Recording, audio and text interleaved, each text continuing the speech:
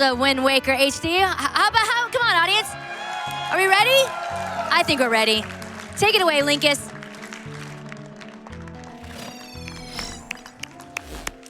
Thank you. All right. So hello, everybody. My name is Linkus7. Today we'll be doing a speedrun of The Legend of Zelda: The Wind Waker HD 100%, which is going to be very different from what you might have seen in last AGDQ. There's a few things I want to preface before I start the run, which might come up because immediately when we start this run, there's a few tricks coming up. So number one is you're going to notice that this game is in Italian. And that is because the text is basically shorter and they sped up every language of the game except for Japanese. So it's the fastest one to play on. There's no other regional changes in the HD version of this game. But yeah, I think we can basically start. What won the Final Name Bid War was my dude. So I'm ready on time in 3, 2, 1, go. So you're gonna notice straight away a difference from the HD version compared to the original, and that is that if you press the start button during intro, you can actually skip it, which was not a thing in the original. But when we start off right away here, you're immediately going to see a trick that if you watched last AGDQ, you might have been very surprised about, the pause, the DJ Linkus trick. So in this game, you have to follow certain orders to follow the specific sequences to progress through the game. However, if you can actually leave islands early, then you can basically break this sequence. And the first thing coming up here is one of those tricks. So obviously when you start the game, you start with nothing, right? You're literally a Link, you even have your pajamas on. So even in 100%, I really want to get away from this island early. So I'm going to do a trick straight away called a manual super swim. So when you're swimming around in the ocean, you gain some speed every single frame, and if you stop swimming or turn around, the game will remove some speed from you. However, this can be abused because the developers forgot to put a speed cap for how fast you can go backwards. So if I'm actually able to turn around frame perfectly 30 times per second, I can actually start building up a lot of speed, enough to a point where I can actually leave this island early. The problem is I can't flick my fingers 30 times per second. So that's where the pause comes in. So if I can keep a rhythm to basically pause the game frame perfectly for about 2 minutes straight, then I can actually turn around frame perfectly enough times to get enough speed to leave this island. So you're going to see straight away here that I'm going to jump down in the water and I'm going to swim this corner so I can have an area fill. And then I'm going to start pausing. So what I'm actually doing here is I'm actually pausing the game. And then when I'm pausing, I'm going to hold up, then unpause and pause, hold down, etc., etc. And I'm going to do this a lot of times. So this is kind of going for about a minute or two, depending on how well I do it. If I'm unlucky, probably 3 to 4, because there are certain things that can happen in this trick where I will lose all of my speed. So if I fail a up target, which is going to come up later, I will lose all my speed. I'm going to do a safer strat for that, though. Also, if you happen to pause early during a pause, then it is actually going to eat your input because there's no pause delay. So I have to make sure to pause at the correct time. I also can pause late, but the problem with that is because I turned around for 1 frame and then swam for 1 frame, I'm not going to gain any speed whatsoever. So I want to try and make sure not to pause early or late, but if I happen to do it, then I prefer pausing late over early.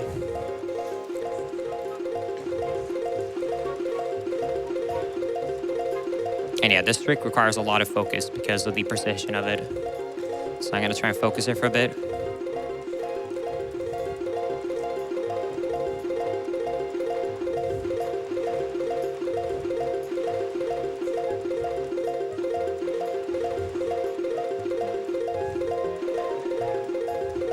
And you can also see that I'm starting to get a lot of speed because you see each time when I turn around as Link, you will see that he's actually moving quite a lot instead of standing in the middle.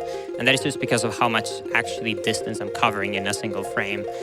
Even though you can see that I'm covering a lot, I actually need a lot more than this because the objective of this is to get a glitch called camera lock. So if I target the camera, then it basically will assist Link in controlling the camera for you. So if I would build up enough speed to where I can turn past the camera in 1 frame or less, I can actually cause the game to automatically flip the camera for me. And that is actually going to accomplish this glitch I'm pause buffering for right now.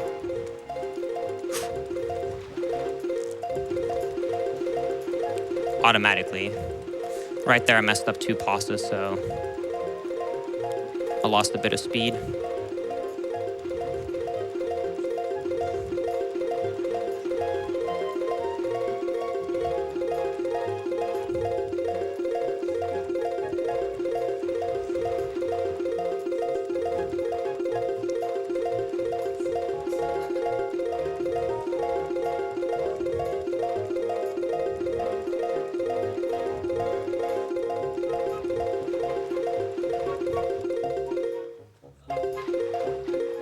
enough speed.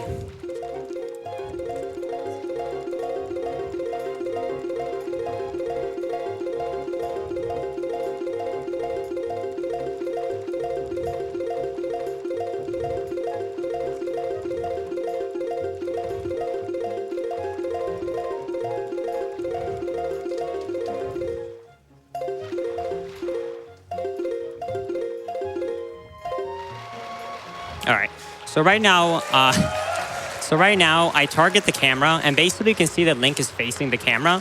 So what he's trying to do is he's trying to turn towards the camera since I have a negative speed, like I said, so I'm swinging backwards. But because he in one frame or less turns past the camera every single frame, it is going to cause Link to basically make the camera flip the camera once and again. Oh God, this is bad.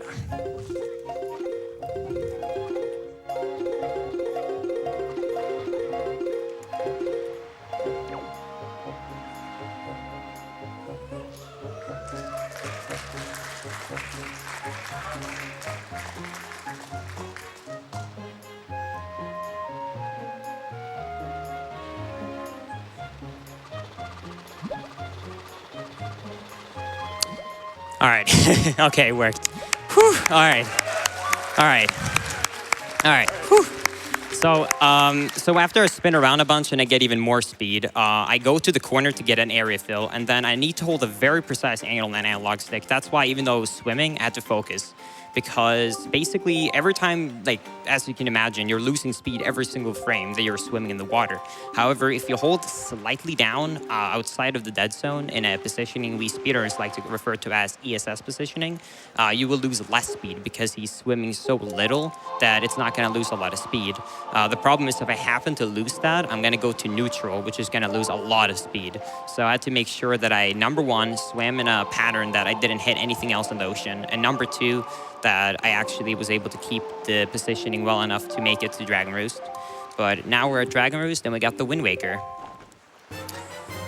So you're gonna notice right here that I'm gonna do kind of a switch. So actually, due to some hand complications, my hands hurt a lot if I play with the gamepad. But thankfully, they offer, if it wants to connect, thankfully the Wii U offers a Pro Controller option.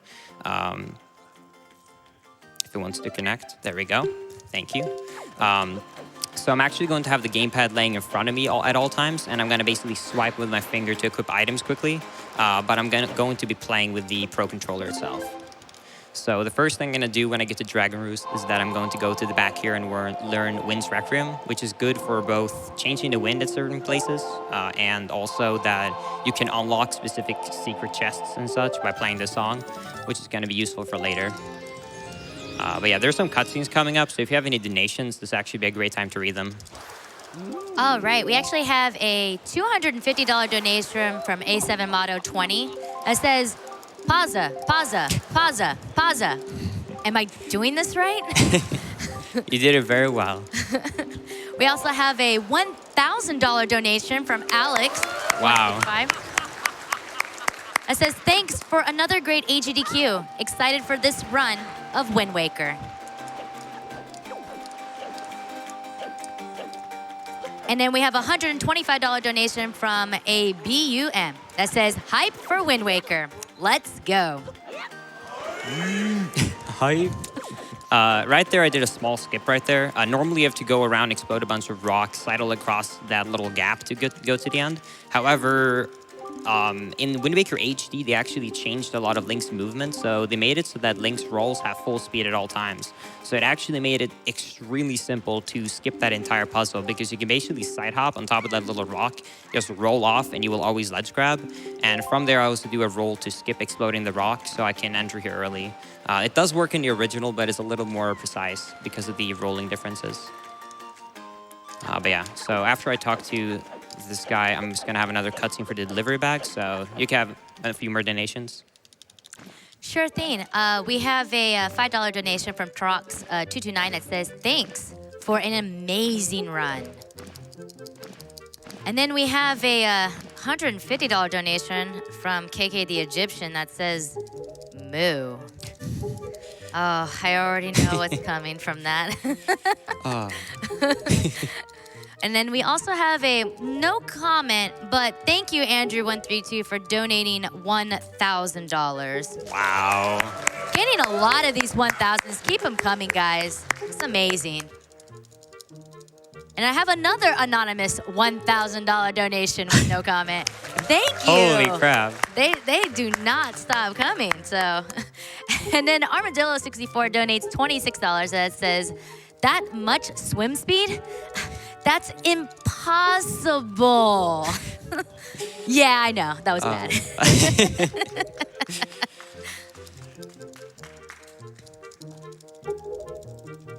All right, I'm sure you can get one last win during this text. Okay, so we have another $1,000 donation from Mari. They do not stop. If I had $1 for every time a speed trick relied on there being no speed cap for going backwards, I would donate them all to charity. I don't know how many dollars that would be, so I'm guessing here. Money goes to our robot overlords. Awesome. Yeah, it's a very common mistake by Nintendo and a lot of developers to forget to put a speed cap for how fast you can go backwards, which is very convenient for us speedrunners. But yeah, so now when I got the letter from Medley, I'm going to talk to this guy, and I'm going to do my first side quest, which is very exciting. So I'm sure the Twitch chat is great at guessing numbers, so you can all guess the numbers right here. So I have to play this game 3 times. The first time I just have to get 10, the next time 20, and then the last one at least 25.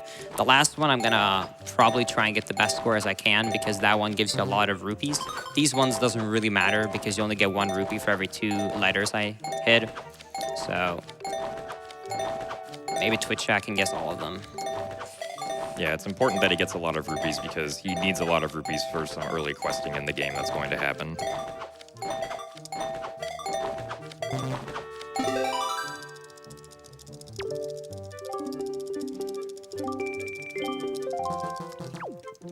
Alright, take 2. I have actually failed a 3rd mail game once in my life, so hopefully that doesn't happen during this run. That would be quite the fail. Nothing really happens, I just have to retry it, but yeah, hopefully it doesn't happen. But yeah, so the first one gives you, like I said, 1 rupee for every 2 letters you nail. For this one, it is 1 rupee per letter. And then the third one, which is the one I said I want to really try and get as good of a score as possible, you get actually 3 rupees per letter. If I happen to get a bad score, let's say I get like 25 or something, it will be fine because I can get backup pots, which only lose me a couple of seconds, but it's always a nice optimization to try and get a good score here, so let's see if I can get 30 plus at least. I mean, that's a good start. I almost don't trust the game now because I had so many in a row. I'm almost double questioning it.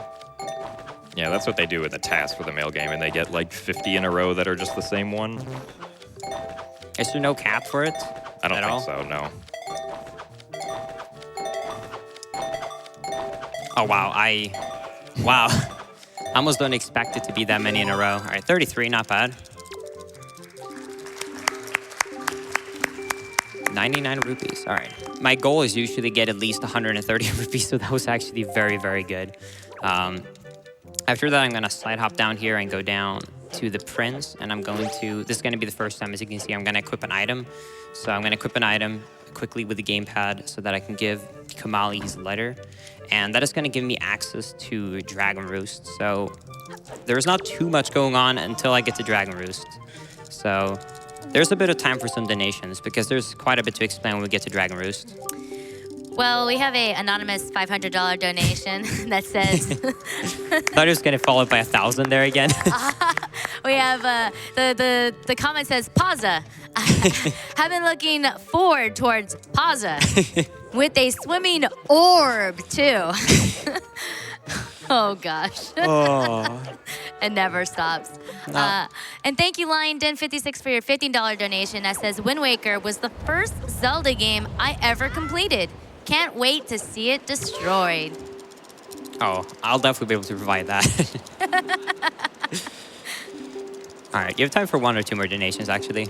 Okie doke. We have a $125 donation from All-in-One Mighty that says, that Celeste run was insane. Much respect to Teach, who has blown my mind on every Celeste run at AGDQ. He has a set of skills that is incredible, and now the Wind Waker. What more can I ask for? Got my chips in hand. I'm ready. And then, oh my goodness.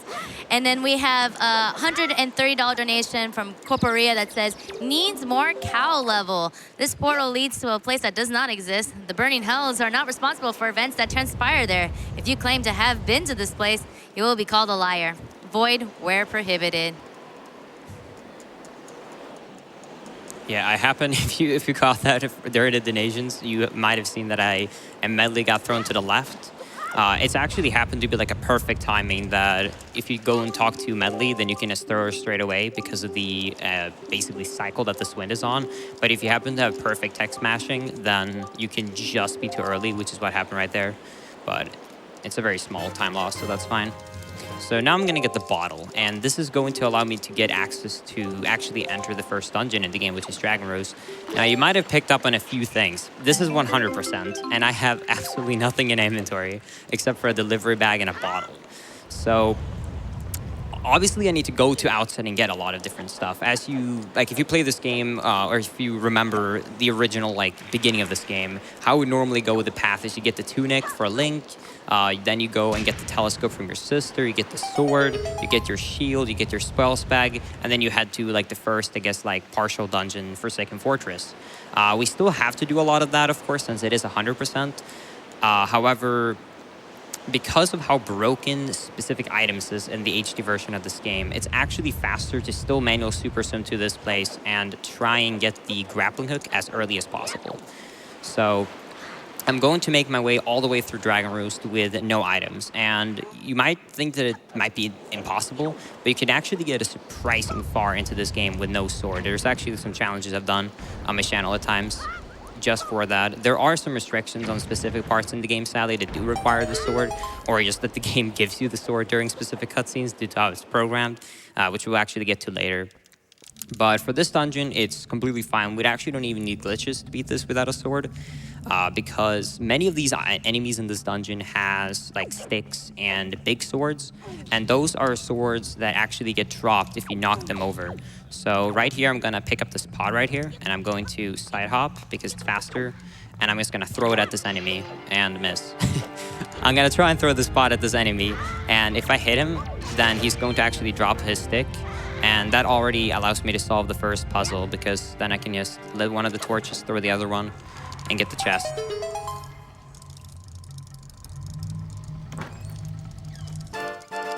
For this next room right here, you actually just have to basically deal damage to these little tree planks that are semi-broken to get through. So a rock is enough if you just throw it at it. And it's gonna open up the main room. This room doesn't really have any difficulties not having a sword, because the only really puzzle is pushing a block, dragging a block, and also throwing a bomb flower to enter the next room, which is not a problem without a sword.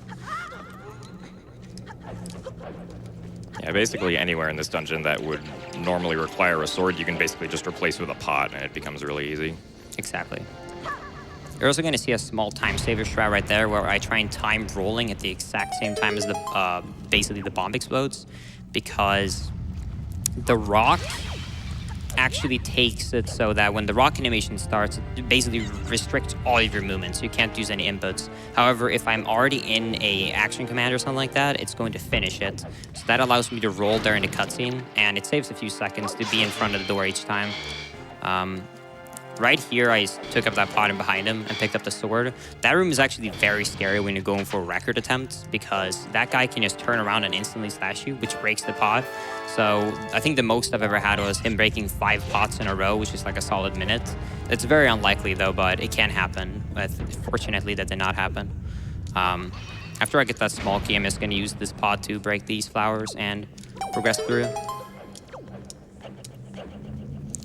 You're also going to notice like that there's like specific things I skip right here. For example, right here, there's a chest that will have a treasure shard, which I will need.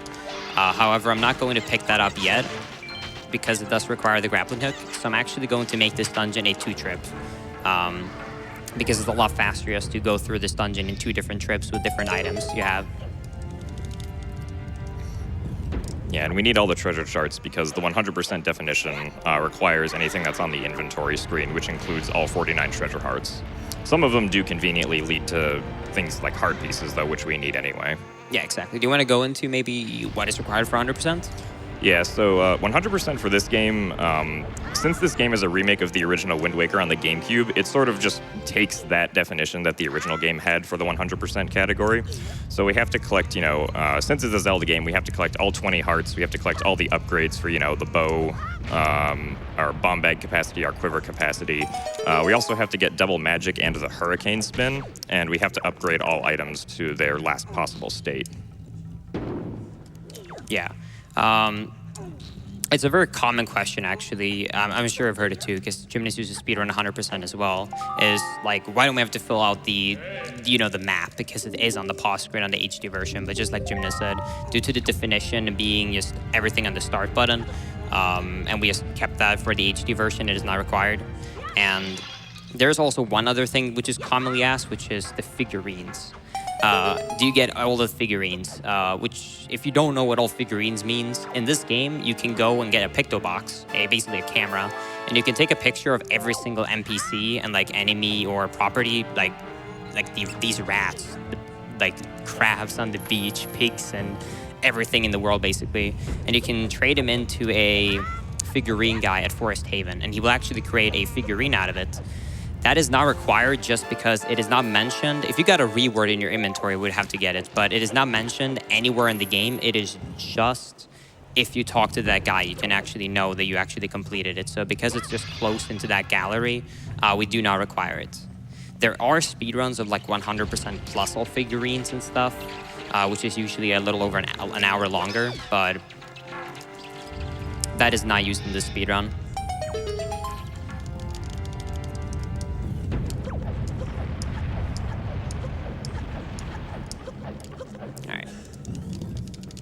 So in this room, I'm gonna pick up this little share right here on the right and throw it at this enemy to get his sword.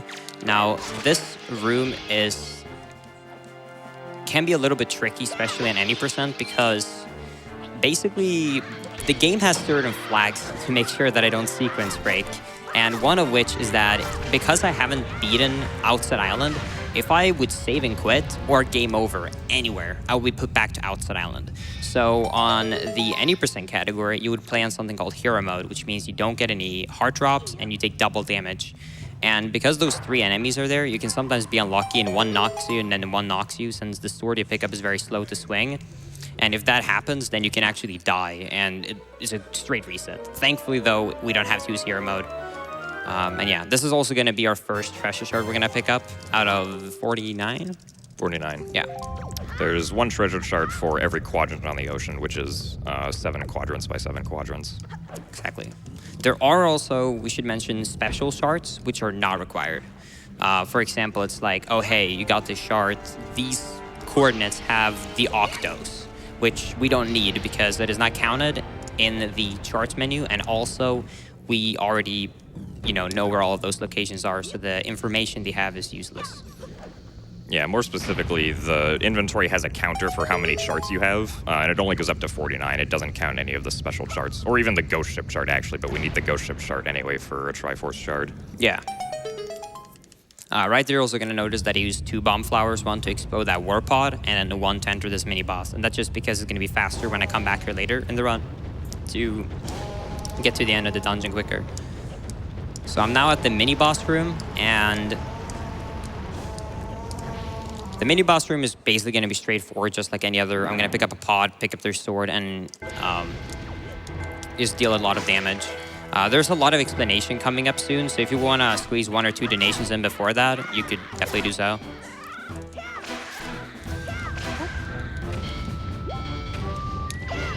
Okay. We're working now. Okay, hi there. This is KungfuFruitcup. Stepping in a little late. Flat tires are no fun. So we've got a $15 donation from Mary Kate, who says this Wind Waker run is going to keep me awake while I finish my homework. Good luck. We also have a $10 donation from Senzi, who says donated during TP, have to donate during Wind Waker 2. Wind Waker holds a special place in my heart, and I always love watching people run it. Loving AGDQ this year, and I'm excited to see more. Medley is love. Medley is life. I'd go Team Makar, just saying. Oh, Makar's so cute. Yes, Personally, definitely. I have to side with you, Linkus. Thank you. All right, so starting now is the craziness of Wind Waker HD. So immediately when I get the grappling hook, I'm just gonna save and quit. And like I said earlier, you will always be put back to outset until you beat specific things in the game to indicate that you should be past outset. So the reasoning for going here at all is just for this one item. And that is because I can do this. So this glitch right here is called an item slide, and that has multiple uses. You can have fast movement in overworld. I can also charge up speed against this wall, go into the water, and if I hold up here, I can just super swim straight away. So how this glitch basically works is that if you have a first-person item, which includes the grappling hook, the boomerang, the bow and arrow, or the hook shot, and you walk a direction on the analog stick, you can then perform a ESS input, so basically slightly down in the opposite direction. By doing so, Link will walk like 2 directions at once, and it's gonna start multiplying his speed in the negative very, very quickly. And this can be used everywhere on the ground to gain up speed. Obviously as well, because it's negative speed and there's no cap for negative speed in the water, which you saw earlier, I can maintain it into the water to super swim. I can also use it to cover distances I'm not supposed to, because I can like charge up speed into a wall and then like slash my sword or target or something. And if one animation normally puts you to like the side, it will take all the speed I charge up into the wall at once, which is almost gonna make it look like I'm teleporting. There's some other uses too, such as clipping through specific objects, but we're gonna get to those later. So for example, right now, I'm going to use one of the methods where I'm gonna charge up speed against this bridge right here. And also, like, you're gonna see every single place, basically. If I need to roll more than a few rolls, you're always gonna see me try an item slide, just to speed up the movement a slightly bit, like right here. And you're also gonna notice that I am pausing every time I'm doing an item slide, and that is because I need to hold, I go from up to slightly down. And this positioning is very precise, so a human can't really do it in one frame, but you can still get it down in muscle memory enough to where the pause doesn't have to be long. You can just kind of double tap the button. And now we're finally going to get the tunic. Sadly, this run cannot be in pajamas. I think it would in theory be allowed in definition, but we can't get the telescope without getting the hero tunic, so we do have to be green. Run ogre. Yeah, one common question that we get when we explain that first-person items allow us to item slide is people say, well, why can't you just use the telescope to item slide? And the simple answer to that is you can't move around while you're aiming with the telescope, whereas the other items allow you to walk around while you're using them. Because the telescope was, or excuse me, the move around feature with the telescope was replaced with being able to zoom in and out, which is why you can't do that. And the same logic also applies to the Pictobox, which we get later. Yeah, and first-person camera does not work just because of how the animation of walking works. It's basically like a fast-held target. So right here, I'm going to slowly go into the water, have a lot of speed. And I'm going to try and super swim all the way to Windfall. And as you can see, the time it takes me to actually build up enough speed to perform super swims right now is almost non-existent because of how fast it works with item sliding. So that is the reasoning why getting an item slide item so quickly is so useful compared to obviously pause buffering each individual time. Now when I get to Windfall, I'm going to go and rescue Tingle. And Tingle is required to be rescued in both if you ever want to buy the sale, you have to rescue him. But at the same time, I also need to rescue him because this is 100%, so I do need to descript the shards later. So I will rescue him. And there's also one other reasoning why we route Windfall straight away. And it's going to come up in a few minutes. But right now, we're just going to have a cutscene with Tingle and then crawl through the crawl space to actually find a Pictobox that Tingle stole since he's a thief in this game. So we have time for a few donations.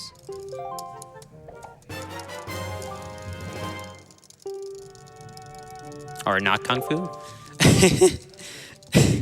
Hello. Hello. I was trying to read through one, but I do have a great donation from Roger Tedland. who says, it's a $100 donation, who says, good luck with the run, Linkus. It's awesome to see two of my favorite speedrunners in the same couch. Thank you, Gymnast, and thank you, GDQ, for an awesome event. Again, get hype! Thank you, Dad. You're welcome, Dad. We also have a $2,000 donation. Yeah. This is from Blinks, who says, boat? Where we're going, we don't need a boat. Sadly, in this category, a little bit, but it still counts. We got time for some more? Yeah. Oh, wait. All right, we have $50 from Echo170, who says, those pearls look familiar, almost orb-shaped.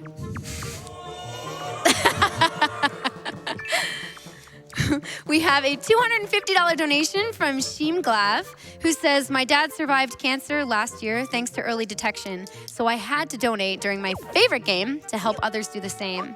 Good luck to all the runners. We've also got a $25 donation from Cody32, who says, all right, guys, here we go. How does Link know where he's going? Anybody? He uses the map? He's a navigator. Aww. Collective groan, right? Oh, there's applause. We have a $250 donation from Slippery Anvil, who says, I was going to donate $1 for each pause, but I lost track around 200. So here's that and a little something extra. All right.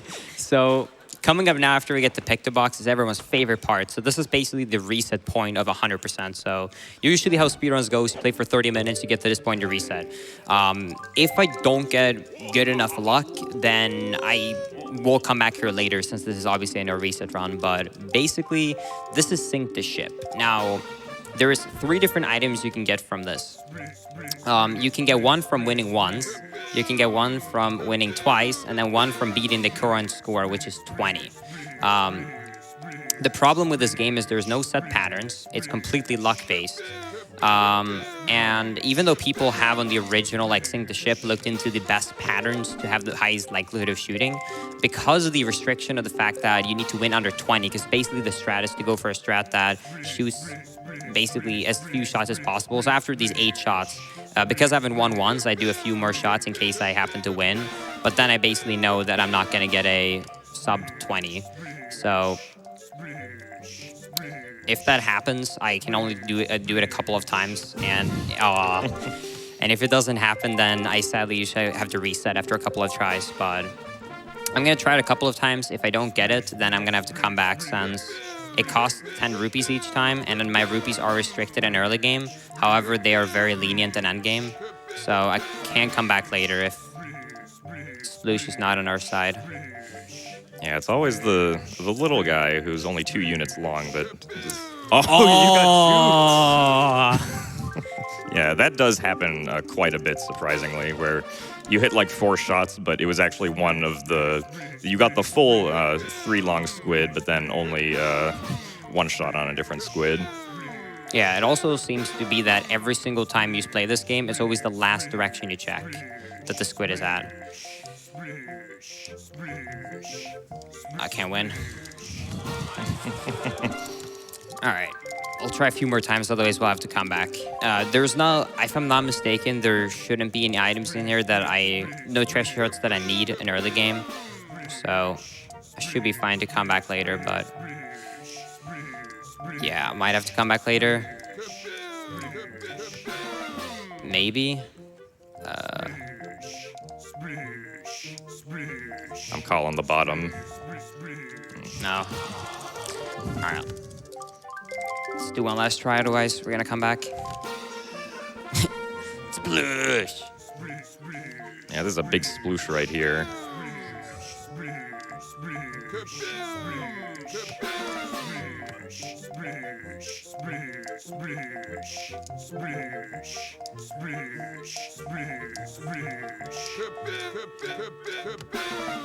Last shot?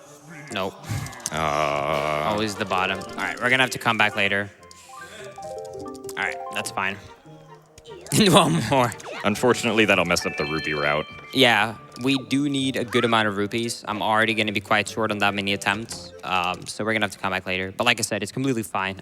It doesn't matter really if we do it a bit later. We can route it in, wait it later, and I think it would even maybe save like 5 seconds or something, but because of how reset heavy that game is, we usually like to try and route it in as early as possible. So after you're normally done with Sploosh Kaboom, but now when we're done with Sploosh Kaboom, we're going to go and talk to Miss Marie, and we're going to start the first side of side quests on Windfall Island. So Windfall Island is, I guess you can kind of say, the hub island of Wind Waker. It has the most amount of side quests and rewards out of any island. So I'm immediately going to talk to these kids, and since I already did the manual super sim and I'm coming back as a, I guess you can say, a re-trip to Windfall, the game knows that I've already progressed further than the first time I'd come here, which means that I actually have more things to do than I would normally have if I would just come here straight from early game. So the first thing I'm gonna do is I'm gonna go up and I'm gonna buy the sail. But then you can already see kind of behind the salesman that there's a flower. So you normally unlock this flower when you start, basically when you can come back after you beat Dragon Roost, but because of super swimming, I can come back and get it now. So I started the side quest with the kids, and at the same time as well right now, there's a side quest I want to do for the Picto Box, which requires me to take 3 different pictures around Windfall. And they basically are following a pattern, and they're going to, or a cycle, and they're going to walk around Windfall very, very slowly, and it takes multiple minutes. So what I'm doing is I'm going to try and avoid the 2 NPCs that are going to walk around Windfall the entire time, let them follow their cycle, and as I'm doing that, I'm gonna catch all the kids but 1 so that I can get it afterwards, because otherwise I will go through a loading zone. And I'm also going to try and buy these flowers and plant them all the way around Windfall, all at the same time. And if I mess up my movement too much or anything like that, then I will miss the cycle, so I have to make sure to actually play well. And because of Sploosh Kaboom giving us such bad luck, I also need to find a lot of rupees now, which is quite unfortunate, because the pots have a chance of dropping a 1, 5, 10, or 20 rupee. And it is sadly RNG based, so I just have to hope for good luck. There are certain pots that guarantee a 5, but it's still not enough. Good start.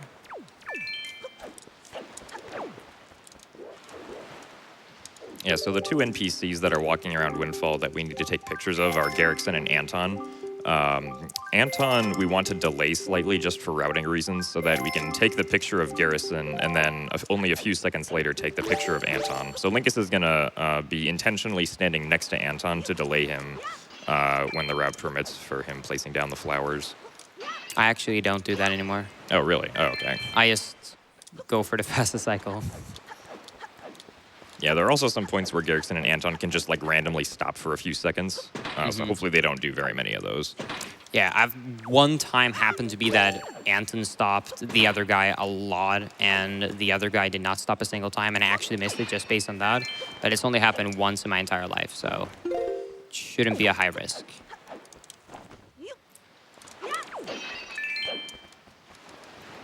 And yeah, that's one of the guys that's walking right there, the guy with the red clothes. And I need to make sure not to get close to him because he stops and stares at you. Also, we should mention that there is a limit to how many flowers you can have in your bag at once, which is 3. Which is why Linkus needs to keep on placing 3 and then coming back to the shop stall with Zunari. Yeah, you're also going to notice that I try and always just equip 2 of them at the same time, just so I have the grappling equipped at all times, just so that I can item slide quickly for the movement. Right here, I'm only going to actually buy 2, and then just have to come back for the 3rd one. Because I'm a bit short on rupees.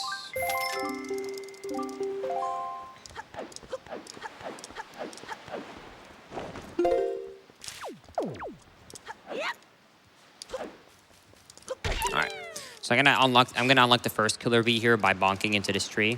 And I'm gonna just chase him down. And to get these killer bees, you just need to basically roll into them. Sometimes they can maneuver really weirdly, but usually if you play this game enough, you will notice how if you, depending on what you're positioning compared to the kid running, you can basically I guess you can say manipulate, so it actually is running in the right direction as you want.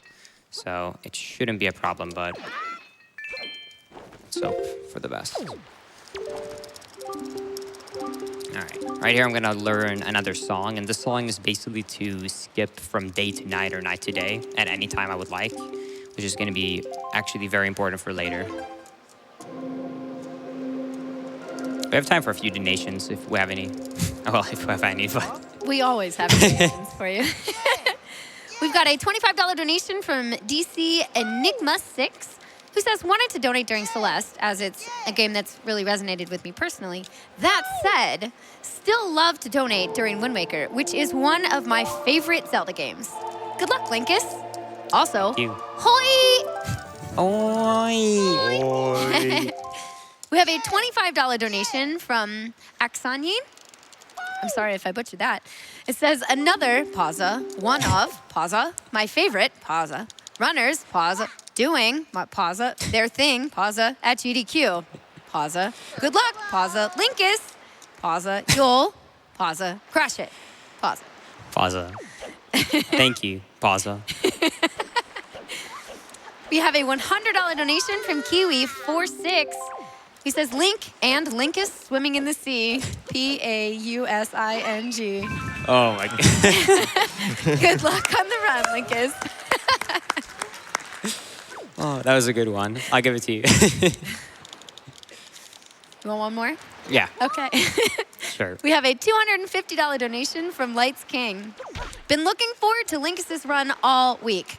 I brewed a pot of coffee and am ready for the ride. Thanks to all of GDQ, runners, chat, staff, and audience for putting on an amazing event and helping me through the work week.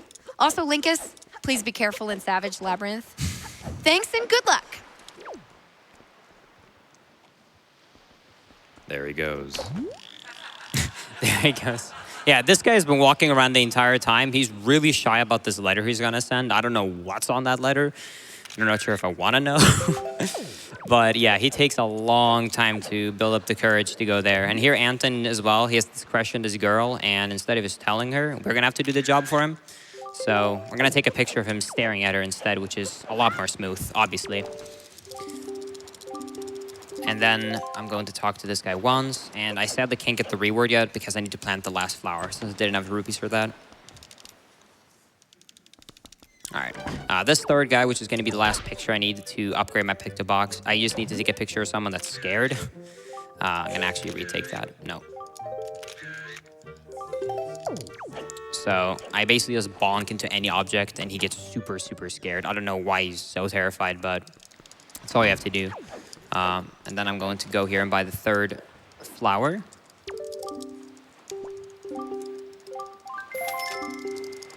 And we're now done with basically 3 side quests at once. That's basically what the general routing is going to be, which you will notice is that it's going to be very confusing.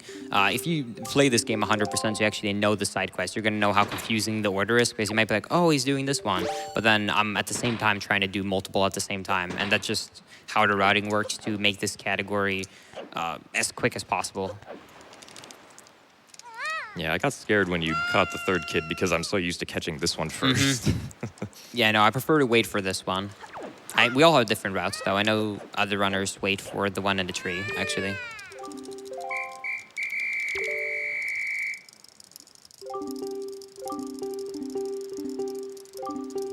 All right.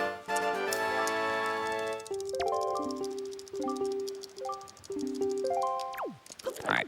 So the reasoning of doing this is there's multiple reasons for doing this specific side quest. This is actually going to unlock one of the longer side quests in the game right here with the teacher. So if you actually help her with the killer bees, so that they're going to go back to class, I guess, you can actually start finding joy pendants. And if you give them to her, 1, 20, and 40 of them, she's going to give you different rewards. So for the first one, it's not really important. For 20, you actually get the Cabana Deed. And then for 40 in this version of the game, it's different in actually every version of the game almost. But on HD, I'm pretty sure it's a treasure chart. Yep. In actually other versions, I think you even get like the hero charm.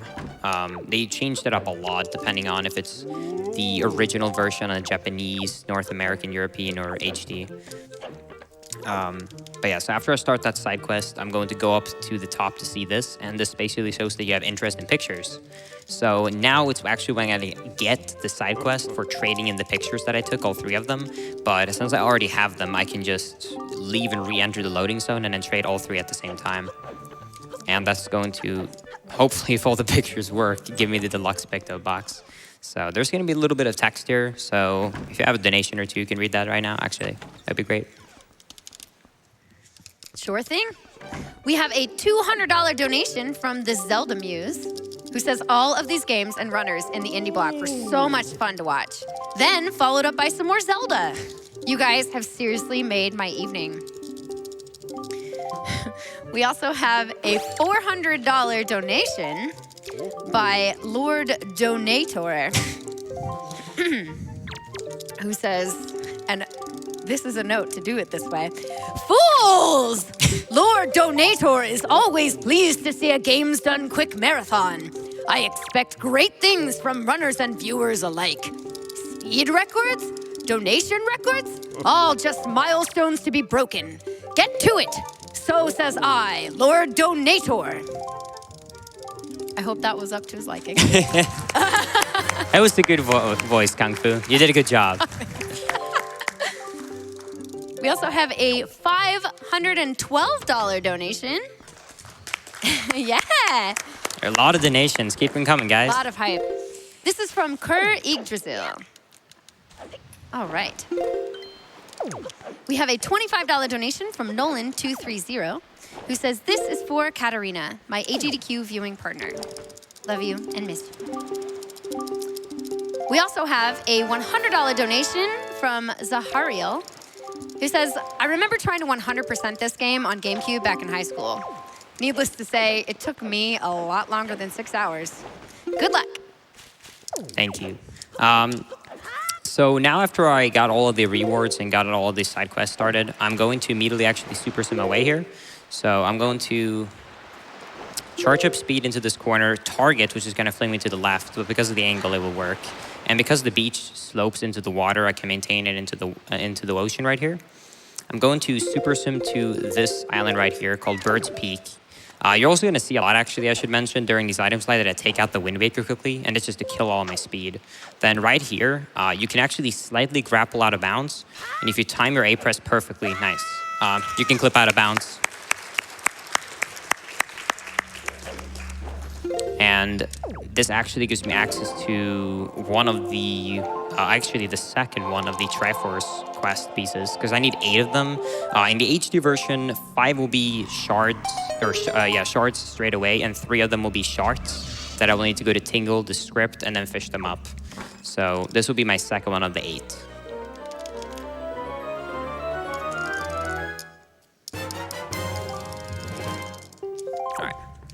Then I'm also, because I still don't have a sword, I'm going to use the grappling hook to break those pots. And then I'm going to save and quit. And just like before, if I save and quit, I'm actually going to be put back to Outside Island. And sadly, this will be the last time that is going to happen, because finally we're going to try and start progressing through the game a bit. Almost an hour in, so time to start doing some of the story stuff.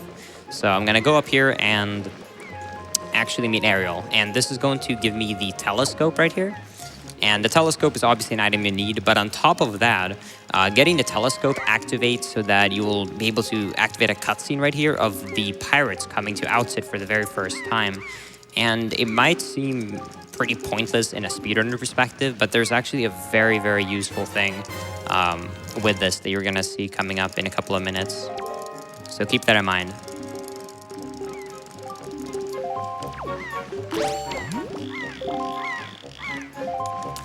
So I'm just going to zoom in on this guy and then see up all the way. And it's going to activate the cutscene. So you're going to see right now during this cutscene that, you know, the Helmrock is holding basically Tetra, and the pirate ship is going to come into the play. Now, this pirate ship is going to actually now be spawned onto Outside Island. It is not going to be to the normal player accessible yet, because it's going to be really far away, but it's going to at least be loaded, which is the important part. We need the pirate ship to be loaded onto Outside Island, because that means that it will have collision, which is the key part to this working. So I do need to go to Forsaken Fortress 1, which I normally would have done really early on. But I do not want to go there originally because if I actually take the time to go up to the forest, get the sword, and save Tetra and stuff, it's actually incredibly slow. So there's much faster ways to get the sword because of how this game works. So I'm immediately going to slide up down here, and you can see right here, if I change the camera, you can see the pirate ship is all the way over there. So what I'm actually going to do is I'm going to go up to Grandma's house, which happens to have a very perfect height actually for what I want to do. So I'm going to go up into this corner right here. Gonna side hop. Gonna see up and get, this should be good, this angle right here. Gonna get a lot of speed into this corner. I'm gonna tap target, which is gonna fling me left. And I'm now on the pirate ship.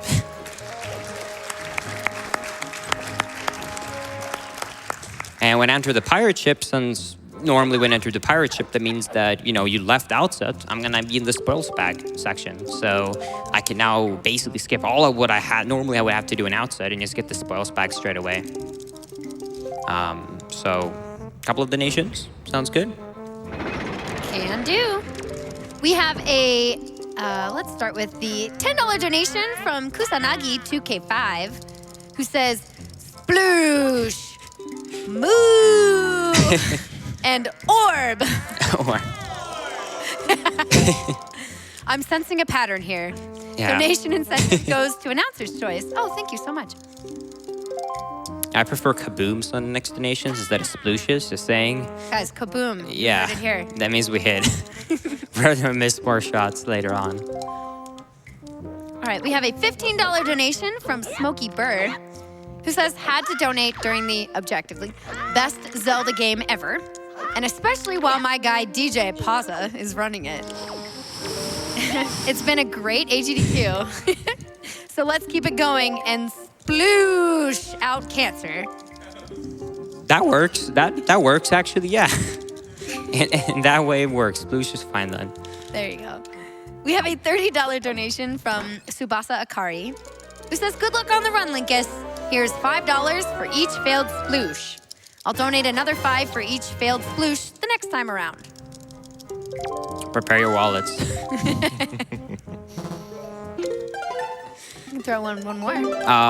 Yeah, I'm quickly just gonna say beforehand because there's more cutscenes coming up. Right now, because I left with the pirate ship, when I save and quit now, it's actually gonna fix my spawn trigger so that it's not gonna be outset, but it's gonna be the pirate ship instead. So I'm gonna go up through this ladder and get another cutscene. So a couple more donations works great. Sure. We have a $50 donation from Philip J. Frylock, which is an awesome name, who says, hooray, Zelda! I'm playing Breath of the Wild on Master Mode at home while watching the stream, and I'm wearing the Wind Waker outfit out of solidarity. Respect. We have a $100 donation from Ian Ware, who says, thanks to everyone running the event, and good luck on the run. We've also got a $100 donation from Tom234, who says to Ashley, happy birthday, and even more importantly, congratulations on being a cancer survivor. You're a fighter, and don't ever lose that. Your second chance at life is an inspiration to us all. I hope that cancer victims find strength through you. I love you, Tom. That was so nice. We also have an anonymous $500 donation. Woo! With no message, but thank you. Oh yeah, this is a great cutscene. There are some amazing videos on YouTube, I'm sure you've all seen, of remixes of that. I can't really do, but that's my best impression I'll give you. You can make a remix of that now, YouTube.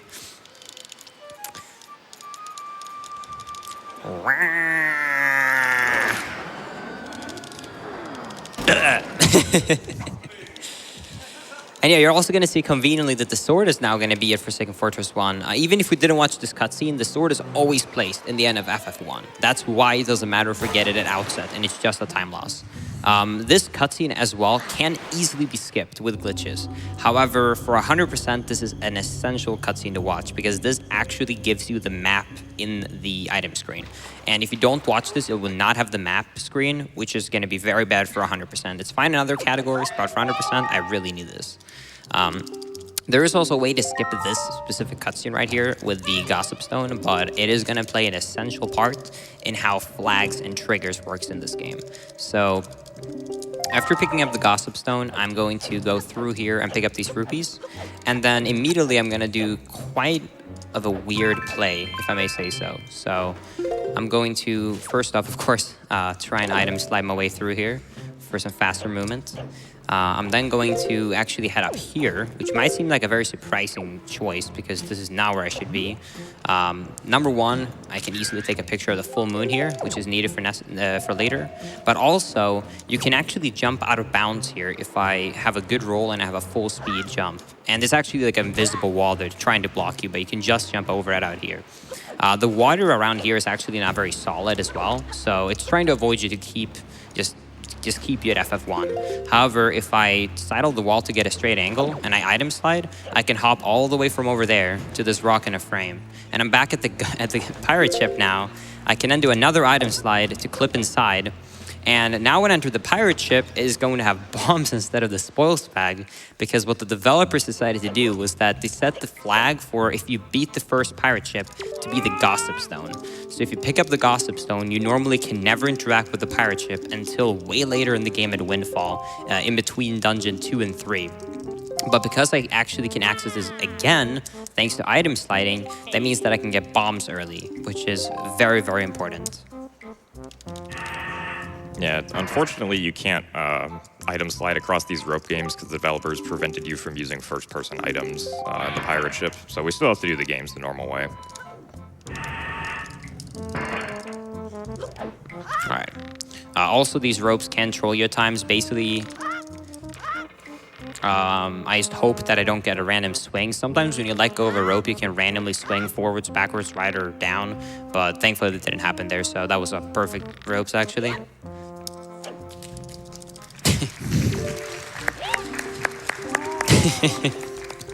Yeah, the ropes can be difficult at times. If you play this game casually, you will probably be very frustrated at these. But yeah, so now I'm just going to pick up the bombs, and after I pick up the bombs right now, I'm actually going to do a certain play. So on Outside Island, you'll remember that I skipped getting the sword actually legitimately over there. Now, the problem with that is that I never went up to the forest to actually interact with Tetra and rescue her from the Forest of Fairies on the very, very top of Outset.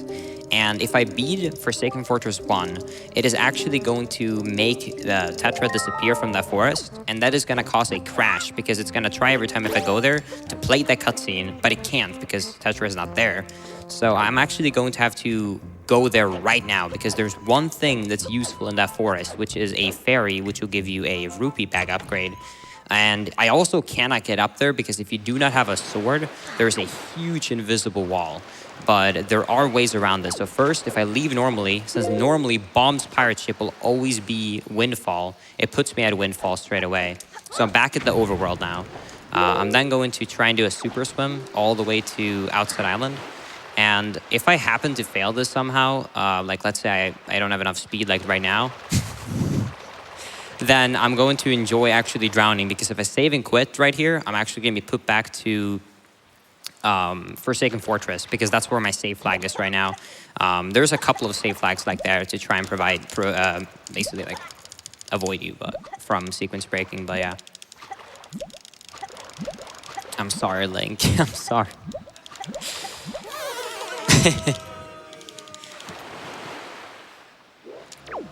Ooh.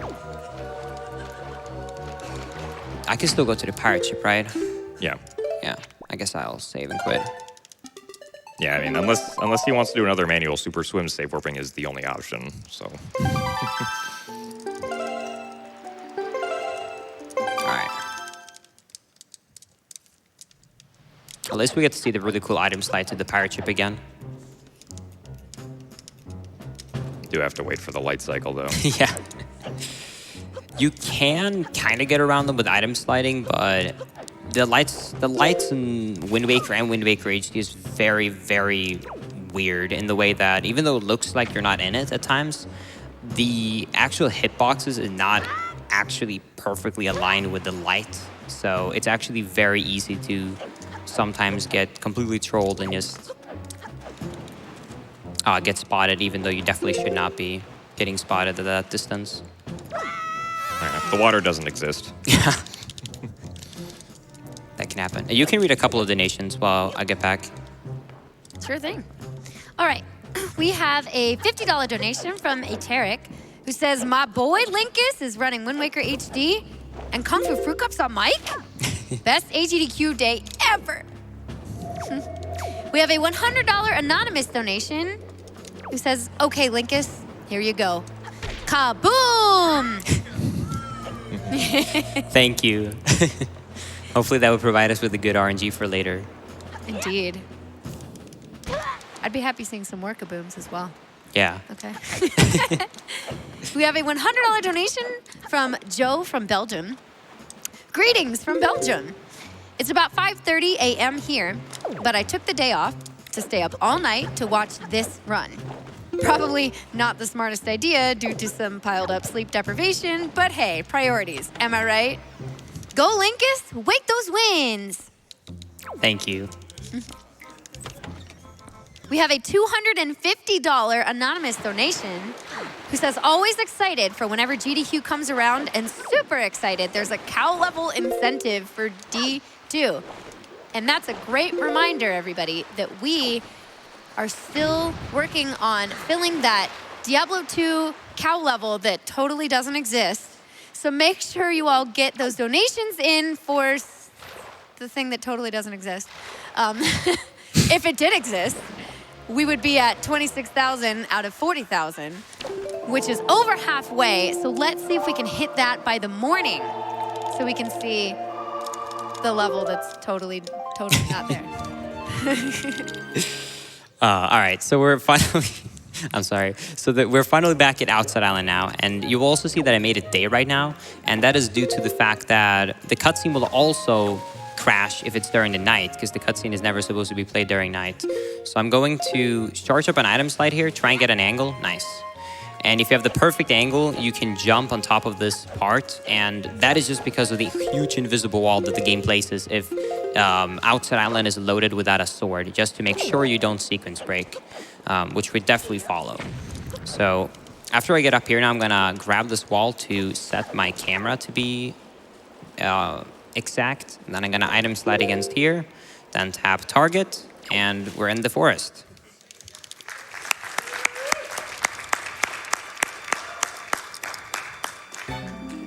Oh, hey, there's Tetra. Hey, there's Tetra. And also, due to the fact that I have bombs, that is the only reason why I actually have to space this out. Because obviously I have the item slide so that I could get up to this forest early. But to access this, you have to have either bombs or power bracelets. Which power bracelets is just a no-go. We can't get that early with current knowledge in the HD version. And we also, this is the earliest point we can actually get bombs. So it's just the most convenient way to go here now. So which fairy is the most beautiful, Wind Waker, OT, or MM? I don't know, that's a hard decision. I have to go with OT. I like polygons, you know? I have to go with OOT 3D. I like more polygons.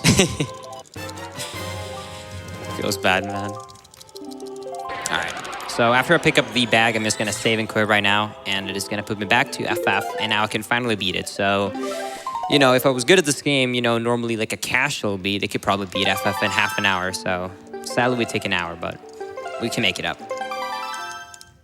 Also, beating Forsaken Fortress is going to be very, very different from how I would normally do it. So normally, I would, you know, want to kill the guard for the spotlight and then sneak my way around the guards. But we're going to do none of that because we have item sliding. So I'm going to get to this ladder once again, which you have seen plenty of today.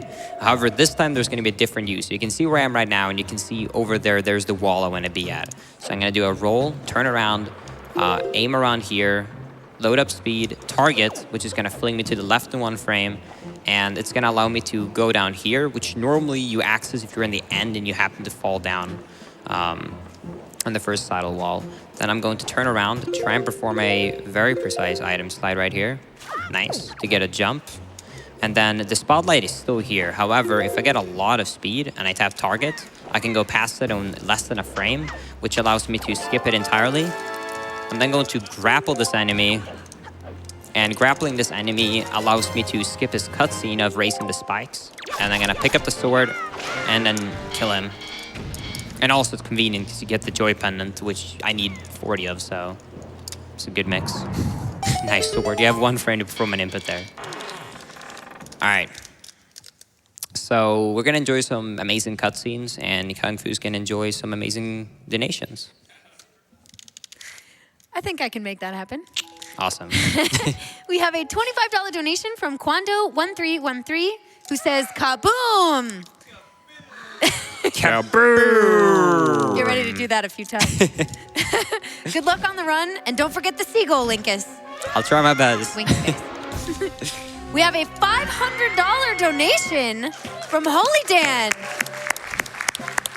That is awesome. Can the audience guess what the donation message is? I'll give you 1 word. Kaboom! It's kaboom! Linkus got it. Go. Oh. See, I'm getting pretty good at this. Yeah. We've got a $25 donation from Augie Jr., who says, I've watched this run of Wind Waker grow over the years, and it continues to blow my mind each time it appears at GDQ. Linkus is a true master of his passion. Don't forget the magic words. Tingle, tingle, kaloo, limpa. Become kaboom! Kaboom. Kaboom! We have another, oh, I'm sorry. What? No, we're good. We're good. Okay. We're good. We have another $500 donation. Look at that. Man, these people must secretly want that level that doesn't exist in DQ. This is from Z8105, who says, hello from the audience. First time donating, but I couldn't resist the Legend of Pazza HD. Good luck, Linkus. Please go fast, okay?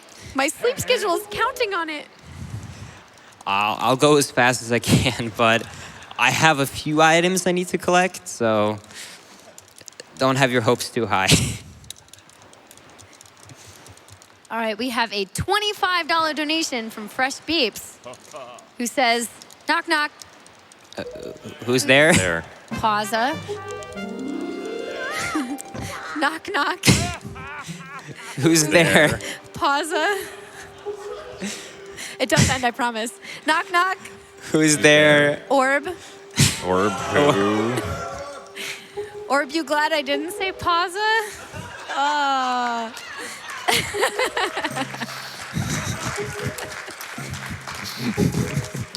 I respect it. Oh, you guys are great. Keep it up, Twitch chat. We love you guys. Looks like we have a little more time. Yeah, a little more time. We got a $10 donation from Ravine92. I have to donate to my favorite Zelda game. I recently bought an original Japanese GameCube copy of this game, and boy, is that game an uber troll. Just finished that evil 50-floor labyrinth, 10 rupees. Well, I guess you can choose where these go. Those 10 rupees to runner's choice. Kaboom! Yep. Kaboom! Yeah, that's one of the differences in between the versions that we were talking about. So in this game, if you beat all 50 floors of Savage, we're actually going to get the Hero Charm, which is also a bid war. If you guys want to see Link's beautiful face instead of that mask, you can still donate for that because there's a bid war going on until about the 4-hour mark. But on this version, it's on the 50th floor, so there's actually kind of a reward for you going for 50 floors. In the original Japanese version, they give you a submarine. They give you 10 rupees, and they're basically like, so what? So yeah, and there's also a bunch of other differences on the Japanese version. Like there's less rupees around the game. There's just a bunch of more difficult sections and trolls in the Japanese version, which they changed for the North American and European audience. Yeah. Ironically, it does make 100% on the original game nicer because you only have to go through 30 floors of Savage Labyrinth instead of 50. Yeah. Thankfully, though, with item sliding, there are ways to speed up Savage, to put it gently. All right. This time we didn't get trolled by a random submarine. So I'm just gonna super swim to Forest Haven, and Forest Haven is completely accessible to me because I have the grappling hook, I have bombs, which is gonna be very useful in this dungeon. But normally the only way the only item I need to actually enter here would be the grappling hook. And since I can actually leave Dragon Roost early after getting the grappling hook, thanks to super swimming, it's actually a lot more convenient to beat this dungeon right now. I'm also going to do a little bit of a skip right here. So normally I have to go and cross a bunch of water up there. However, if I do a precise item slide right here and I hold forward, Link can actually clip through the wall and jump. And if he's in a base of water and he's swimming and there is a base of water over you, you're always going to be put up to the higher water source. This is going to pop me up and then enter the loading zone. And that skips maybe a 20-second section of puzzling around there.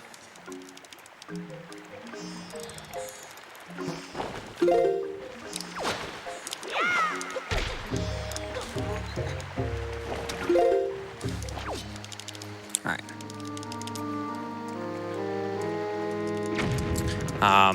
Decatree doesn't really have too much stuff going on. The dungeon that's coming up after this has quite a lot going on actually, but this is pretty straightforward. So I'm just gonna bonk these enemies off. I'm also gonna use bombs to try and defeat them faster. And then I'm going to simply just go through this cutscene of the Decatree. So if you have any donations, this is a great time as well. I can help with that. Thank you. You're welcome. You know what? I have to say real quick that the King of Red Lion saying "Hey" is my text tone. Oh, really? And That's really awesome. confuses me sometimes when I hear it. Hey. Hey, Kung Fu. Okay. So we have a $25 donation from Vicarious Vice, who says, imagine waking up on your birthday, then immediately jumping into the ocean and swimming miles at high speed to an island you've never been to before to receive a magic conductor's baton from your talking boat friend that you've never met. Imagine being Link during this speedrun. P.S. Pause. Pause. We have a $50 donation from Kinsareth, who says, hey, Linkus, told you I took work off just to watch this run. Had to item slide into the donation box and let you know I'm good on my word. Cheering you on from the sidelines. Bless RNG and splish, splash, kaboom. Kaboom! Yeah, it's definitely very early for all Europeans out there, so shout out to all Europeans waking up early for this run, or staying up late if you're crazy like me. Okay, we have a $15 donation from Jacob1, who says, moo. Oh, I wonder what that could be about. Maybe it was a Decatree just now? Moo. Maybe that's what it means. There's a Decatree put into the game. It has to be. We also have a $25 anonymous donation who says, here you go, Linkus. Sploosh. No. Whoops, sorry, I missed. Okay. All right, you can have one final in. Okay, sure. We have a $50 donation from $50 donation from, saying we have a $50 donation from, who says $50 donation from error, KungfuFruitcup.exe has stopped working. Please contact an administrator. I'd almost like to think that was not the comment, but that was just you. I guess we never know. We'll never find out. But yeah, so now I want to make it to the top right here after the cutscene. I'm finally going to be able to get the Deca Leaf, which is going to allow me to enter Forest Haven. And the Decatree, or the Deca Leaf, is useful for two reasons. Number one, it is extremely useful for specific sections in the game. And other than that as well, it also gives you magic, which is going to be a very useful item throughout this run.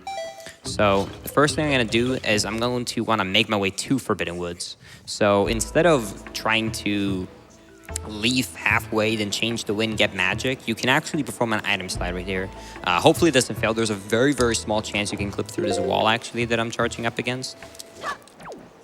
Good. Thankfully, it did not happen. That was really clean.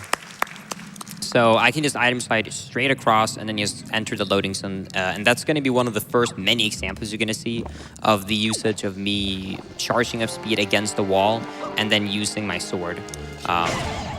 It is going to be used very, very much.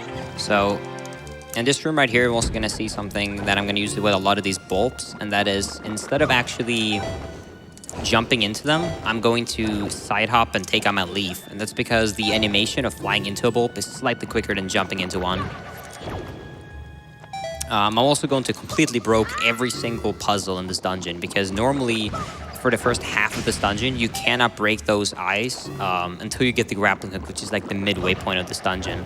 But thanks to having bombs early, I can deal damage to all of these. And it also allows me to actually do this in one trip, because normally I'd have to come back here later when I actually get the boomerang, but I can thankfully get this on the same trip, and this will have a treasure chart for the 100% definition.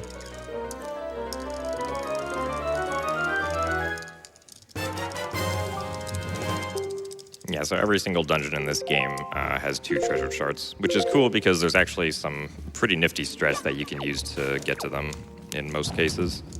Yeah. Especially the earlier dungeons, for sure.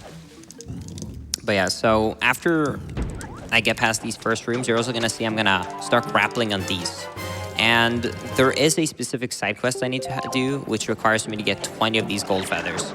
So I'm going to pick up these 2 right now, but I'm actually not going to get more in this room, because there's a room coming up later that has 4 of them, which is going to make it really quick, because at least I did not know this when I played this game casually. It would have saved me so much time grinding spoils, but you can actually use the grappling hook to grapple an enemy, which will give you their spoils straight away, instead of having to defeat them each time. And also, if you grapple an enemy and you get their spoil, if you then just like leave and reload the room, since they never died, they're still gonna be there, and because you just grapple them, that check like resets, so you can get the spoil straight away. So you can just grapple an enemy, go out and in, grapple an enemy, and just do that over and over again, which makes grinding spoils actually very quick. Right here, I'm going to do an item slide and jump all the way to this platform right here, and I'm gonna use another bomb to skip another small puzzle right here.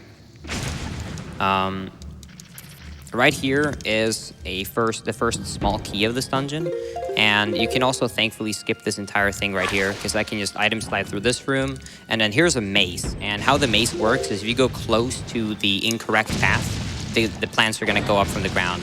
But if you item slide, you're gonna do it so quickly that they don't have time to go up.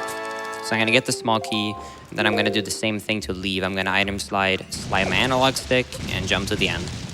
And that skips the entire maze. You're gonna see a lot in this dungeon. It's one of my favorite dungeons because of how much movement optimization you have in it, because you can just really practice your movement for each item slide here, just to save like very, very small amounts of time everywhere. Right here, this item slide doesn't actually save time, but there's a chance if you leaf to this platform that one of the hats, the P-hats, can actually hit you just as you're grabbing the ledge and knock you out down in the water. So even though it doesn't save time, it's the preferred method for most runners, just to avoid that chance. I'm also very low on bombs, so I'm actually going to go straight here now. And this is the part that actually has most of the P-hats. You're also going to notice that I'm going to be quite careful, and that is because I still am under a spawn trigger, which means that if I happen to just die anywhere in this dungeon, I'm going to be put back to Windfall, which would be a very bad time loss. So I hope that doesn't happen. Right here, I'm going to try and do a 1 cycle. I got a really bad RNG. Got it. Nice. Beautiful. So basically, when you enter this room, he can go left or right however you want. But the problem with that is if he doesn't go to the sides, it's very difficult, because when you leave him, if he went really far left or right, he will be against the tree. So when you're knocking him with the sword, he's going to be knocked into the wall and not really move. But he's slowly moving upwards more if he's not against an object. So it's actually very difficult to get enough hits in there for him to not leave in one. All right. And now we're going to do a little bit of spoil grinding, and I'm also going to look at the gamepad a fair bit, just so I know what count I'm on, so I know that I have enough. But like I said, even though like 20 sounds like a huge amount, just due to how just due to how this works in like reloading the room over and over, it's a very, very quick process. So I already have 11. So you can just leave, re-enter, and then get another 4. Sometimes you get 3 because this guy is so high up. Yeah, you're not supposed to grapple him from this platform. Actually, you're supposed to go higher up in the room. But if you're really lucky, you can actually target him and throw it. Like that. You can even see that he stopped targeting him midway through, but because it was already thrown, it worked. So now I have 18, which is enough for now. So when I'm done with that, I'm going to item slide through this room. Because I go through them in less than a frame, I don't get hit by those spikes. And here, normally you would cut down this bomb flower to get to the basement. However, if you do an item slide right here, you can actually... Nice. You can actually clip straight into the basement, skipping the bomb flower, and skipping the big flower, which saves about 4 or 5 seconds. I think an item slide to this room. You're also gonna notice, like for example, right there, there's a small chest which I'm skipping. That's just because they don't have any useful items for me. Right coming up here is a really cool strat. So I'm supposed to do a really long puzzle right here, but nice. But if I throw that boomerang perfectly, I double target and I have a straight angle, it can actually perfectly align the boomerang to hit it on the way back to Link, which skips that puzzle entirely. And that will be the second treasure shards that we need for this dungeon. So treasure shards are done. Now we can just go get the boss key and go mode to the boss. I'm also gonna need, I think, 1 more spoil for the gold feathers, but then I should be good on 20. Yep, 19. Not that one. There we go. Right here, I'm supposed to cut down this flower on the upper edge and then use the leaf to move the platform around. But if I do an item slide into this corner and then I slash my sword and perfectly time my leaf, I can take out the leaf in the end of that item slide, which allows me to be in the end of this corridor. And then I can just enter this door and we're at the boss room. There is actually a clip, if you remember the old any % run I did in 2017 actually, of this category when the time estimate was about 4 hours for any %. You will notice that I actually did a skip for this. I cannot do that because you can skip these switches to clip inside of this early. However, there's no way of leaving, so I'll be completely screwed. Yeah, it is technically possible to save warp if you clip in to get the chest, but then the current save warp flag is set all the way back at Windfall Island, and it's faster to just fight these enemies and get back to the boss room like that instead of having to super swim back to Forest Haven to get to Forbidden Woods.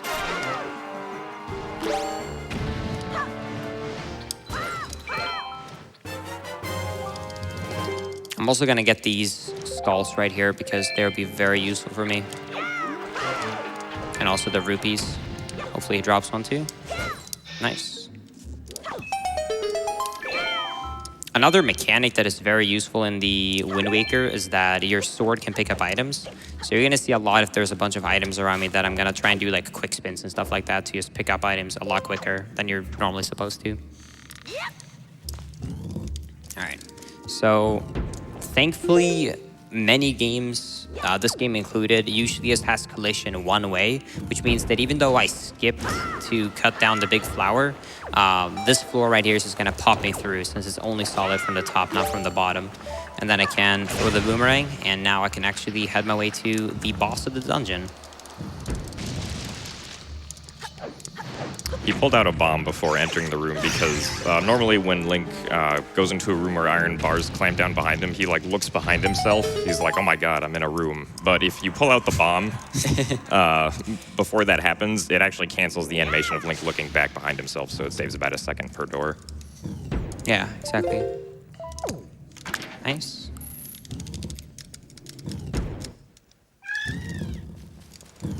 All right, and now we're gonna go to everybody's favorite character in the game, Makar. Team Makar, here we go.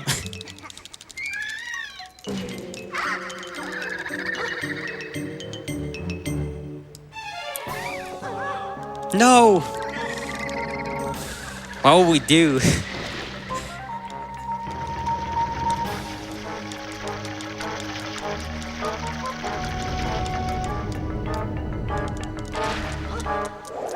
was gonna leave this guy here, but after he hurt my car, I feel like we gotta take him down.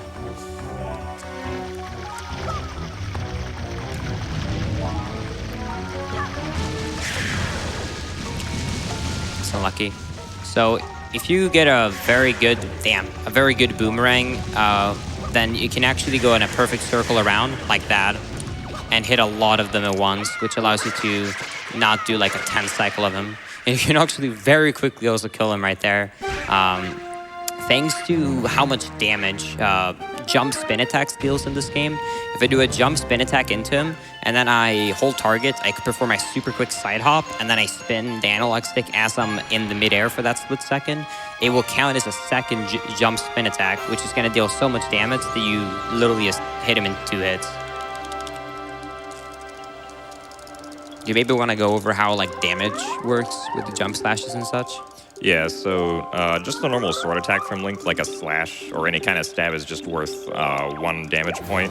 A jump slash and a quick spin is worth 2 damage points. But for some reason, if you do a jump slash into a quick spin, the quick spin that happens when you hit the ground will deal 4 damage instead of 2. And since you can also get 2 hits with a jump slash spin attack, the first one being the jump slash and the second one being the quick spin, you can combine those for 6 damage points with the hero's sword. And then once we get the Master Sword, all the damage values get doubled. Yeah. That's why like we can 2-cycle that guy, because we deal over 10 damage in just 2 of those.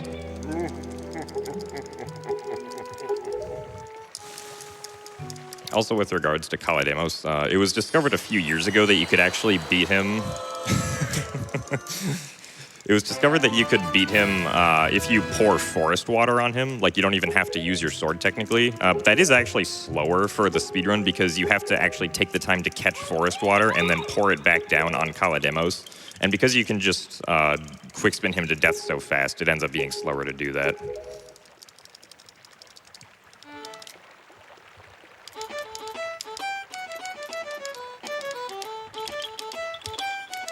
All right, Twitch chat, I hope you're ready to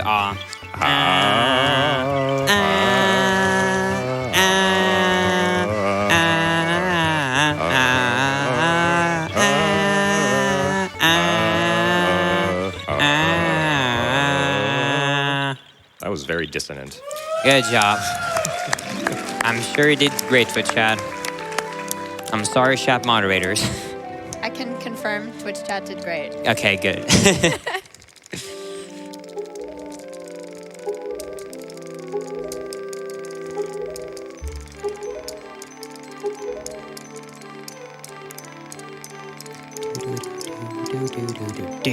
All right, so now we're completely done with this island for now, so I'm gonna save and quit and be put back to Windfall, and soon this madness will all stop with just save warping all over the place to random locations, because we're actually fairly soon gonna fix your spawn trigger, but we still have a couple of things that we would like to do.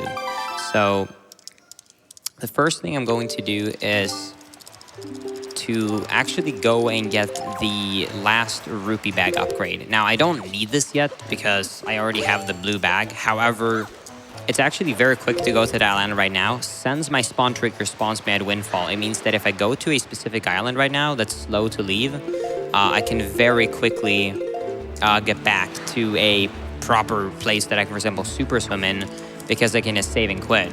So I'm gonna enter the submarine right here and item slide right through it. Hopefully I'm not too unlucky. Good. If you're really unlucky and an enemy goes really close to the wall under you, you will target him and it will mess up your angle. But I can just item slide straight through and you don't have to kill any of the enemies, and you can just get the chest straight away. Then after that, I'm gonna leave, and this is gonna be my first safety save just in case something happens, because there's a small chance I can crash my game doing this.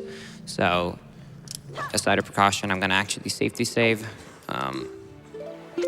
So we're gonna save and continue. And then what I'm gonna do right here is I'm actually going to stand in this corner, line myself up with the area, with the fairy island, gonna charge up a bunch of speed, slash my sword, and I end up here.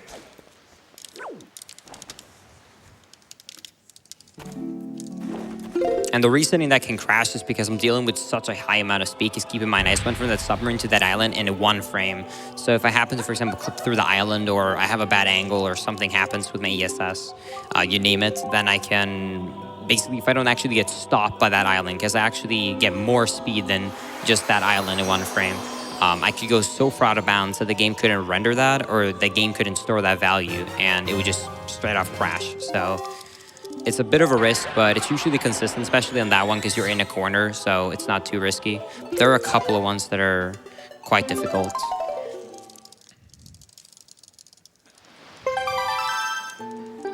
Yeah, so the reason we can do those like really large jumps in single quadrants is because everything in a quadrant is loaded at once. Unfortunately, we can't do those jumps very easily between multiple quadrants because the game only loads a single quadrant at one time.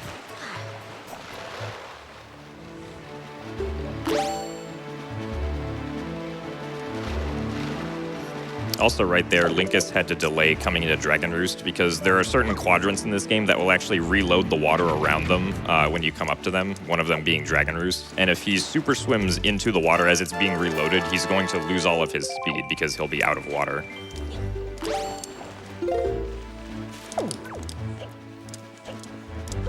You're also going to see that I shot down that chest, and it's not necessary for 100% at all. However, it does give 200 rupees, and it's going to be very useful for later because there is something called auction coming up in a bit, which I do want to get because in the HD version, the auction has the Swift sale, which is a much faster sale compared to the original sale you get. So I do want to try and actually get that out of the way as early as possible when I start needing to use the boat, which will come up after Dragon Roost. So I'm going to get some rupees right now.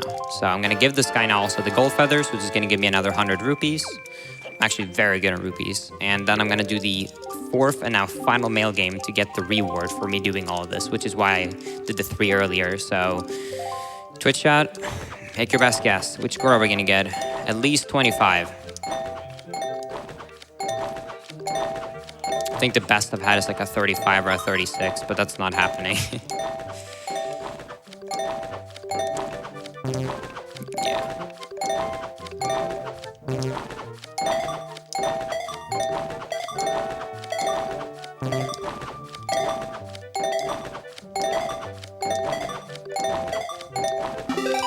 All right, 32.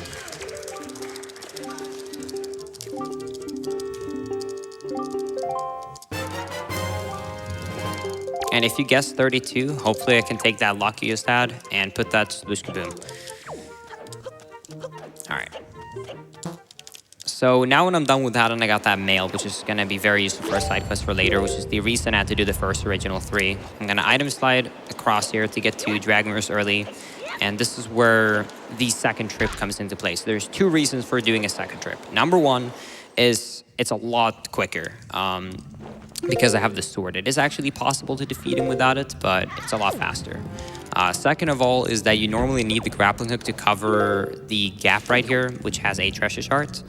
And grappling hook we'll still use, but we'll do it in a different way. I'm gonna item slide through it instead of using the grapple target. But yeah, so I'm gonna use that to get my second treasure shard right here. And then the other reason why I want to come back later is because the boss key is very far out of the way in this dungeon.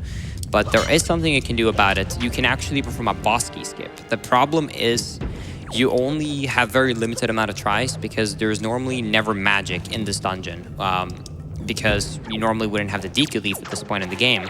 So what that means is that if I fail this trick too many times, I will run out of magic and I will have to come all the way back here from Windfall because if I save before, that will be my closest save warp. So hopefully I can get this within the first 2 tries or so. So I'm gonna grapple those a few times just to get some joy pendants for later, and then I'm gonna use this warp pod, and here comes the boss key skip. So first thing I'm just gonna do quickly is just open this chest right here to get the belt for the knights, and that is gonna be useful for later because I only need 10 of them, and they're quite slow to get normally. So I'm gonna get that, and then we're gonna make our way up here. So I'm gonna use this pod right here, and I'm gonna put it at the very, very edge. Then I'm going to go up, I'm going to go towards the pod, and because the pod doesn't want me to go inside of that object, it's gonna push me away. That's gonna make me clip partially through the wall. Beautiful. So it's gonna make me clip partially through the wall. And after clipping me partially through the wall, I can then mash taking out my leaf, and then I can do very precise leaf pumps, which are done by, in this case, because I fell so far, I had to frame perfectly, press the A button, and then take out the leaf right after. Because every time you take out the leaf, you gain a small amount of height. So that's going to allow me to maintain my height well enough to leaf around and enter the loading zone. And I kind of talked over it because it's so much going on. I want to explain everything. But that is something I've lost multiple runs to and a lot of time on many record pace runs just due to the difficulty of that trick. It's very, very difficult.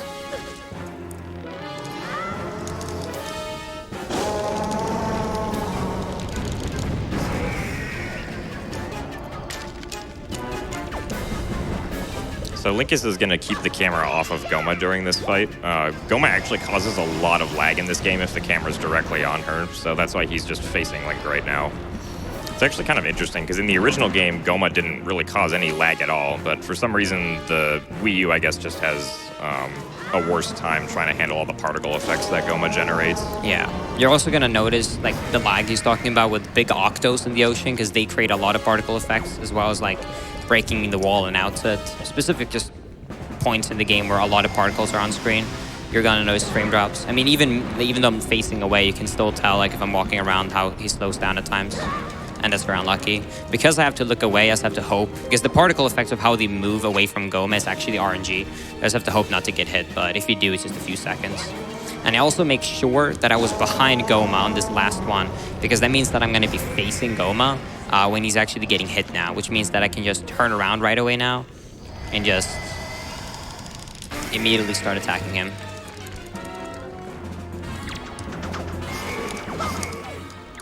Oops.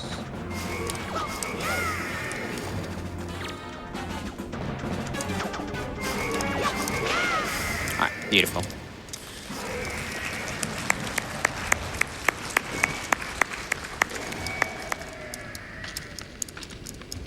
There's a couple of cutscenes coming up, so if you want to read some donation, that works great. I have plenty of donations I can read for you. Ooh. We have a $999.98 donation. Whoa! Actually kind of hard to read. But very generous. This is from Exuta, who says, Wind Waker is pretty cool. Donation goes to Announcer's Choice. Thank you very much. Pretty cool. I think I'll put that toward something that might not exist. Ooh. I don't know what you could possibly mean. We've got a $20 donation from Azur67, who says, Hi, GDQ. Great to see this category, and good luck, Linkus. May kaboom be with you. Thank you.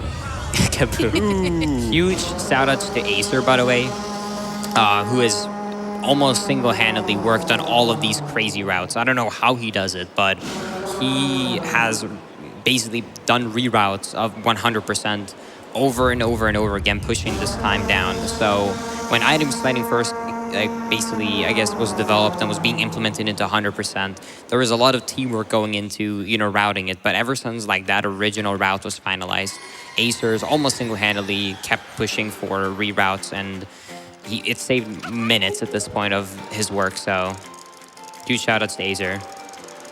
Orb. My dude, here's the orb. Speaking of orb, how about some more donations? Go ahead. We have a $25 donation from Gatenav, who says, I wouldn't have known about AGDQ if YouTube didn't recommend your guys' randomizer race. Awesome job there, and good luck here. Also, kaboom! Kaboom! And it says, wait for pause. I think I did. Orb! Orb! That's gonna be like the keywords for this round. Pasa, kaboom, and orb. And sploosh. And sploosh. There's a lot to go on. We have a $50 donation from the Lee family, who says, we found this purple rupee in a pot. Unfortunately, we haven't upgraded our wallet yet, and it won't fit, but we figure you guys can put it to good use. Tangle put it to great use. We have a $10 donation from Waza Enor. Says, wait, Diablo 2 cow level incentive? I better pause it to check my wallet. In addition to $10, an additional $10 if I can get a kaboom. Kaboom! That was great. From the crowd and couch. You guys are great. And another $5 if my name is pronounced right. Well, we'll see how we did there. Probably I don't know about that one. Greetings from the town they filmed Groundhog Day in. Orb? Orb. All right, I'm actually going to go back and try Sploosh Kaboom a couple of more times. If I don't get it now, then we have a third time to try it, and that time will actually be unlimited tries. But I prefer to get out of the way so I don't have to worry about it for later, so. Let's hope for the kabooms. All right. This guy might as well be Ganondorf, dude. Do you need concentration during this? Or No, you. I think I'm good. Okay, all right. The crowd might interrupt you though. It's okay, I think they'll like this one. We have a $15 donation from Kit Sovereign, who says, a plucky young child named Link played a game where some squids had to sing. He searched around the room, hoping for the kaboom, but his shots all went into the drink. Sploosh. Sploosh. Kaboom! We have a $5 anonymous donation who says, love this game, love this run, and love everything you guys do. Also, sploosh. I mean, orb. I mean, kaboom. Yeah. Kaboom.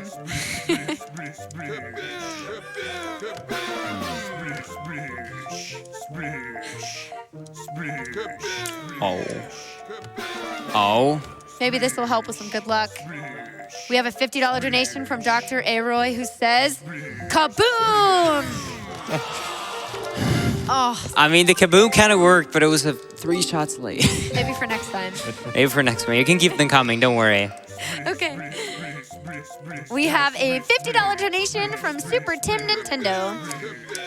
Tim says, I enjoy watching Linkus messing with Wind Waker HD as much as I am messing with my sleep cycle during AGDQ. Good luck to all the runners and kaboom! Kaboom! I'm so happy. Oh. Oh.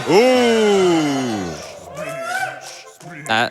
We need more kaboom donations. Yeah, Okay. we need more. Oh, Ooh. yeah. Last direction. Okay, last direction. Okay, we need a 3 now. All right, keep them coming with the kaboom donations. I'm looking. Oh.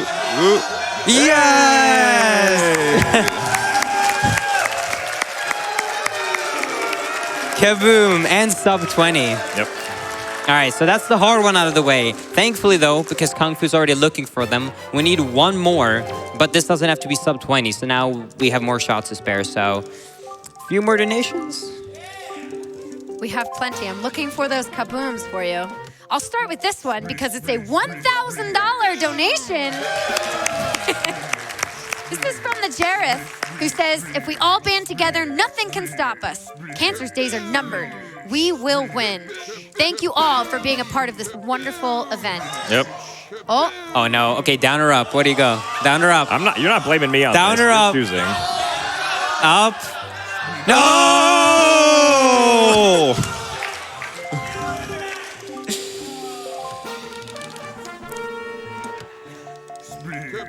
All right. I got Last one. direction. Last direction every time. All right, donations go. We can do this. $250 donation from Zach206, who says, speedrunning the original Wind Waker is how I met my roommates in college. Love watching this marathon every year. Love y'all. Orbs, kabooms, and all. Kaboom.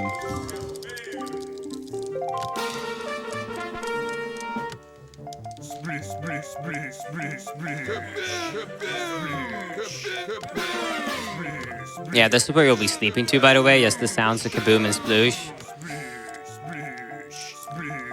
Yeah, now we're looking for the 2 guy. Last shot. Nope. Oh. He's just cuddling up there. I mean, it kind of fits. You're really tall, and I'm pretty short, so the 4 and a 2. Yeah. Maybe that's what we needed. Maybe if we just cuddled a bit, we would have found it. All right, let's do this. Oh. Oh. Wait. Yeah, no, top. One of the top ones. Wait, what? Down. Wait, what? I don't get it. Wait. Just try all the ones on the outside. You have enough shots. Here? No. Here? That one, left. Oh, okay.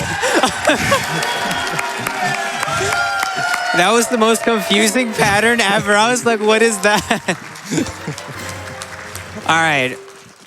We got it. Kaboom! And we got paid 100 rupees. Because you beat the record. That's true. All right. We actually got paid for playing that. All right, well, that was really fun that we got to enjoy some RNG, but I have some good news for you. The next RNG element is coming up. So the reset points of the speedrun is basically 30 minutes in, an hour and a half in, and around 2.5 hours in, because there's 3 things that are very RNG heavy. This is the second one, because normally, obviously, I'd have Slushkaboo way out of the way. This is auction. So auction will work in the way that there's going to be 5 different items. So there's going to be an item for the Swift Sail, 2 treasure shards, 1 heart piece, and 1 joy pendant. Now, each item will have an equal amount of chance of appearing. So right now, we have a 20% chance. And I need all of these items but the joy pendant. And it's out of the question to buy it. It takes a long time and a lot of rupees. So every time I'll enter, I have a small chance of getting the joy pendant. And if I get it, I will lose 45 seconds. So right now, I have an 80% chance to get an item I need and a 20% chance to get the joy pendant. And each time, there'll be 25, then 33, and then 50%. And best RNG would basically be 3 items straight away, 1 of which being Swift Sail. So hopefully we don't get too many joy pendants. All right, good Mappa. start. Mappa. All right.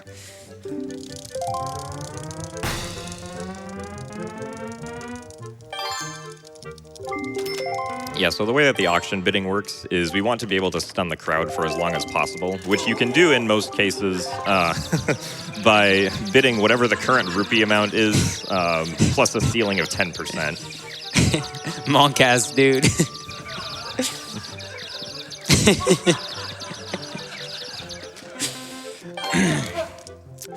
I think we just killed the crowd. Yeah. So what Jonas was saying, if you bid 10% or more of the current bid, they will always get stunned, but it won't happen if the value of the item is, I think, under 40 rupees. Otherwise, it's always true.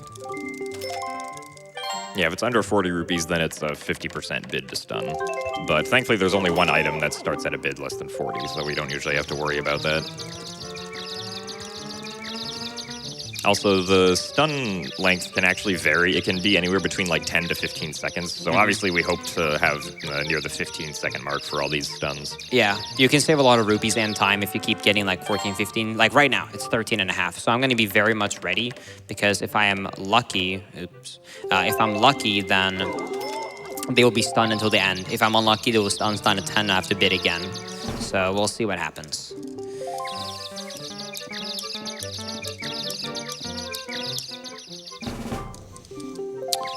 All right, RNG. Hey, thank you, game. All right. So I mentioned earlier that the best RNG, even though there's 4 items I need out of the 5, was actually 3 items, one of which being Swift Sail. And that is because of the faster route I could use. So if I happen to get the Swift Sail as one of the first 3 items I purchase, I will actually leave the forefront for later because you can see even with the bidding strat that it takes a while to go through one of the auctions. So it's actually faster to outbid them. And what that means is if you come in later and you bid 999 rupees, they cannot bid more, so you instantly win the auction. And because of how fast grinding rupees is, thanks to like tricks and glitches, it actually takes less time to get 1,000 rupees. Ooh, nice, beautiful, awesome. But yeah, it actually takes less time to get 1,000 rupees than bidding for one of these items.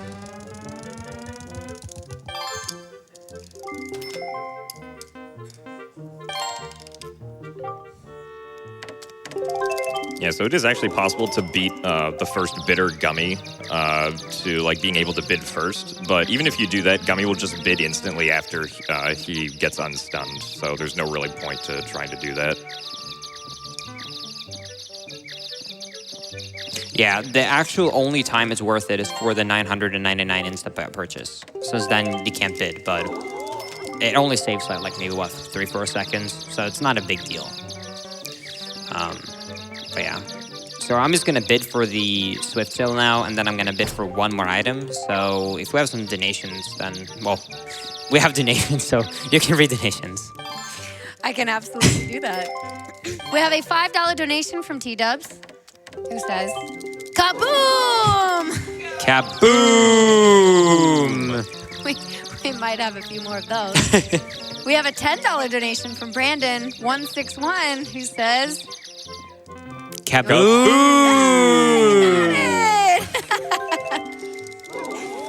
We also have a $20 donation from Senti Espion, who says Linkus is killing it.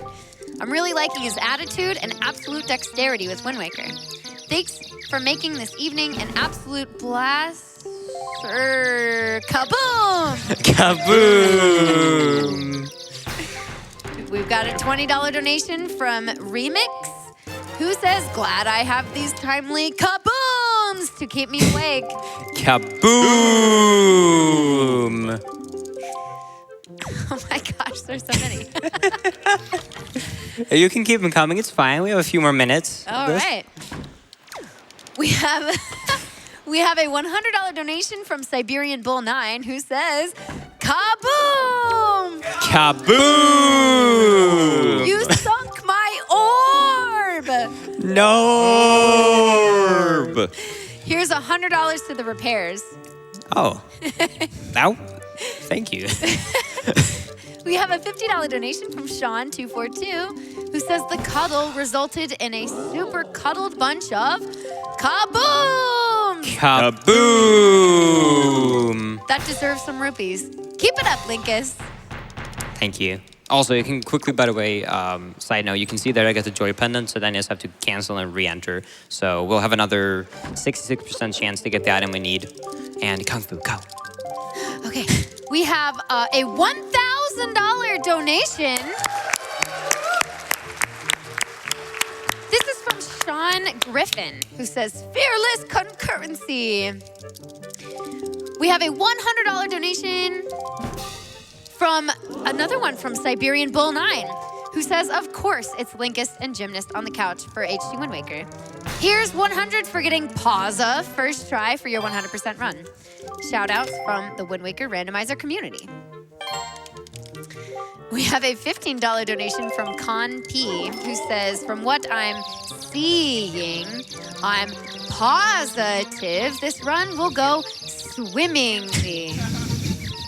Nice. Nice. We have a $20 donation from Whoa there, Sarah, who says, sploosh, sploosh, sploosh, kaboom! Kaboom! We have a $25 donation from Blanca Lamb, who says, hey Linkus, good luck on the run. Shout outs to the ZSR family and all my friends watching online. Kaboom! Kaboom!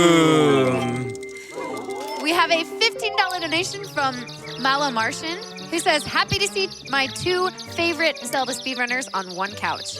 Good luck, Linkus. Kaboom! Kaboom!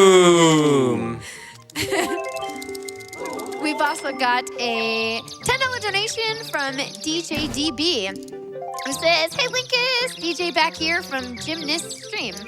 Always loved Wind Waker as a kid, and I'm learning to speedrun this game. Good luck on Sploosh, Kaboom, and the rest of this awesome run. Zelda hype! Hype!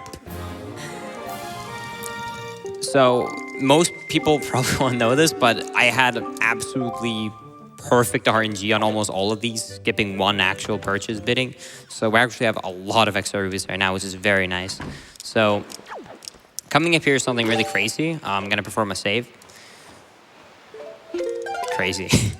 That's just because there's like a very slight chance of the game soft locking right here. I have never had it happen to me on 100%, and maybe 2 or 3 times when this was still in the any percent route. But just in case, you know, you have the GDQ luck, let's just save. So there you go. Yeah, super swimming to great fish can potentially soft lock the game because if the water level is too high on the island shore, then Link will actually be in water when he's supposed to be walking on land. And when that happens, he sort of just really slowly goes backwards, and the cutscene can never progress because Link never gets to a point that he needs to. Yeah, you can see even right now when I super swim that the water is like on his feet, which normally would not be the case if I sailed. It's not common in 100% just because of how specific islands have properties of waves, like basically the water waves being either like non-existent, either like small water waves, medium ones, or really high ones. So if you super swim like for the old any percent route, for example, your super swim was through so many coordinates that there was a lot of bad water waves. But thankfully on this one, it's pretty safe because both Tingle and Windfall has calm waves. And this is a very important dungeon to go to, or dungeon, sorry. This is a very important island to go to because it will trigger an event called Endless Night, which is going to have a very important use. And that is that it's going to activate, so the Whirlwind is going to be spawned onto Outset Island. And that is the only way currently known to get the third and final pearl, or orb. Orb. Orb. I'm also going to do my first 2 trades right here. You're going to see throughout the entire run of the 6 hours, I'm going to be trading with these Gorons back and forth. Because if you trade with them a lot, you're eventually going to be rewarded with a heart piece. So I'm going to do my first 2 trades right here. And you're restricted to how you want to route it too, because you can only trade with them, if I remember correctly, 3 times per day. So you have to space it out. And it also happens to be very convenient to space them out because there are multiple islands that I need to go to throughout the run anyways for 100%. So yeah, in addition to that, he also needs to trade at least twice anyway to get the magic armor from Zunari, who he started the quest with. All right.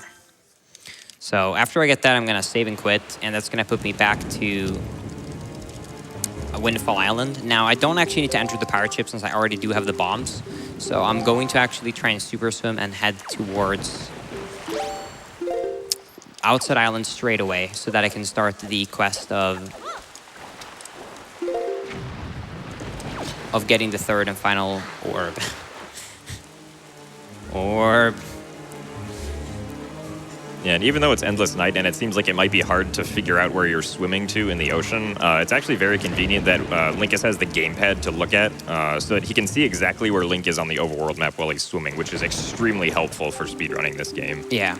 It's also one of the really difficult parts about specific sections of all dungeons, if you ever ran that, because you do not have the map.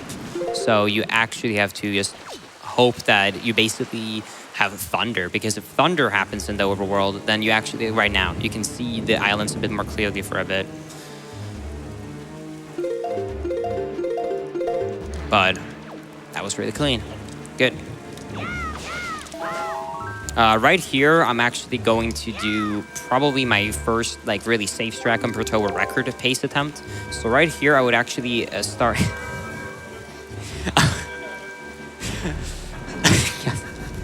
So right here, I would normally start on my speedruns a metronome, and that is because I need to time my speed so perfectly that I go from this island, which is 3 coordinates into the ocean, and then a full 2 coordinates out of bounds. And if I do that, I can actually void out, which will cause the same effect to me as drowning right here.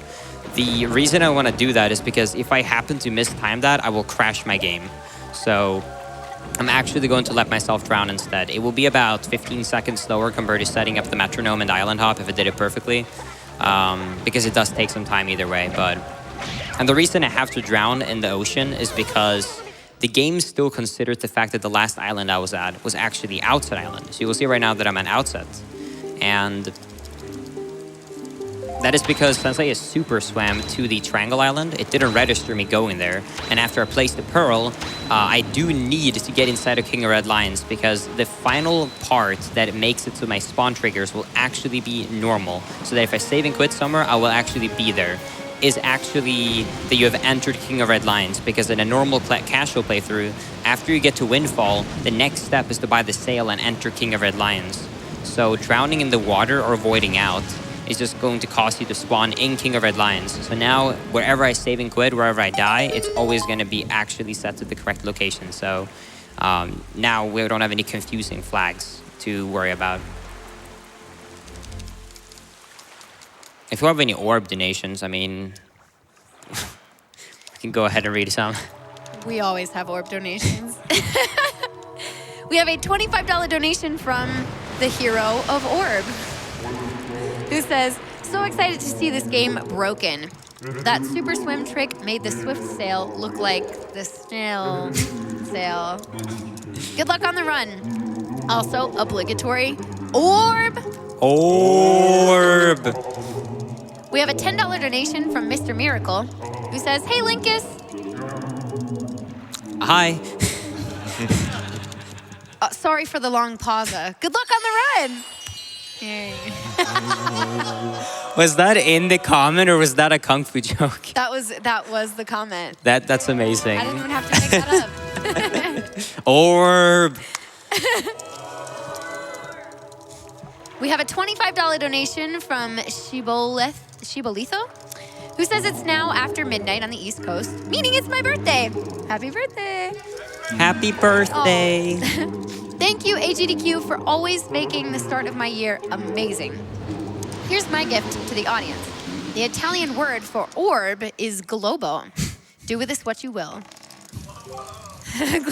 Lobo. Lobo. We have a $10 donation from Sorry Anasaurus, who says, do you know what Din's, Nehru's, and Ferore's pearls have in common? They're all orbs? They're orbs! Orb! We have a $25 donation from Derp Shroom 84, who says, Wind Waker 100%. Holy cow! Also, Moo. orb! Orb! We have a $5 donation from Eating Cheez-Its, who says, I remember first watching these while being in the military, and these streams have brought me out of some stress. Knowing that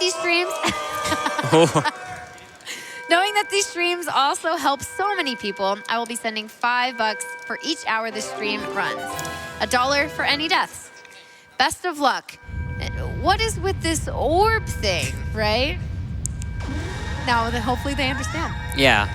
Yeah, if you're wondering what the orbs do, this cutscene will answer you. Right, you can read some more donations. I'm going to quickly take up the route just to make sure I didn't forget anything. But No worries. it should be good. We have a $50 donation from Real Deal DePiro 76, who says, wait a minute. Orb! Orb! Oh gosh, that's not right either. Yes. Kaboom! Kaboom! Please put this toward the room that may not exist. We also have a $25 anonymous donation that says, dog goes woof, cat goes meow, bird goes tweet, and announcer goes, there is no cow level. Moo. If there was a cow level, it would be less than 9,000 away from hitting its incentive. Just as a quick reminder. So keep that in mind, just in case. We also do have a bid war for Wind Waker, which definitely should be picked up because it was not a fair competition, because there's a bid war on if we should wear the hero charm or not, which is a very, very beautiful mask on Link's face, and it is notoriously ugly. However, you do get the benefit of seeing the enemy's health. So we do currently have a bid war, which should go on for another 2 hours or so, if you should wear it or not. So I guess if you favor looks or health, you can bid on that. I can give you an update on how it's doing. Sure. So it looks like wearing the hero's charm is up $4,827.50, and not wearing the hero's charm is at $510. So I have a feeling they definitely want the hero's charm. Aww. Well, I always pick the hero charm, so I'm proud of you, Chad. All right, so coming up here is actually a very simple, surprisingly simple trick for how big of an impact it does. So this actually skips half of the dungeon right here. So Tower of the Gods is 3 floors. The first 2 are the actual dungeon part. The last one is the boss. So I'm gonna use a bomb. I'm gonna ledge grab in between the bomb and the wall. I'm gonna go towards the bomb. It's gonna push me out of bounds. I'm then going to tap perfectly left and up so that it has enough force to push me out of bounds and that I climb up on the pillar. Then I'm going to leaf into the corridor, which skips half of basically the first entire floor, which is half of the dungeon. And that allows me to immediately start making my way to the second floor right here.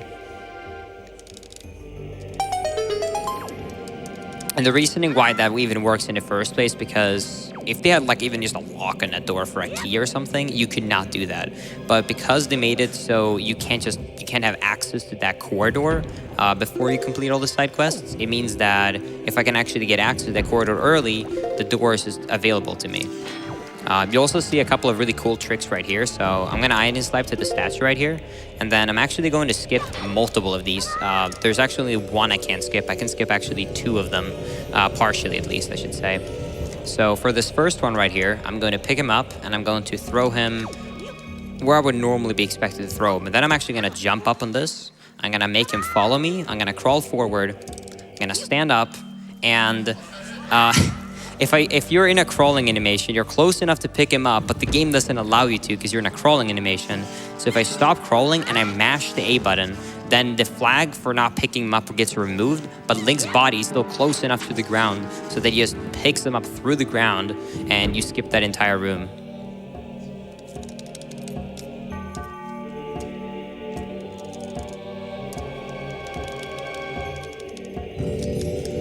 Would you like a quick donation? Sure, that works great. We have a $1,000 donation. This is from Brian Spradlin, who says, shout out to my brother Max, who I know is watching right now. Miss you, my dude. I love everything that AGDQ is about. There is truly nothing like the gaming community. I think all of the runners deserve a round of applause. Yeah.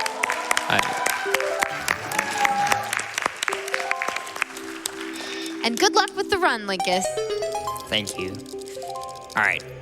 So after we learn this song, which is going to be useful for every single dungeon because it's going to be the song that is actually used for controlling all of your partners, such as Medley, Makar, and then also these statues right here.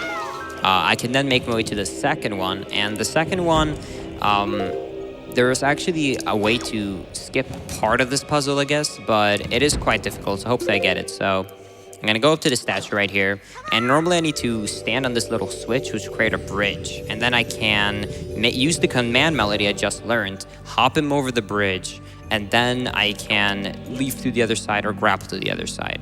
But if you have a very good angle, you can actually make your way around these pillars. So first try, I'm gonna do a setupless one. If I can get it, let's see. Nice, beautiful.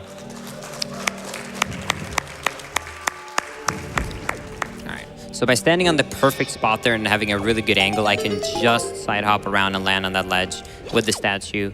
And then I can just put him on that switch and immediately go for the bow. And you'll also notice a very, very cool strat for this mini boss right here. So a quick explanation is these enemies, if you know, have an armor and then they have, you know, your actual health under the armor. And they only have 1 health meter in this game to keep track of all of them. It just resets it if you break the armor. So what I do is I deal a lot of damage to the armor, and then I actually manually knock it off by doing a parry on the back. And then after doing that, he only has 2 damage left because it never resets the health of his health compared to the armor, since I didn't actually break it, but I knocked it off. Which then allows me to just kill him straight away, get the bow, get an orb, and be done with this section of Tower of the Gods. You could probably read a donation or 2. Yeah, I'd actually love to jump in real quick and let you guys know, if you haven't seen yet, that we have officially hit $900,000. Holy moly. That is amazing. That is amazing. We are getting so close to hitting that first $1 million mark. I believe in you guys. You're all doing great. Keep it up. That is so, so exciting. And I would say to follow that up, let's get some more donations in. Awesome. Okay, so we have a $15 donation from Shy Ranger, who says, what did the Deku tree say to Link before he went off on his journey? Orb? Yeah, that's not a bad answer. It says, I'm rooting for you. I'm rude. Ah. It could have been you found me too, actually. Oh, that would have been a good one too. We actually have the exact donation that broke that 900K mark. It is a $4,000 donation. Wow. This is from Kenji109. Thank you so much, Kenji, who says, hope my donation breaks the 900K mark. Congratulations. Both my mother and uncle passed away from cancer over the last 3 years. What I experienced as a caregiver / son / nephew is something I would not wish upon for anyone. May we one day destroy cancer once and for all. Similar to how all participants in AGDQ are destroying their designated games. We have a $25 donation from Wasumaru, who says, I come home from work, turn on the AGDQ stream, and what do I find? Orbs! Orb.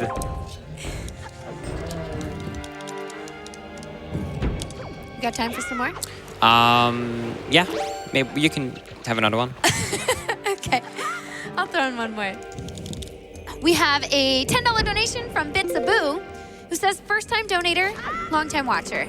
Had to donate during my favorite game of all time. I watched my brother play this game for years and love it.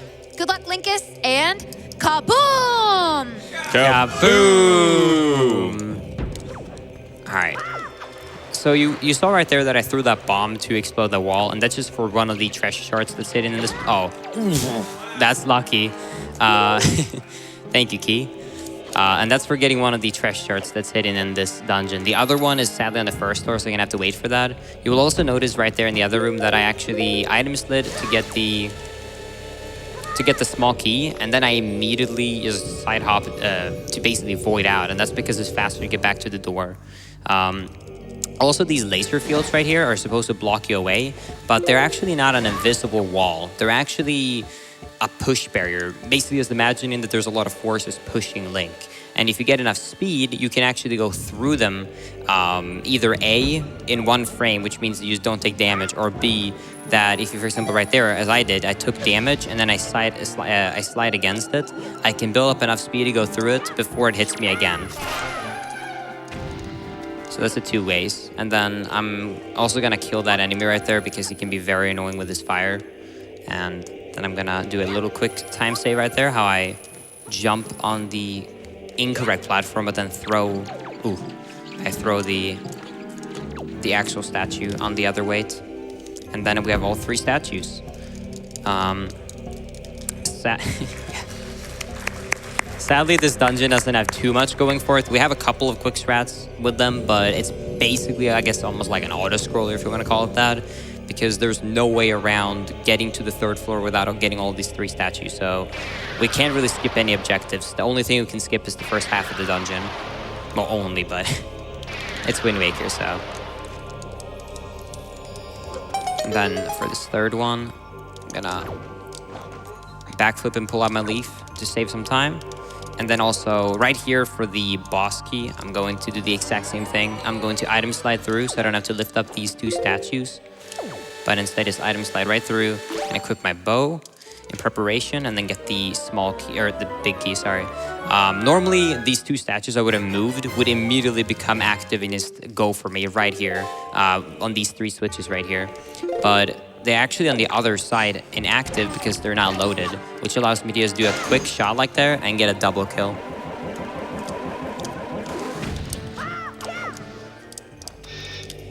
For this last floor right here, there is one cutscene I cannot avoid right here, which I have to item slide into.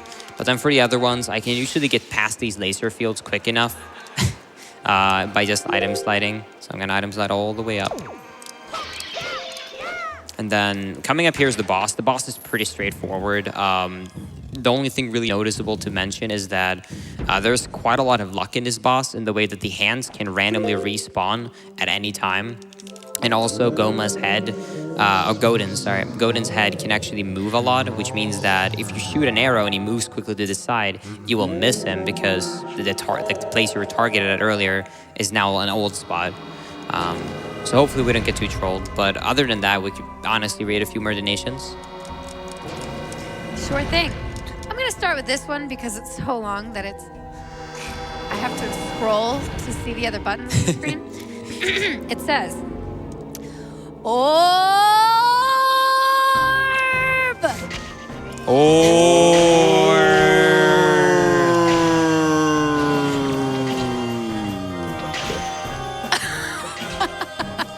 Wow, that's impressive. That was good. I hope the people at home can hear that. My goodness. That was impressive. You guys really committed with me. Thank you. We have a $5 donation from Nola who says, every single bomb is an orb that kabooms. Just saying. That's a really good point.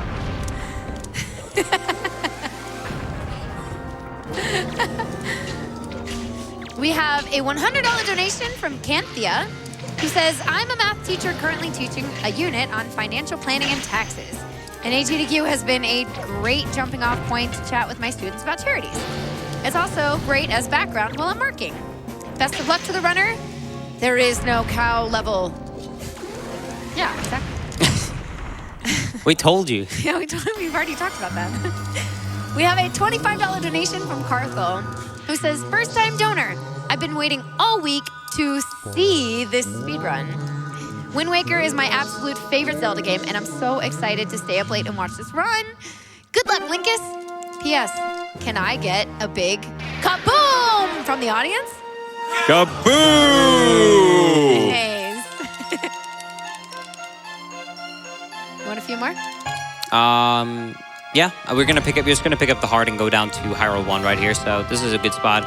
This is like almost the middle point of the game. So around this point, I'm sorry, Kung Fu, but there's gonna be a lot of donations going on right now and then in a bit. So that's no problem. We have plenty.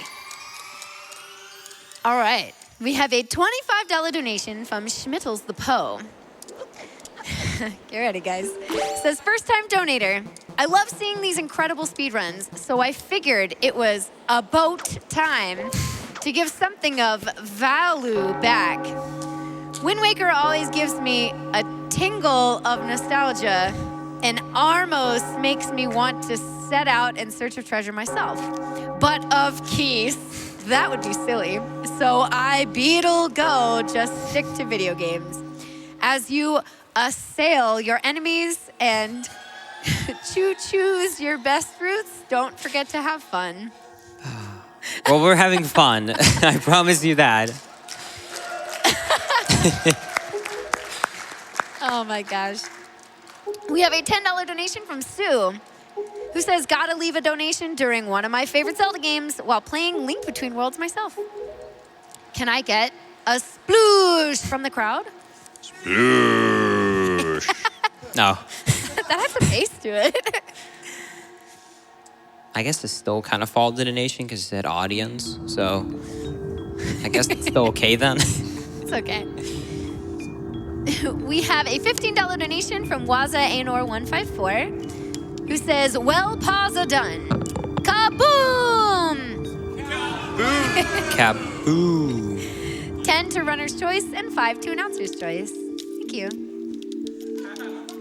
We have a $20.64 donation from Kish, who says, after Link's awakening by his sister, it was pretty wild to see him pause through time and majorly break the Wind Waker and watch the skies turn twilight.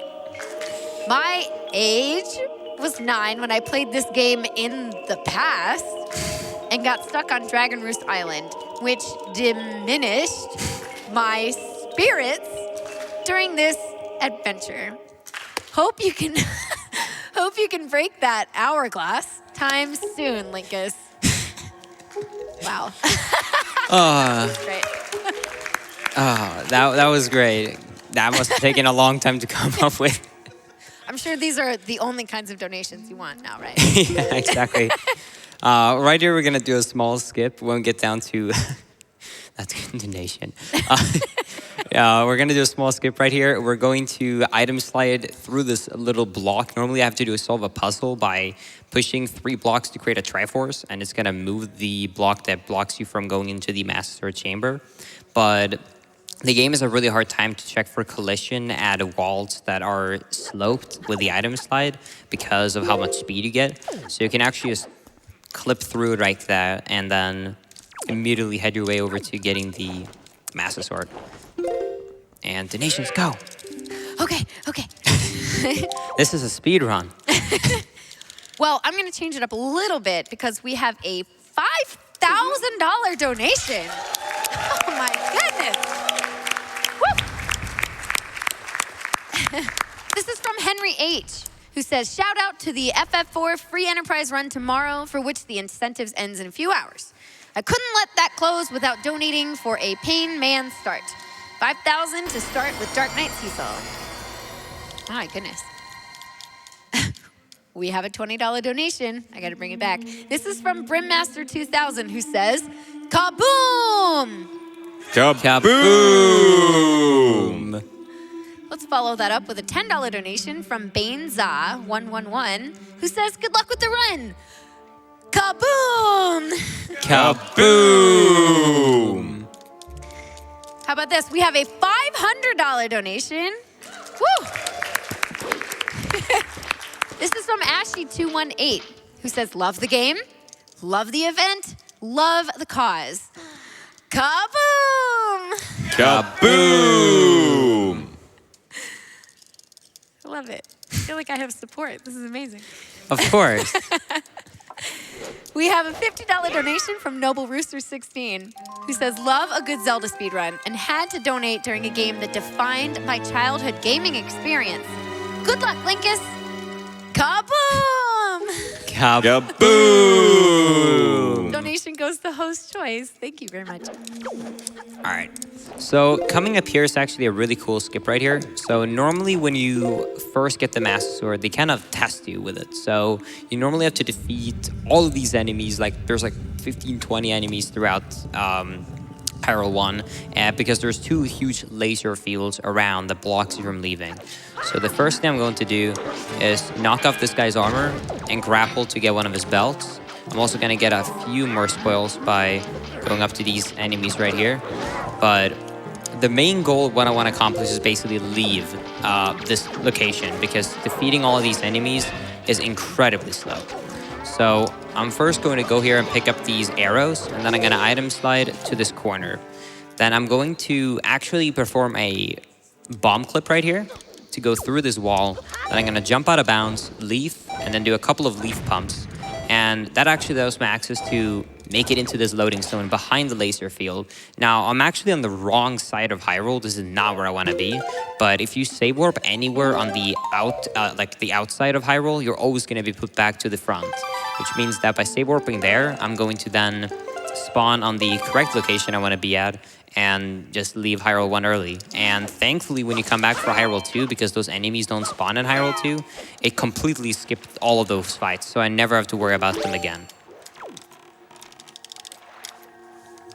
Then after I leave right now as well, I'm actually going to go head back to Tower of the Gods, because like Jim stated earlier, there's always 2 treasure shards in each dungeon, and I only got 1 last time, and that is because the first one is actually placed in the beginning of the dungeon, and it is locked behind a eye, which requires a bow and arrow to actually access. So what I'm going to do is I'm going to head down here and then just jump out of the boat and head to that room and get the treasure shard straight away, and then I am officially done with this dungeon.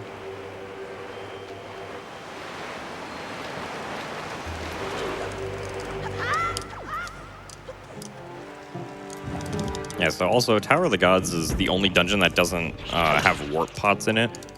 So that's why it's faster to come back later when we conveniently go back to the beginning. If it had warp pots, it would probably be faster to do this when we enter the tower for the first time. Yeah, exactly. This dungeon is... It's not similar to the other dungeons because the other dungeons in this game are, I guess you can kind of say, evil. This one is not in theory an evil dungeon. It's actually a test that the goddesses of Hyrule basically created to test the hero. So it is a bit different in some scenarios like that. You're also now gonna hear the beautiful, beautiful like sound effect of ping, which you're gonna hear a lot of later in this run. So I'm gonna try and save GDQ by trying to take out the Swift Sail and jump, which is about the same speed. But basically, every time I take out the Swift Sail, which I can do like however quickly I want, you're gonna get a small speed boost. And this speed boost is a lot quicker than just having the Swift Sail out normally. So I can either try and jump with it or just mash A, depending on how, I guess, long the distance is and where I am. For example, right now I don't want to jump because then I could jump too close to this guy and fail it easier. But you're gonna hear a decent amount of twings later in the run. Thankfully, there are a lot of super swims. But for example, places where I need to fish up a treasure shard, there is no way around it. So then you will always enjoy a twing.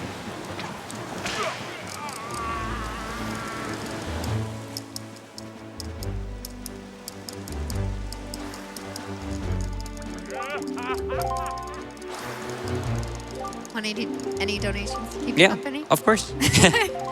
We have a $25 donation from Kesa, who says, put this towards the level that doesn't exist. Camus! Kaboom! Kaboom! Kaboom! We have a $10 donation from Crow, who says, can Kaboom get us to 1 million? Can Orb help? The answer is yes. Orb! All right, you got it. All right, thank you. I'm sorry. I'm sorry. No, you're good. You just have plenty to read whenever you need. Yeah, there's a lot of cutscenes coming up soon, so I'll give you like 10 minutes of your spotlight time. No problem. Soon. But yeah, so we're now heading, we just got the song so we can finally warp to 8 different locations in the ocean. So the first thing I'm gonna do with that is I'm gonna head back to Windfall. And I'm actually going to do a couple of side quests. You might also notice that for some reason the music is quite weird here. I don't know why that happened actually. But yeah, so I'm gonna head up to the top floor right here, which can only be accessed if I've actually entered this house originally at least once.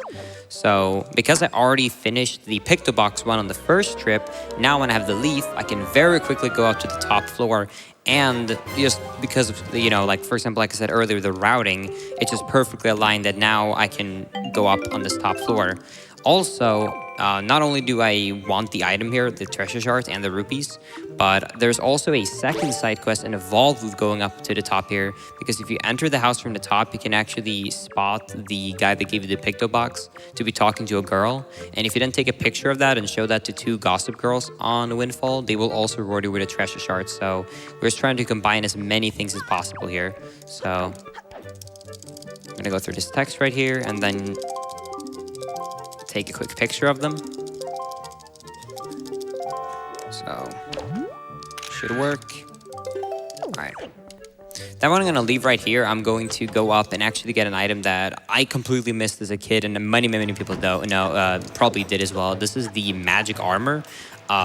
If I'm not mistaken, you do get the magic armor by talking to this guy if you started the trading sequence with the flowers. I did do the trading sequence with the flowers as a kid, but I never actually went up and talked to him on this desk right here afterwards, so I never actually got that. So the magic armor works, it basically works in the way that it's an armor for Link, and it works differently depending on what version you play. On the original version, on the GameCube, it will constantly drain magic from you. In this version, it will not drain anything from you if it's equipped, but if you get hit, it's going to drain some rupees instead, which is to motivate users from basically using it, because on the original game, they noticed that no players actually used it because you can't really react to equipping it when you're gonna get hit, and you don't want to have it on at all times because of how quickly it drained your magic. After that, I'm gonna go up to this guy and talk to him a bit and give him the moon picture, which I took a lot earlier in the run, which is also going to give me another treasure shard. Hopefully that picture is good enough. Should be fine, I think. Yeah. Then this shopkeeper right here actually is the same person that was talking to the Pictobox guy, and she wants you to take a picture of her. But if I actually show the same one here, it's actually gonna count. So I combined 2 pictures in once, so I can get that treasure shard. And here I'm then going to go and check some mail. So we have time for a donation or two. Can do. We have a $150 donation from Winslash, who says, "Amazing work so far, Linkus. This is one of my favorites, and you're just swimming through it. Hey, how much would it be to take a selfie with Ganondorf at the end?" What do we say, 1,000? Maybe if we hit 1 million by the end? If we hit 1 million by the end, we'll do a beautiful selfie, I promise. Selfie, that would be another 96,000. That's a pretty cheap selfie. That's nothing. That's nothing. All right, guys, you heard it here. We have a $10 donation from Avilas, who says, "Hang on, isn't it spleesh and not sploosh? I've always heard spleesh. Either way, it's kaboom now." Kaboom! We have a $50 donation from Atoria, who says, "Pausa, pausa, pausa. Looks like there's no speed cap on how fast the money can leave my wallet for this good cause. Had to donate during my favorite Zelda game. Kaboom!" Kaboom! Donation to Announcer's Choice. Thank you. So right here is actually a really fun side quest that is actually not seen in the original version of the game. So they actually added additional treasure shards into Wind Waker HD since they removed some of the Triforce ones. So this one, if you give this guy 3 belts, you need to capture 3 mini pigs and give it to him in a time. I guess you can all actually guess the time of what you think I'm gonna get. Right now the timer is on 1:51. It starts at 2 minutes. Preferably, I would like to actually roll up to these pigs. The problem is every time you go close to them, they're gonna get super scared. Oh, that didn't count. There we go. They actually get super scared. So if you get a perfect time to roll and then press A very quickly, you can pick them up from a roll, but otherwise I have to crawl. Beautiful. And you're also gonna see that I'm gonna try and side hop a bunch because walking is very slow and I cannot roll with a pig in my hand. Throw that, and what, it doesn't show the time? Oh, I'm sorry, chat. Let's just say that was around a minute. If you guessed a minute, then you won. But yeah, so after I do that, I'm going to do another super swim. And this time I'm gonna go to Forsaken Fortress. And I need to make sure, just like Gymnast said earlier, that I actually go into this coronet slowly like that, because I can't actually sploosh and lose all of my speed entering this coronet. I'm gonna use the map to line myself up, do an item slide, and that's gonna clip me through the wall. And now when I'm under Forsaken Fortress, I'm gonna swim towards this door right here. And in front of this door, there's a cutscene trigger for Phantom Ganon to spawn. And this cutscene trigger actually extends infinitely upwards and downwards. So by swimming under, I will activate it, be popped up here, and then we can try and actually fight him. Hopefully we have some good RNG right here. This guy can actually save you some time if you're lucky. He can either spawn nice on the ground right there, and I can just insta-slash him, or he spawns on the ground and I have to do tennis. So that's perfect RNG. Wow. Thank you. Yeah, shoutouts to Phantom Ganon. Hopefully Helmrock King is just as nice. Yeah. If you remember earlier, I said around 2.5 hours in this run is where the next big RNG element is, and that is Helmrock King, which we'll get to in about 5 minutes or so. But yeah, so defeating Phantom Ganon unlocks this chest, which will give us the Skull Hammer, which is a necessary item to beat the game, and of course for 100%.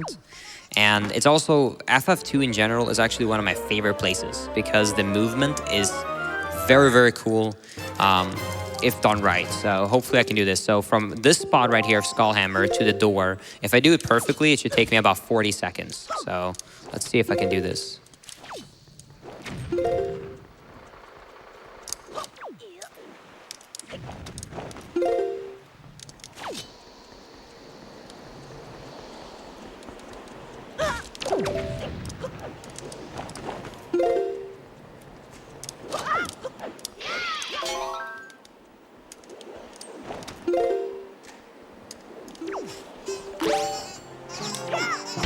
Bam. All right, that was really clean. Good. No, never mind. It was clean until the bonk. All right, we have another cutscene coming up here before Helmrock, so you can read a couple of donations. Can do. We have a $50 donation from Sladebane, who says, really enjoying the Wind Waker run. Now, I'm going to have to stay up to see it all the way through. Thank you for helping me make inappropriate adulting choices. Donation going toward the level that shall not be named and does not exist. Oh, and kaboom! Kaboom! We have a $10 donation from Zach D, 1999. Hey, Jim and Linkus. Glad to see you guys up on the big stage. Although I'm not there in person, just know I am rooting for you guys. Oh, I'm rooting you guys on from work. Keep up the good work and just keep on swimming. $5 to each to runner and commentator's choice. I should mention, by the way, the runner choice was Save the Animals, so definitely a very good option. I'm gonna go with Kill the Animals. Aw, all right. Don't donate to this guy. All right, we have $10 from Rift Silver. I've been meaning to donate to GDQ for a long time, but Linkus and Gymnast, alongside this great announcer, finally tipped the scales. Hoping to donate more in the future. Keep up the awesome work, everyone. Obligatory kaboom! Kaboom! We have $50 from P. Jiggles, who says, I grew up playing the original Wind Waker on the GameCube with two of my brothers. Those two brothers are watching this run right now in a different room of the house, so if this gets read out, shout outs to Mufufu and Ozira. Hope you have good luck with the Morths, Linkus. And don't forget, kaboom! Kaboom! Thankfully, about the Morths, if you watched the AGDQ run, you will definitely be familiar with the Morths. Thankfully, they're not in this category, since we do have the hookshot, which is the purpose of them in the 80% category. I mean, we'll see them, but we won't have to use them, so very fortunate. They're a very bad part of the run. But yeah, coming up here is Helmrock King. So in any percent, we just skip this guy, but we have to defeat him in this category because he will actually drop us a heart container, which is very, very important. So what I'm gonna do is I'm going to item slap all the way up to the top of this hangout, and it's very quick actually with this Skull Hammer. And it's gonna cruise up.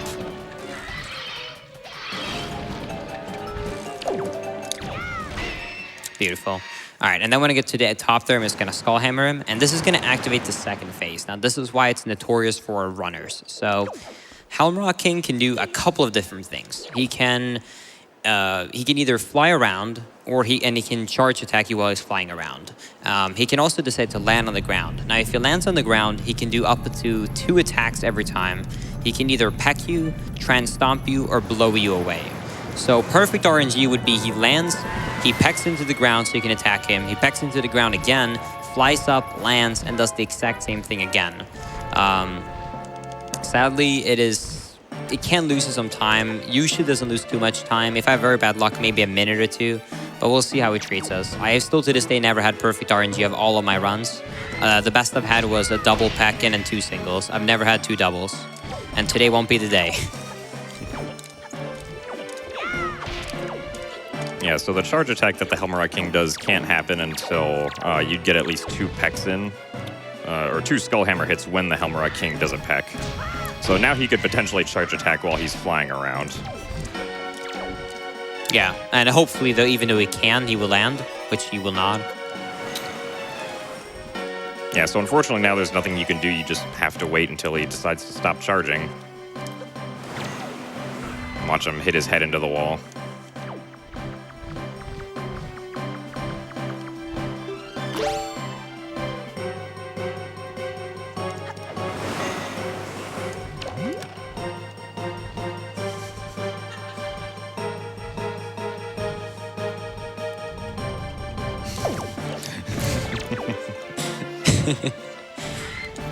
All right, please double peck, maybe? Nah, all right. Hopefully it doesn't fly around too much this time.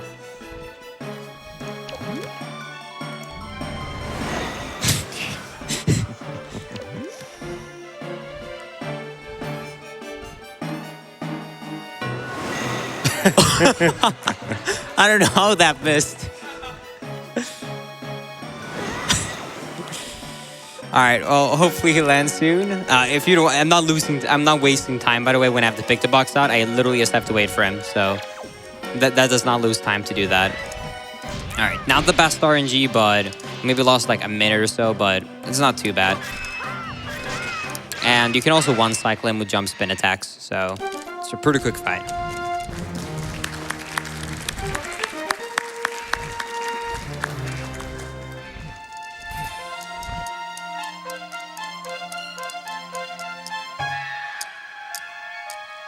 Want some donations while you wait?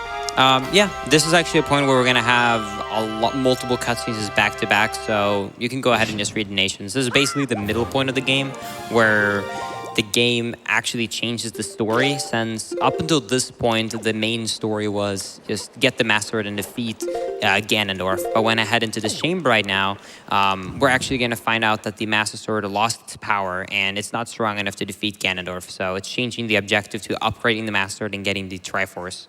Another also quick side note before the nation starts is that you're going to notice during this cutscene right now that I actually am holding a shield. And I actually have it in my inventory now. That is why we don't get it at outset. This game is very, very generous in the way that it gives you items by default in multiple cutscenes. So it just is like hard-coded. This cutscene has to have in Link's, like on the B button on Link's hand, the Master Sword and then the Hero's Shield. So even if I don't have either of these items, I will always obtain them. And it's something that you cannot avoid. It always happens. So because of that, it is allowed. So that's how I actually get the shield to begin with right here. But yeah, that's basically it about this cutscene. Kung Fu can go ahead and read some donations. Well, alrighty. We have a $5 donation from Gwen104, who says, 1 million? No problem. If only 19K of the 123K of us donated $5, we could get there. Let's start a $5 donation train. Also, kaboom! Kaboom! We have a $15 donation from Midnight Sun 5857, who says, "Gotta get that Ganondorf selfie." Kaboom! Kaboom! We have a $5 donation from Myth Child, who says, "Let's get that Ganon selfie." Well, we're on our way there. 98 left. I got another one. No, 92. Can't do math. Oof. We have a $5 donation from The Cyberquake, who says, "Doing my part to get the Ganondorf selfie." Also, kaboom! Kaboom! We have a $15 donation from Cover Killer Nation, who says, "Okay, I'll bite for the selfie, but only if someone is holding an orb." Orb! And instead of saying cheese, you say kaboom. Kaboom! You guys got it. I wasn't sure if that was orb or kaboom. It says dramatic pausa for effect. Okay. Did he actually spell it pausa? Yeah. That's amazing. Yeah. We have a $10 anonymous donation saying, "Link is here, just passing some time during this long cutscene." Wow, that was impressive. Yeah, he's donating from my phone. My goodness. You know that time you're looking up the routing? Yeah, exactly. We know what you're really doing. We have another $5 donation from Nick77222, who says, "Ganon selfie? 1 million hype? Kaboom!" Kaboom! We've got a $5 donation from Parabola, who said, "It's time for a $5 donation train. Let's go!" Dono goes to Announcer's Choice. I feel like you guys were waiting for a kaboom. Yeah. We're so used to it. Kaboom! It's okay, I've got more. We have a $50 donation from Tenchi, who says, "Had to donate during a Zelda game.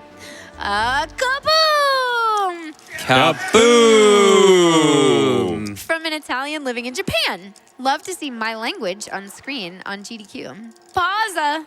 Pausa. We have a $25 donation from Typobox. My wife and I came out to AGDQ and we structured our whole week around being awake for this Wind Waker run. So worth it. It's been a blast. Kaboom! Kaboom! Oh my goodness. We have a $100 donation from Cornchild RC12 who says, moo. Moo. Interesting. Moo. That's interesting. If only we were just over 5,000 away from something that had to do with that. That'd be interesting. Can't be. There's no. We have an anonymous $400 donation. Woo! Who says, this is what I call optimally routed boating, which is short for... Orb. We've got a $25 donation from Tustin2121, who says, so if my count is correct, Linkus has only used the grappling hook to actually swing on things 5 times by the time he reached Hyrule, so here's $5 for each of those. Yeah, don't count by how many times I take out the grappling hook. That would be one expensive train. Yeah. I mean, I guess it's a good strat if you want to help us get to 1 million. That's fair. We have a $5 donation from the Bolognese, I think. Yeah, Twitch usernames can be difficult at I'm times. doing my best. I'm definitely doing my best. Says, hi, Linkus. First time here, had to donate. My dad beat cancer last year, and this cause means the world. Love the run. Keep up the good job. And... Kaboom! Oh, kaboom! You're so close. Yeah, I don't know. Can you pick one with sploosh? Yes, I feel a bit better. Do we have one? Yeah, we have a $5 donation from Viz, who says, I'm glad my year of Italian in college has helped out. Sploosh! There we go. There you go. That was on purpose, I know. We've got a $5 donation from Noddle, who says, did someone say donation train? I was sure they... Wait, what? Kaboom! Kaboom!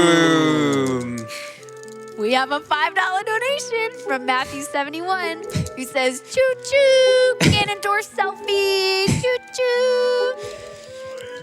Choo-choo. I mean, if we keep them coming, maybe we even have time for spirit tracks. I mean, choo-choo. I mean, just saying.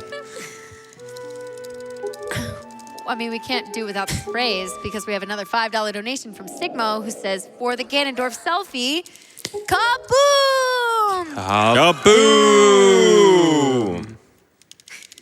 We can switch it up for a sec. We have a $5 donation from Black Bear CJ, who says, I can get in on that donation train. Also, Orb! Orb! We have a $5 donation from Crier, who says, $5 train to 1 million. We have a... It's so weird. I'm almost like waiting for it. After the text is like, no, know, no like, which kabooms. ones? Which ones? I'm just going to mix it up so you'll never know. We got a $5 donation from Jix Woon, who says, would love to see the Ganondorf selfie. Kaboom! Kaboom! All right. Coming up here is finally more gameplay. I'm sorry for the kabooms, but coming up here is actually one of the biggest sequence breaks in this entire game. This is known as barrier skip. So it is actually useful in 100%. So if you don't know what barrier skip is, already from the start of the first Hyrule trip, which is already very early in the run, you actually can see over there Ganon's castle. Now, you cannot get access to that because there's this huge barrier in the way, and oh boy, is this TV far away. I'm just gonna stand up for this because I need to see the TV pixels. This is gonna be great.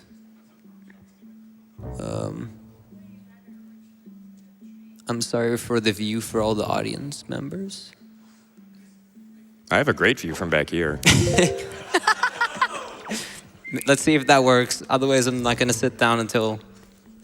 Oh, all right. right, we got it. Beautiful.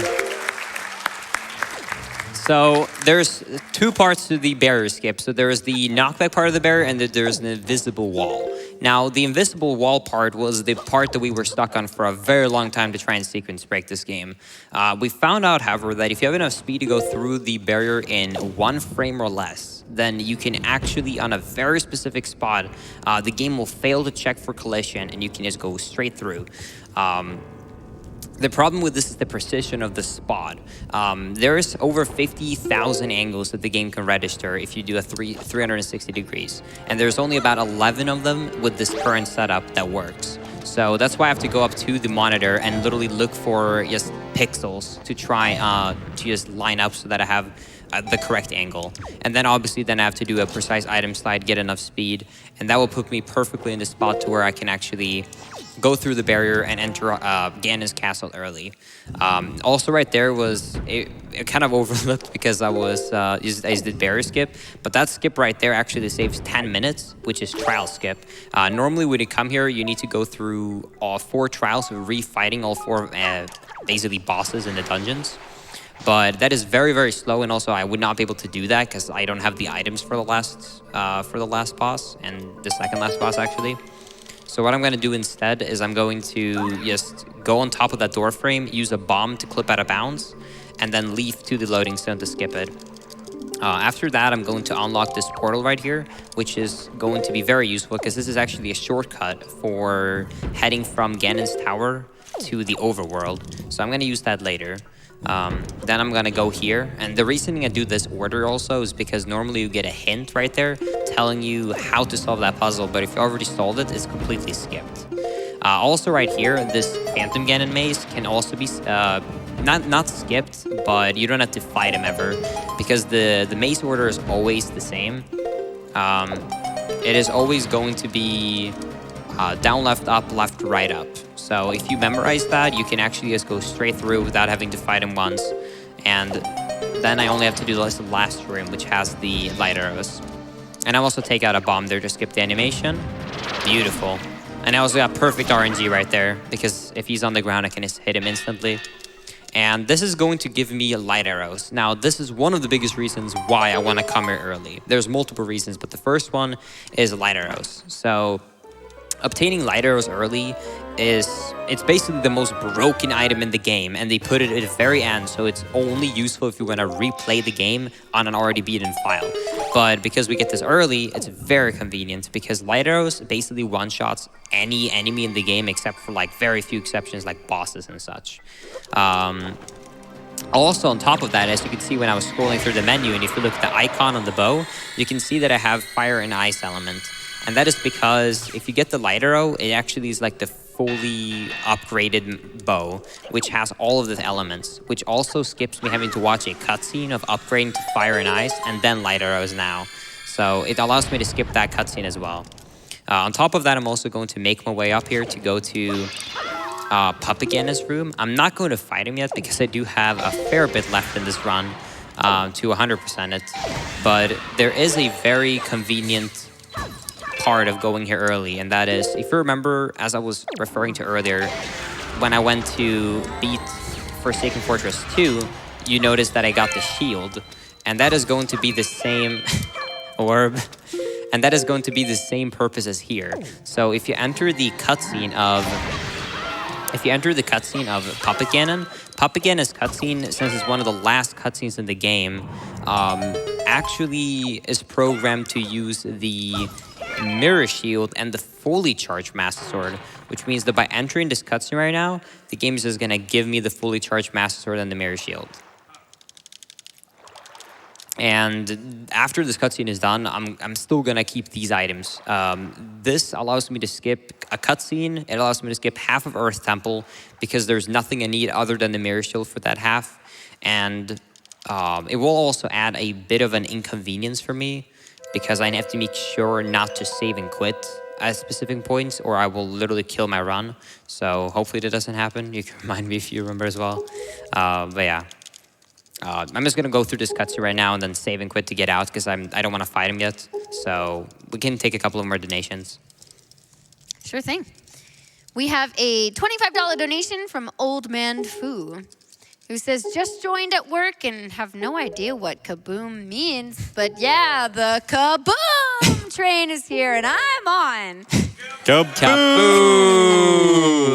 Also, 90K for a selfie with Ganondorf? Take my money. What a bargain. Unlimited love to you all. You are amazing. Less than 3. Linkus and announcer can choose where this goes. Please don't kill the animals. They're fluffy and cute. Let's save them. I agree. We'll save them. That was easy. We're a perfect team. We did it. We also have a $10 donation from Shadi, who says, I thought I was done donating until that Ganon selfie promise. I had to donate what little money I had left. Come on, everyone, let's donate to Kaboom, that Ganon selfie, and splooge the cancer. Kaboom! Kaboom! Sploosh. Sploosh. We've got a $25 donation from Danmo349, who says, all this talk of orbs and kabooms, can I instead get a good hype? Hype! Hype! That was really good. So, as Linkus mentioned earlier, he could have fought Puppet Ganon now, but the biggest reason it's inconvenient to do that is because he doesn't have the double magic upgrade. And fighting fighting Puppet Ganon wastes a lot of magic because you have to shoot at least 9 light arrows through that fight, which you can't shoot with a fully powered up single magic meter. So, by getting the double magic meter later, it'll make the Puppet Ganon fight much easier. Yeah, and also on top of that, of course, if you get trolled by RNG, you can also have the hook shot, which is an easier way to regain magic in the fight, while I would have to depend on keys to drop it if I don't have that.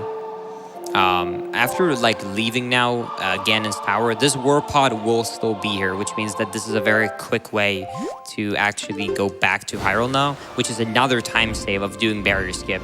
Instead of having to go to Tower of the Gods, enter Hyrule 3 the 3rd time by having a cutscene, then fighting multiple enemies and having another cutscene and breaking the barrier and all of that stuff, I can completely skip that by going down to Hyrule much, much quicker than before. Right here, I'm also going to do another small part that has to do with actually of the fact that I left, how I left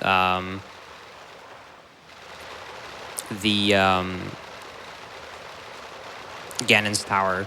So you're gonna see later that I'm actually gonna have to make sure to super zoom in a very weird way through the coordinate of Tower of the Gods, and that is because the flag of indicating that you left Tower of the Gods, or sorry, that you left Hyrule 2 is placed at, if you've watched the cutscene in Hyrule 2 and you have loaded the Tower of the Gods coordinates. So I have to make sure to do that before I keep going. Yeah, there's a bunch of annoying flags surrounding the completion of Hyrule 2. The only reason that we watched the Tetra to Zelda cutscene in Hyrule 2 actually was so that we could get into the King of Red Lions to exit Hyrule, because that's the flag that cutscene sets.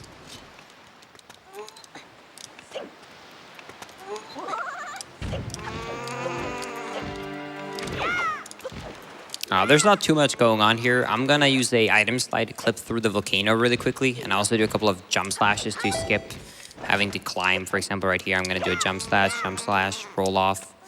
So we have time for like 1 donation while we defeating these enemies right here.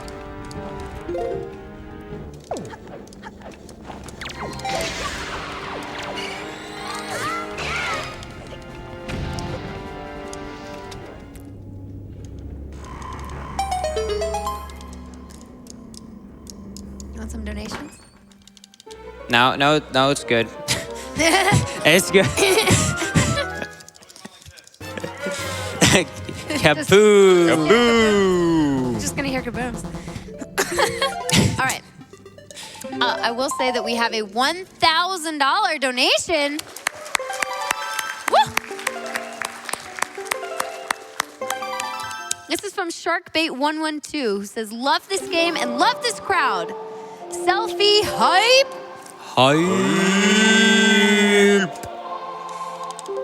We've also got a $5 donation from Crowbird, who says, joining the Ganon Selfie $5 train because it's like a triple incentive. $5 to PCF, $5 to the selfie, and $5 to a level that doesn't exist. That's a big kaboom!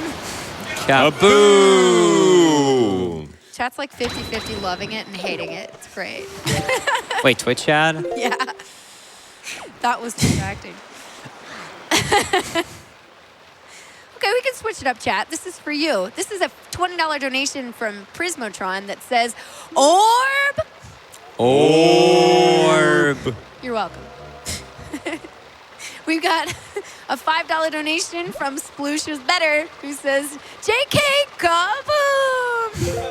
Kaboom! This submarine here can sadly not be skipped because you automatically get dropped down when you enter this room. However, even though it is a lag fest,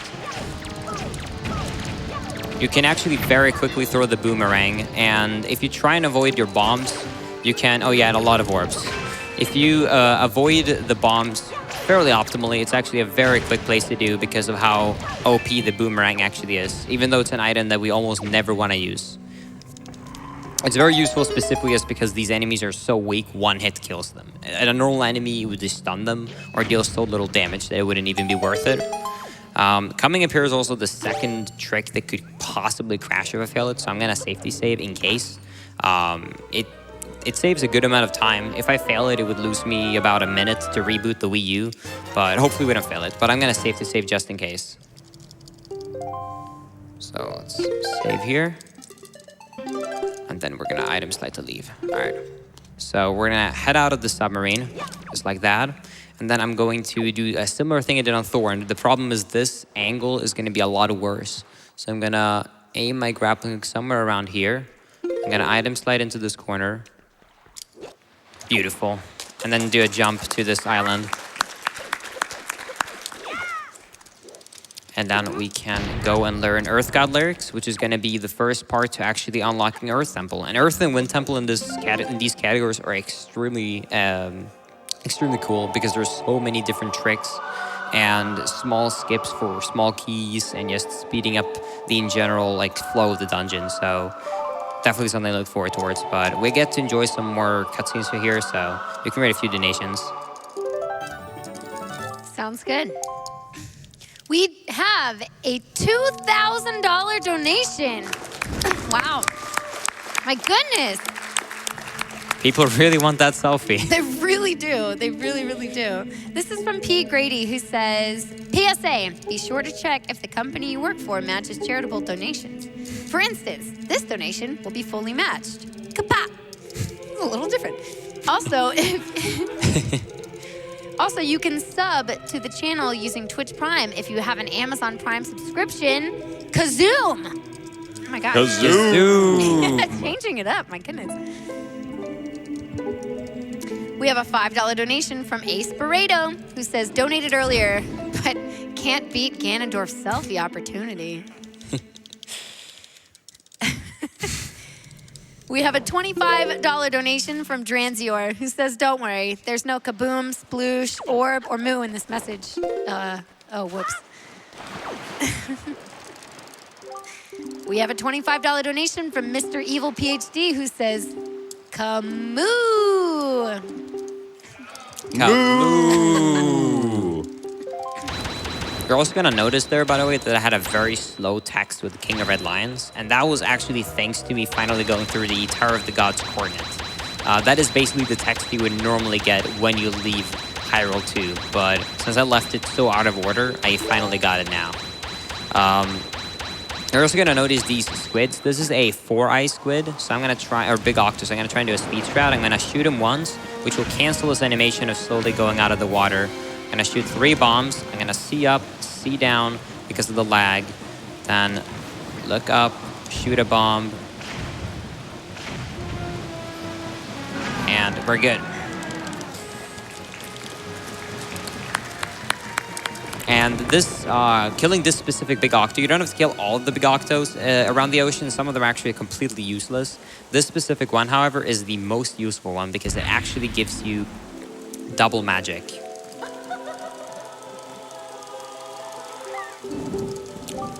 So now, in theory, we could also go and defeat Pup again, I guess, but obviously we're going to combine that with when we have everything in the game, and we're going to go down to high roll to actually, you know, finish the game with 100%.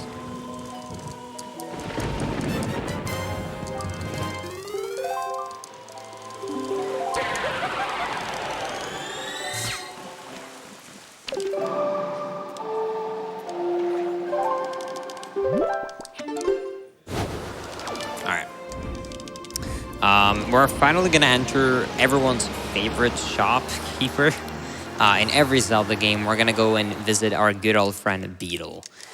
Beetle is required for a 100%. Even with all the craziness we have, you do actually need Beetle for some parts. It's actually pretty impressive how many of the parts we've been able to cut off. So for 100% in this game, you need to buy, of course, the bait bag. But then we actually only need to buy 1 pair of meatballs and 1 pear, and that is all. So we only need to buy 2 items from into 100% this game. And sadly, we have to disappoint him because you have to leave to re-enter to get the pearl to spawn. The pear. English is difficult to spawn. Chip chop. Chip chop. Thank you. Swedish meatballs.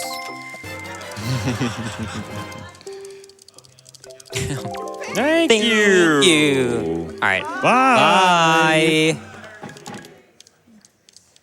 I already miss him. Thankfully, we're gonna go see him one more time later, so you don't have to worry, Shad. You will get one more chance to thank him and say goodbye to him. All right.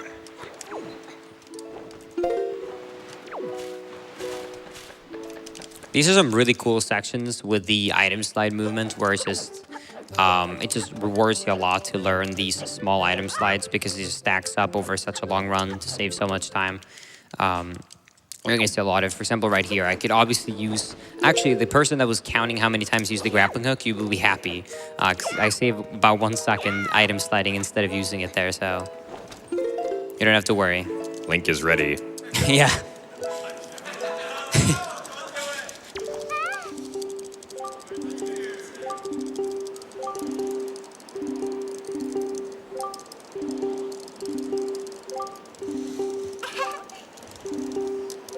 Got time for a few more donations?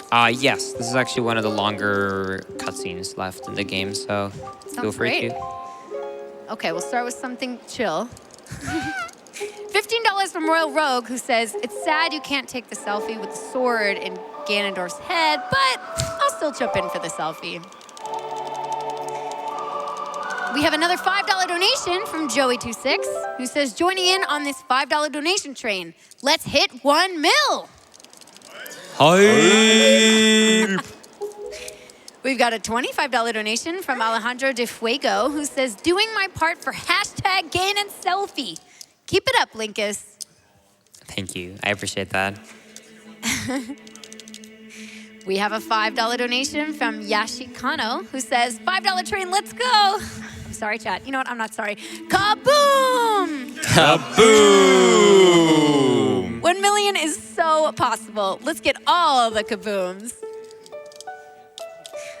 We have a $100 anonymous donation. It says, "Trying not to procrastinate my donation for this marathon. Props to an excellent duo for this Wind Waker run. You guys are really entertaining." Good work, you two. Yeah, thank you guys. I'm gonna say guys, because Kung Fu is almost like part of this point. That's fair. I don't know about, like, as far as gameplay. I'm just annoying chat with kaboom. No, but part of them loves you. I gotta focus on the positive side of things in life. Here we go. Well, we have a $5 donation from Ganondorf164, who says, "I've always wanted a memento of all the time and memories we have had together. Doing my part, let's make it happen." Choo choo. No, I got you. We have a $5 donation from Josta who says, you know what sound a $5 train makes? Kaboom! Oh, man. It's not, yeah, no, it's probably not a great sound, but that's okay. We have a $5 donation from Java Guru who says, can't wait for the selfie with Ganon Dad. We have another $5 donation from Anonymous who says, as a broke college student, $5 is about all I can afford. But still, choo-choo, Ganon selfie time. Choo-choo. We have an $8 donation from that one fire type who says, first time donating for a GDQ, might as well be for a Ganon selfie. All right, you can get one more in. Sounds good. We have a $10 donation from Echo217 who says there's so much kabooming and orbing going on. You know what? Praise the sun. What?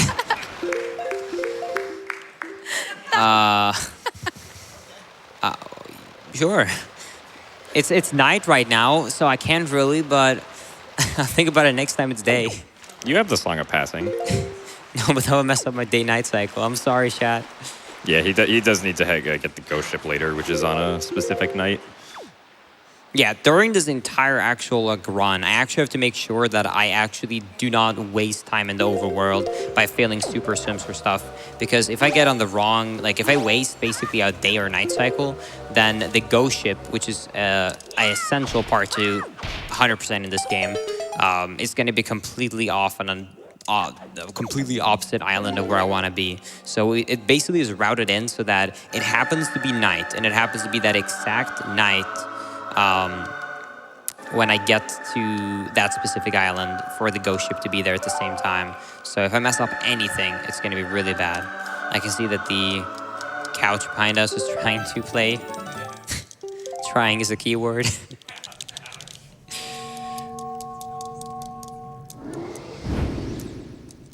All right, you can have another few donations until we get into Earth Temple.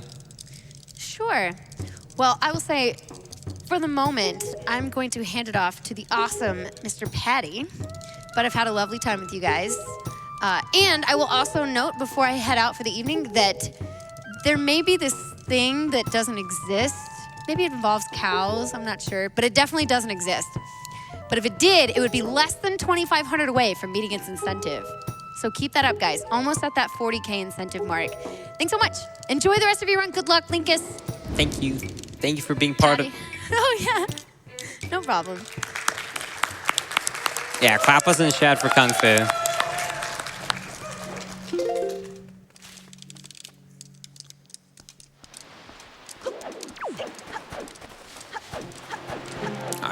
Hopefully this super sim goes well. This super sim is actually one of the worst ones because this island can randomly clip you through this wall. Ooh. When you item slide against it. So if that happens, it's actually very bad. Right here, I'm also looking at the map because I have so much speed, but this will be good.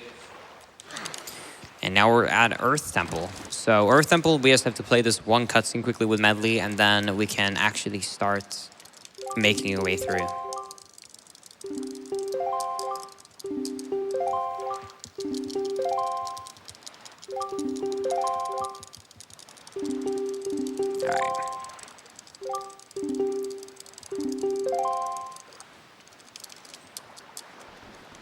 There's actually kind of weird with this cutscene is actually there's multiple ways to get into this island without actually opening it with the power bracelets, by removing the big, with a big headstone in front of it, the dungeon. The problem with that is sadly that if you do not do that, during this cutscene right here, you see how Link and Medley like walks forward and then they turn around. It might look like it's like a pre-made cutscene, but they actually made it so that Link during the cutscene steps into the loading zone, which means that if you did not remove the giant head blocking the entrance point, then you're actually gonna soft lock during the cutscene. It's just like a never-ending cutscene.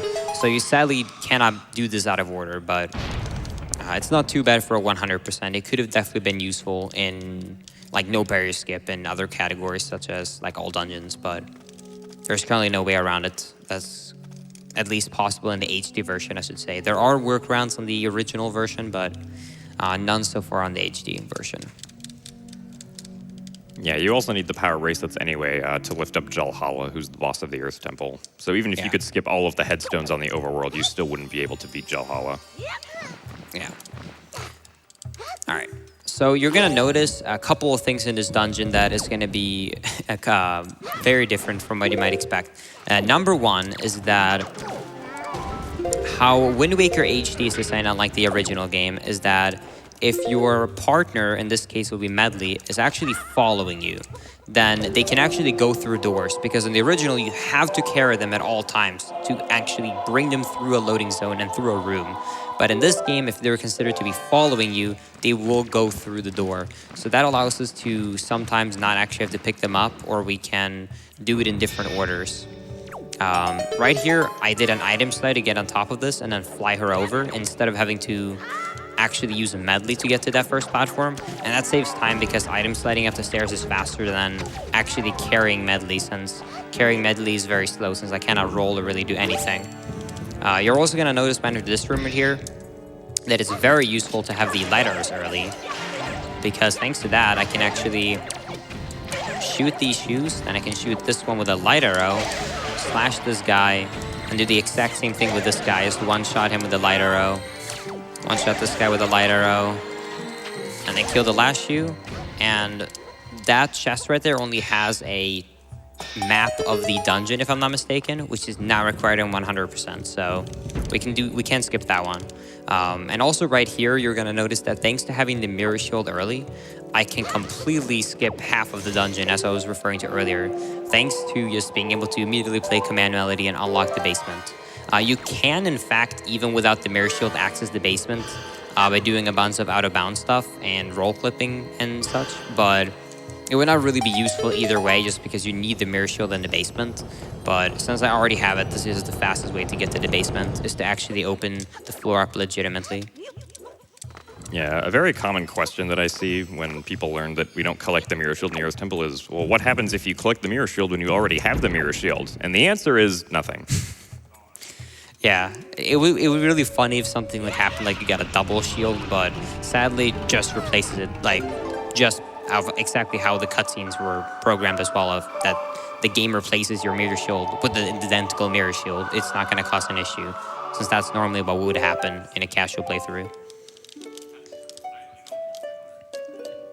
I also do need to bring Medley around for a couple of parts. There are ways to actually skip her in the original, and there is a task-only way of skipping her in HD, if I'm not mistaken, but it is not currently available for like just 100% runs or all dungeons runs that us runners do.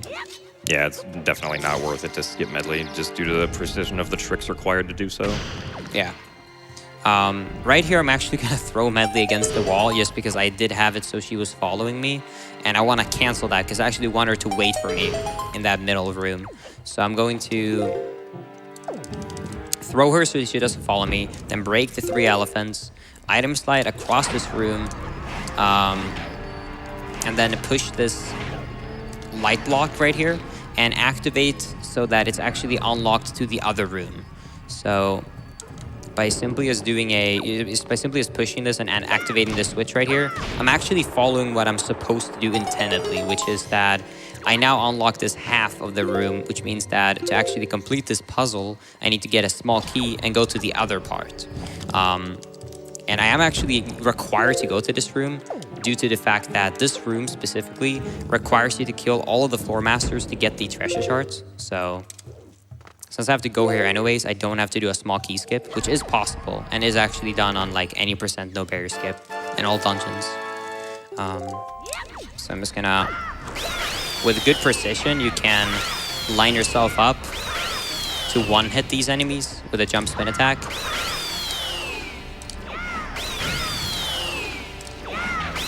Beautiful. All right. some reason, it's really hard to figure out where the chest spawns here. I can never get in front of it consistently. Yeah, there's not really very easy, distinct floor textures for all rooms.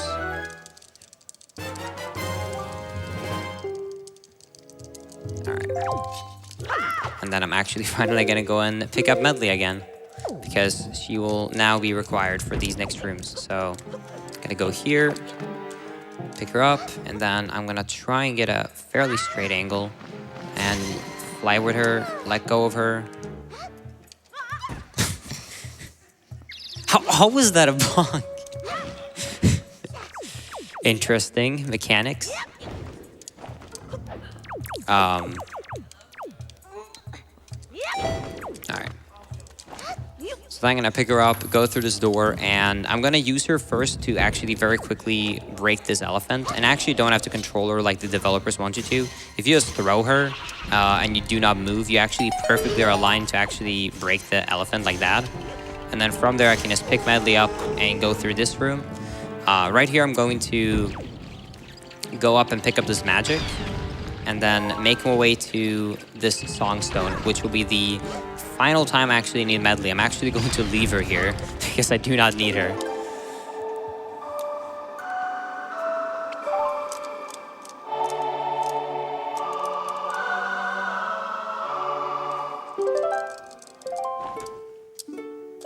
I think I pulled out my sword there. You have 1 frame to perform an input during these cutscenes, to just troll sometimes.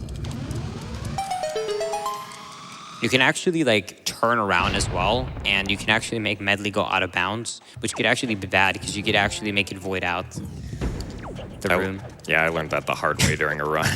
Oh, really?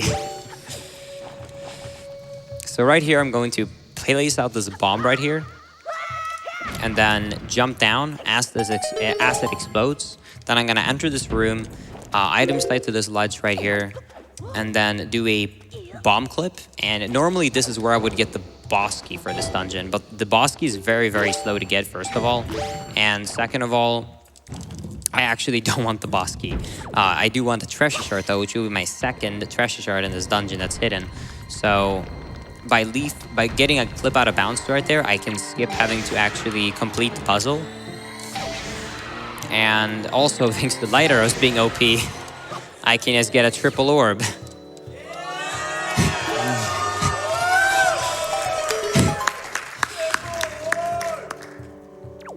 We won't get the orb. But we can see them. They're so beautiful in the background. No, we can not.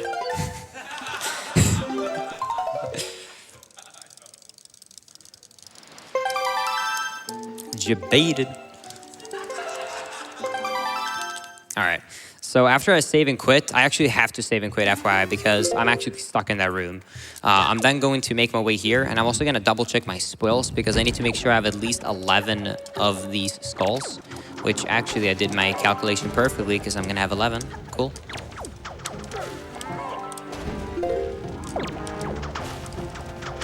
All right, awesome. And then I'm going to go through this door. I'm going to pick up some magic, and then I'm going to use this shortcut to go back to the final room where the boss room is. Where the boss, I guess, door is.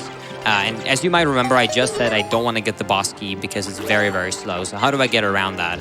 Well, you can combine a lot of different glitches to actually perform the boss key skip. So I'm going to use a bomb clip, which you've seen multiple times. However, I don't want to get the bomb clip because it would make me fall down. So I want to do a partial bomb clip to just be a little bit out of bounds, like this.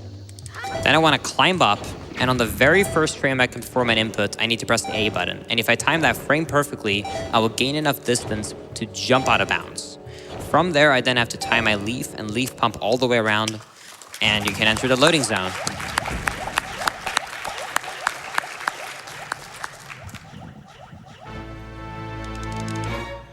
This boss is also pretty interesting with having light arrows early. For some reason, the developers felt the need to actually add a, I guess, function for the light arrows. So even though you normally would not have light arrows at this point in the game, if you use a light arrow on this boss, it's actually going to instantly stun him. So I don't have to shine my mirror shield on him for 5 seconds to actually make him visible. So I can just shoot a lighter like that, and it immediately does it. If you want to try this yourself and you don't know how to do you don't know how to do glitches, if you just have a save file that has beated the game, you could literally just go to the trials, so you can refight the trials unlimited, and you can actually try this yourself if you're interested. Yeah, it's kind of weird that they specifically made this for Valhalla, because light arrows don't work on, say, the elephant statues that we saw earlier in the dungeon. They just don't have any effect.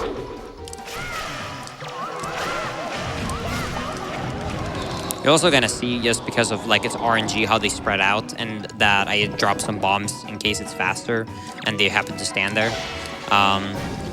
There's not too much to do to speed up this fight, because every single time you kill 5 of them, he's always gonna recall them. The only way to get around killing more than 5 at a time is if you kill multiple in the exact same frame, but the only way to actually make this fight faster would be to kill... or during the cutscene, would be to kill 6 of them at the exact same frame, because even let's say you happen to get perfect luck and you kill 3 of them in the same frame, so you got 7 killed instead of 5, then the next phase you would only kill 3 of them, and then because you killed 10 it would draw itself back. So because of that, it's actually not something that would be possible in a RTA setting like this. But yeah, so that's basically Earth Temple for you. So now we're just gonna pick up the heart and then head out. And now this cutscene right here is actually one of the most important cutscenes in the entire game. Now, it might sound like a troll, but it's actually not. And that is yeah, orb. Orb. Orb. And that is because this cutscene actually downgrades your Master Sword, which might sound like a really weird thing to do. We want to have it fully charged, right? Well, how the flags work in this game is that if you have the half-charged Master Sword, Makar will spawn into the overworld. And the mentality behind that is normally when you beat Wind Temple and you fully upgrade your Master Sword, if you go back to that dungeon, Makar will always just sit next to the portal, on loop playing his violin, right? So if I have the fully charged Master Sword, the game considers Makar to be in the beaten Wind Temple state, which means he's stuck in the boss room. So I need to downgrade my Master Sword, which allows me to actually spawn Makar so I can actually use him. The problem with that is to avoid casual players, I guess, if they happen to stumble upon a situation where they downgraded something, they made it so that every time you reload the game, so you save and quit or something, it will actually upgrade your Master Sword back up. So if I happen to watch the Fire and Ice era cutscene, if I save and quit, I will get the light arrows back. Same here. So if I happen to brain fart and save and quit right now, my run will be completely dead. I could not actually properly finish it because I would not be able to get the hook shot or any objects in that dungeon. So hopefully I wouldn't do that. So that also means that time losses is more unforgiving on this specific section, because if I happen to, for example, fail a super swim, instead of saving and quitting to get put back to the island quickly, I would have to drown.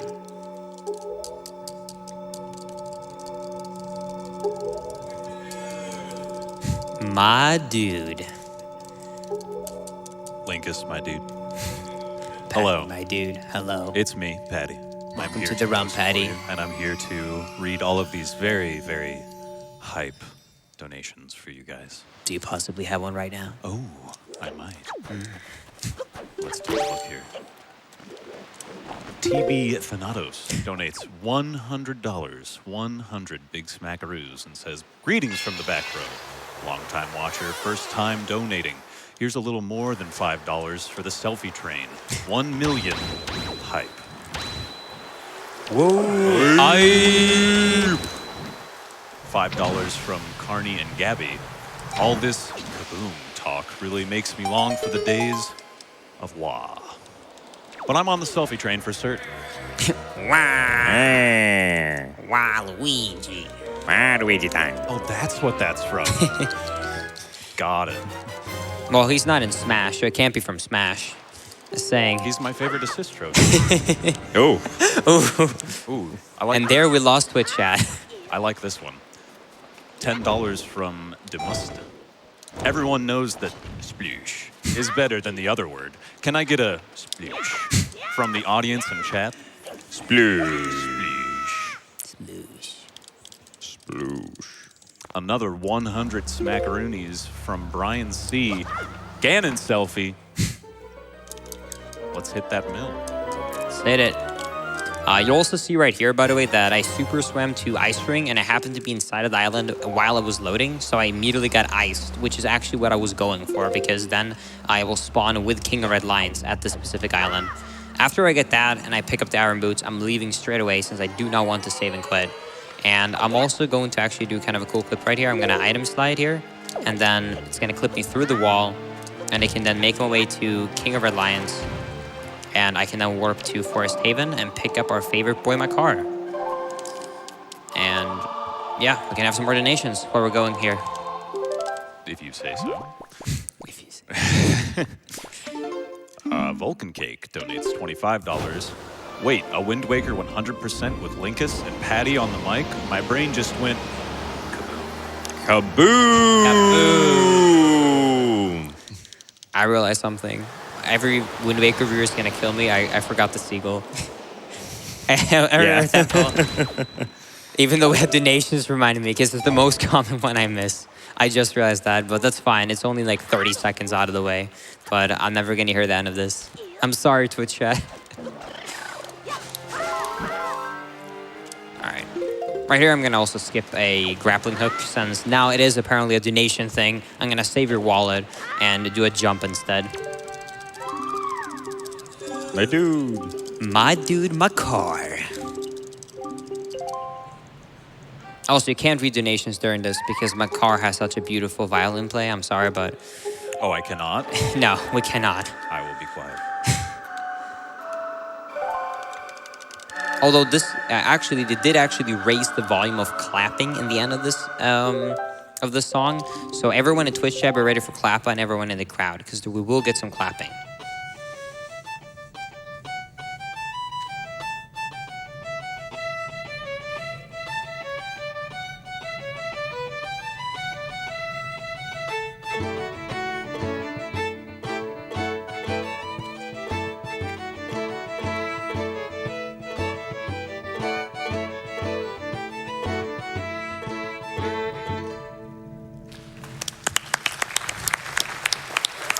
Great job, Makar. Great job.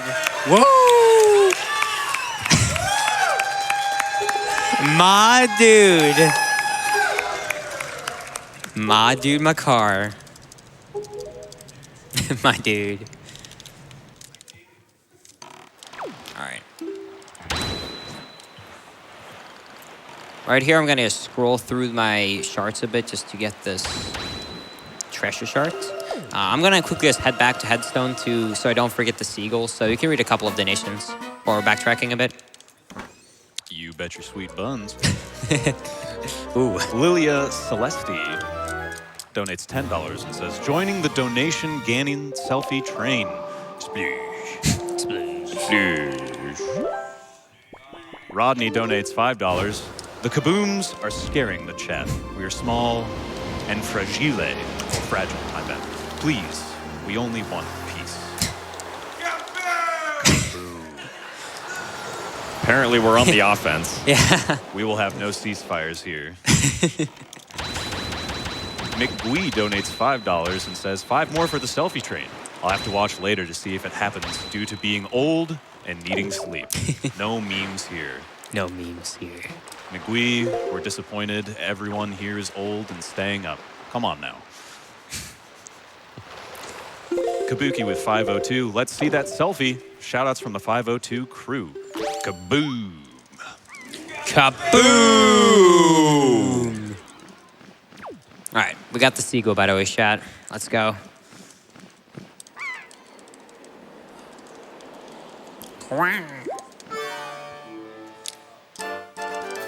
Whoa.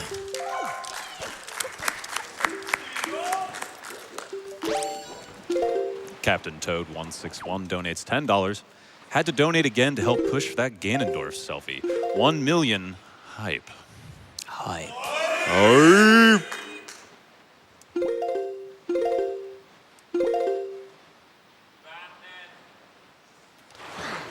All right, good.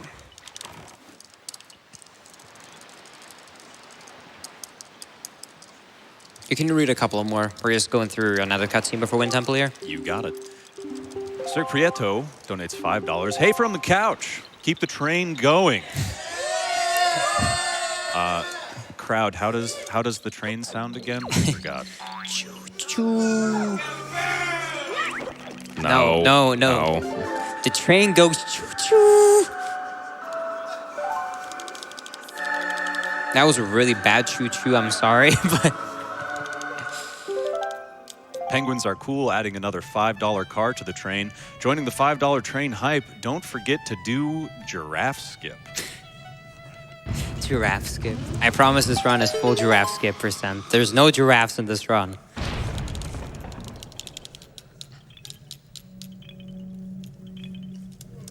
The sound defense donating 100 smackaroonies. As soon as I heard about the Ganon selfie, my money flew out of my wallet and into my computer. Let's shatter that 1 million mark with a kaboom. Kaboom. Kaboom.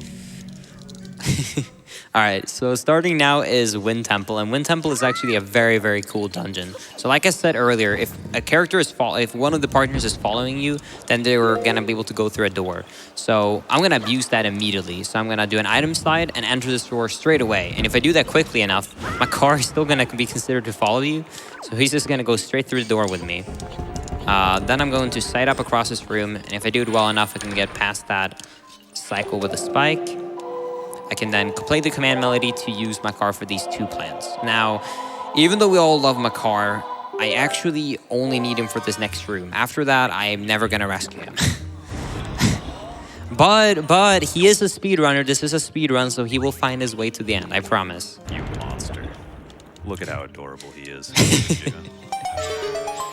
I'm sorry. So, yeah, so right here, everybody just wish my car a goodbye. It's only temporary, don't worry. Alright, I mean, it's just planting a tree here. I'm sure nothing will happen. I mean, nothing, this is fine. See, it's the tree. Yeah, the door opened. Yeah. Wait. Oh. No!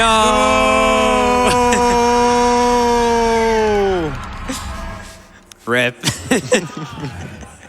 That's your fault. How could you? I'm sorry. You monster. So coming up here is another skip because we need to go full on now because we need to make up for losing my car.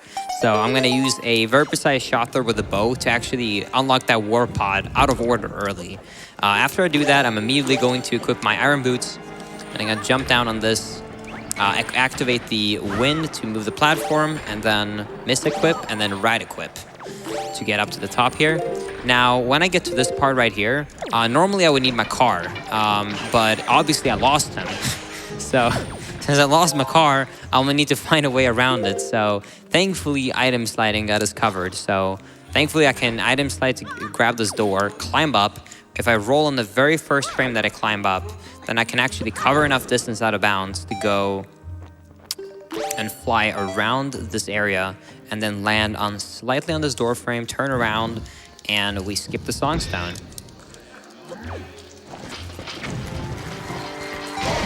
Beautiful double shot too.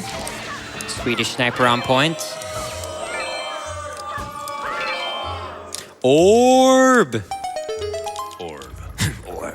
Orb.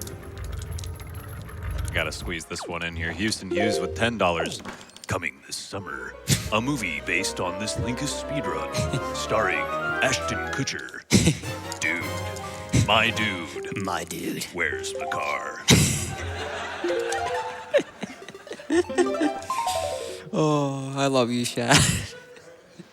But yeah, so now after we got the big key, we're gonna save and quit, and my dude is gonna regain his fully charged Master Sword, which means that in theory we did just save my car because he is in the end of the dungeon. I promise, he's not in the jail cell at least. So he actually basically is a star of prison escape now.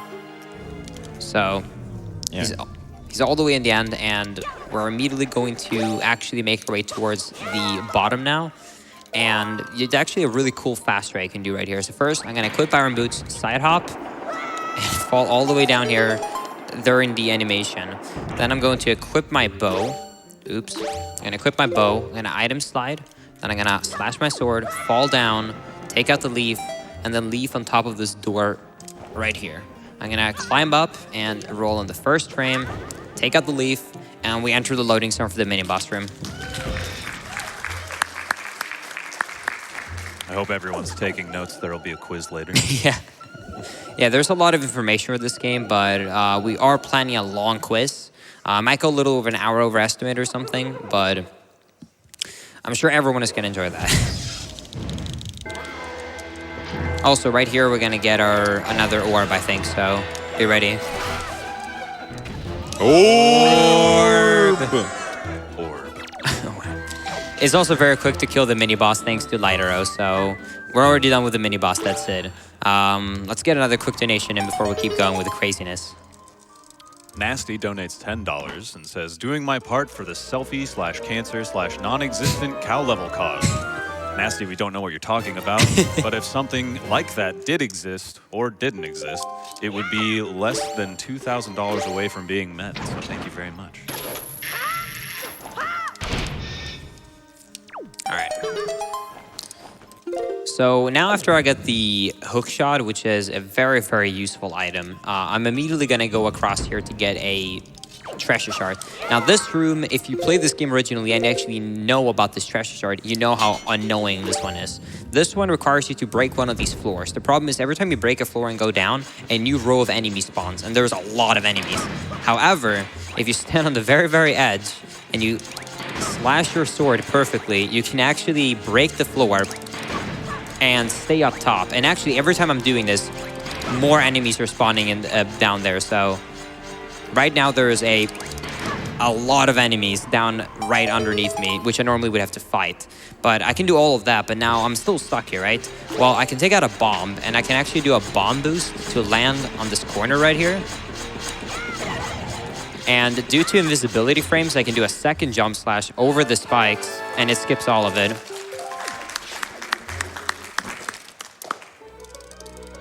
Seems like a fitting time for this donation. Matt Barr donates $25 and says, surprise, kaboom! Kaboom! I will double this donation if Linkus says plethora. Wait, what? Plethora. Plethora. Thanks, Linkus. Means a lot. I don't know what that word means, but... It means a lot. Oh, really? Thanks, Linkus. It means a lot. It'll sink in eventually. We'll get there. Maybe I can get it within the next 3 hours and we're good. Oh. It sounds like you have a plethora of time. Oh. This room, I'm just gonna kill all of these enemies and also hope that I'm not very unlucky. This room can actually, because of how tall the room is, the game can actually unload when an enemy is dying, and if you kill all the enemies, you spawn a treasure shard. So I'm hoping it doesn't happen, but I'm just gonna go through the entire room and kill all of them, so we have time for a few donations. Okie dokie. Pedge donates $5 with a nice poem. Roses are red, Linkus is green. Let's see a selfie of Ganon on screen. Thanks, Pedge. Good. Oh, for the chest. But yeah, let's get that Ganon selfie shot. I know we can do it. Sepates donates $25. Here's 5 more tickets to the selfie train. Let's go. It's esports now. Let's go. Let's go. Yo, let's go. That's Pikachu. Selfie donates $50. Selfie, just over 2 hours left. Let's get there. Let's go. I should also mention that right here, normally you would need my car to plant a tree to get across here. However, I can actually item slide through this wind and this entire room in a frame. So I'm just gonna jump through. In this room, the same deal. Just gonna line myself up and then kind of just jump on top of here. Item slide, clip through, and yeah, that's it. Donations, go. Oh my God. All right, no donations, don't go. That gives us bad luck. Actually, though, entering this boss fight, there is something noticeable, is that this boss is usually actually one of the favorites in this game, and that is because of the amazing music you get. It's going to be a little bit weird because, first off, Makar is going to start off with playing his song, because the game does think that he actually is supposed to, you know, be done. So he's going to drown in the sand. Oh, Makar! No! No! It's okay, you're just planting him. Yeah, we're just planting him. I mean, he's his own seed now. But yeah, he's gonna start off playing his violin. But thankfully, even like this boss music is really good, and thankfully we do still get the boss music. So he's gonna play it like 1 or 2 more times, and then the boss music should start. So, and also I basically have to force cycle this guy on the HD version of this game. I should also mention there's no way to speed this fight up. But yeah, so he's gonna try and play the boss music now. Oh. And then Makar is gonna step in, kind of just blocking the song out. But now we should actually get the song.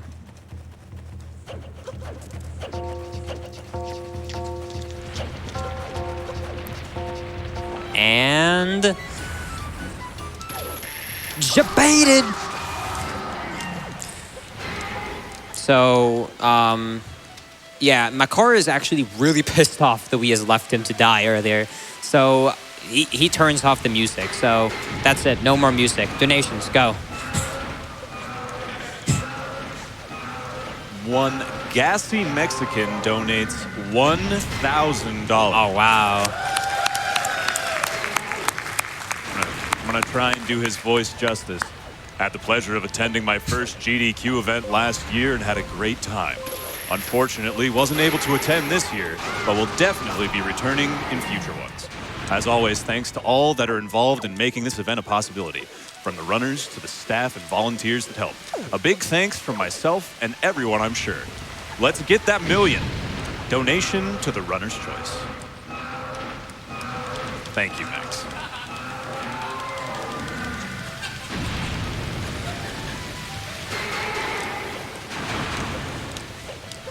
Is everything okay? Yeah, I'm just stretching, you know. It's a long run.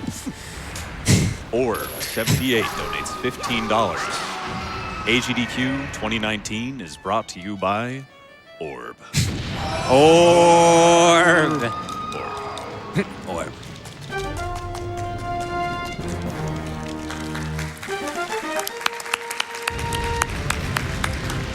All right, and finally, everyone can just breathe out, chat. No need to panic. No need to panic, basket. Makar is back. Yeah! And he's going to be safe forever. I hope. Yeah, he's just going to stay here. I don't know where he gets his food. I mean, I guess he's a seed, so maybe he just goes in the sand again. But, yeah. Another interesting, actually, thing to mention about this is that it's actually luck where Mulgara goes up for this last one. So it's actually happened to me in a 100% run. I think it's happened to you too. That it can happen that Mulgara goes up perfectly in the middle, that you're actually standing inside of this teleport, which is, for any other category, not bad. But when the heart is right in front of you and you're standing in the portal, you automatically enter it and you lose like 4 minutes having to retrack all the way to the end to get the heart again. So thankfully that did not happen this time. I have no idea what I'm about to say, and I hope I say it right. Probably Unless not. it's awful, in which case I hope I say it wrong. Artemis donates $10 and says, "Can Mr. Announcer please greet Linkus in Swedish?" Smiley face. Oh boy. I will know if you mess this up. Hej från Göteborg och lycka till. Yeah! Swedish is German, right? Can you say that one more time, please? It was really good. I just like I was just so fascinated. I need to hear it again. All right. Hej från Göteborg och lycka till. All right. Hejsan från Göteborg och lycka till. Basically the same thing. Yeah, I got it perfect. Okay, Yeah. Cool. That's great. Thank you for the good lucks from Gothenburg. I appreciate it. All right. We can have a couple of more donations. Oh, can you? Yes. James donates $20. Due to these wonderful runs, I have been moved to donate. No bull, utter delight. Sorry for milking it. I wonder what non-existent incentive that went towards. Kieran Conway with $5. Let's keep that 5 train going, my dudes. 1 million hype. Oh yeah, also, I should also remind everybody that the bid war, which actually, I'm sure you can check how the bid war is doing. I don't know if it's still very one-sided, but there's a bid war for if we're going to have the hero Charmant or not. And that is actually going to end in about 15, 20 minutes from now. It's actually surprisingly close now. Oh, really? Wear It is barely beating Don't Wear It by about $4,000 and some change. So really close. It could change at any time. So please get those donations in if you want to tip the scales. Yeah. And yeah, that also lasts for the entire run. So it's basically if we're going to have a golden mask on Link's face, a very beautiful mask on for 2 hours or not. So get those donations in. I know it's a very tight war, so anything can happen.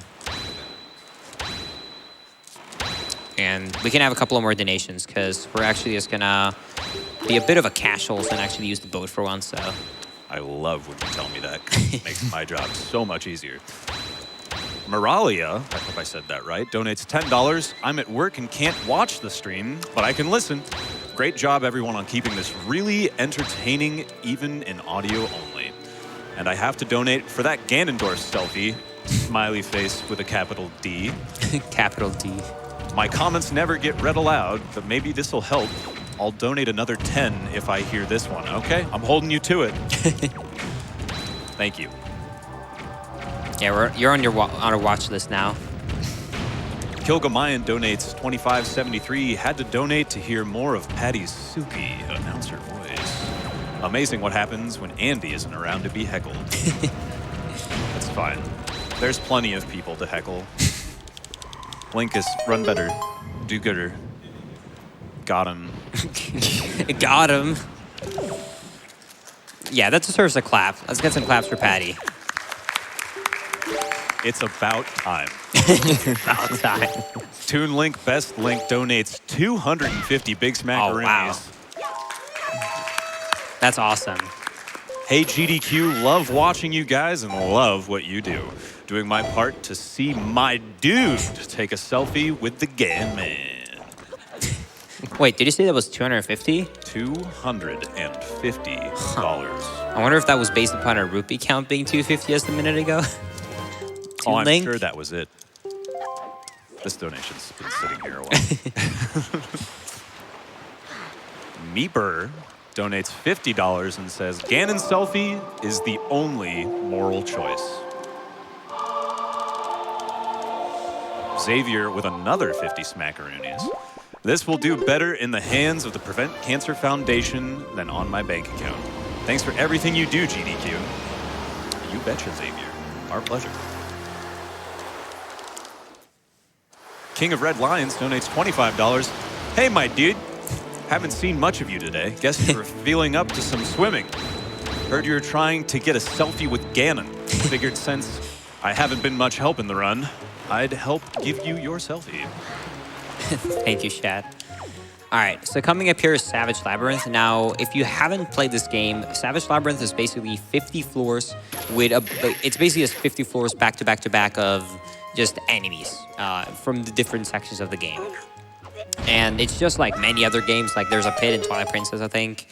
Just like if you play like Paper Mario 1000 Year Door, there's also a pit of trial. This one has 50 floors in total, 30 is required, and the last 20 is just for one of the things in 100%. And it actually used to be one of the worst parts to do. However, thanks to item sliding, you're gonna see a pattern of these rooms. So I'm often gonna try and go to this corner right here, and then do an item slide. Now, if I do a perfect item slide, I can actually make it to the center of this fire. And if I do that, I can actually enter the loading zone while I have invisibility frames. The problem with it is enemies can hit you. If you don't have a straight angle, then it will change your speed. And your speed is also changed depending on how your ESS positioning was held. But if you do it correctly like that, you will enter the fire. So hopefully you will see this about 50 times in a row, give or take, a few exceptions. So yeah, and also another thing to mention is during these floors, I'm also going to try and get all the spoils because, for example, these enemies right here, I do need a lot of the spoils for the teacher. So it's actually a great time to also farm spoils. Since I do need to anyways just leave the rooms, I'm going to just get spoils and then immediately attempt to floor skip like that. So yeah, we're going to go through a bunch of these. So we actually have time for some donations. It's a great time now.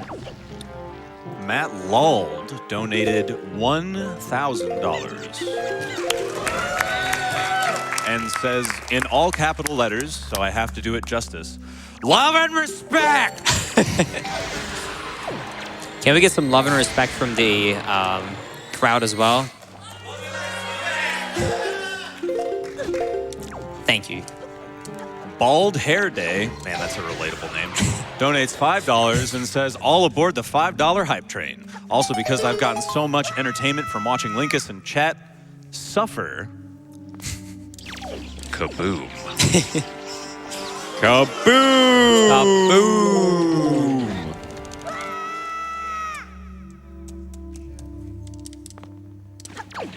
Also, Jim, do you maybe want to explain like why the floor skips actually work here? Yeah, so the fire that's around each one of these floors, it shares the same property as the lasers did in Tower of the Gods. It's not solid collision. It's what the game considers an actor. So if you go fast enough, you can go through it, which is what we're doing here with being able to get to the grotto on each floor early without having to clear the fire. You do need somewhat of a specific speed, though, because if you're going too fast, you'll just phase right through the fire and you'll get, like, hit out onto the other side. So Linkus needs to make sure that he has a specific speed, or a range of specific speeds when he hits the fire. Yeah, and even if I go to this corner, I mean, for example, right, this guy right here, he pushed me out, right? Or let's say he's standing in the way. That can be enough to make the setup not work, as well as if I'm not holding the exact same positioning as ESS on my analog stick. Because basically, with item sliding, like I explained earlier, you walk a direction analog stick, and then you hold slightly down in the opposite. There's actually multiple values that will work in the opposite direction, and it will also affect how quickly you build up speed. So if I hold a very, very good one, that's just like let's say like the first value outside of the dead zone, it will build up speed faster than if I was holding as far down as possible before a Link would start walking instead of turning. Which means that even if I do it perfectly, I could sometimes have too much speed or too little speed. So it is not 100% reliable, but it's reliable enough to actually do it in runs. Rumfro donates $20. My cats were jerks and turned off my power bar at literally the worst time. I have to know, did Patty speak fluent Swedish? Also, speech. I honestly, if I didn't know Patty, I would have thought he was Swedish. Linkus, Yes. how do you say duh in Swedish? Duh is not a word. Duh. Feralia following up with that $10. Yay, thank you. As promised, here's the other 10. Good luck on the run. Donation to Runner's Choice. Prodigal Tim with $5. I heard there's a secret orb level in Diablo 2. Definitely not putting this towards that non-existing cow level. I don't even know what you're referring to, Prodigal Tim. But thank you. Moo. Also, another actually fun fact you can think about is every time I do these floor skips, I usually on stream sometimes like to think of Waluigi from Smash. So every time I go through, you can all do it at home if you're watching this stream. So every time, if you listen to Link going through the fire right now, you will hear this sound. Yeah, so I usually like to put that in a bit of a high pitch. So every time I go through the floor from now on, what you can do at home is you can just be like, wah. So, Arg. arg. Now you might get tired because we still have a lot of floors to go, but if you keep it up, I'll be impressed.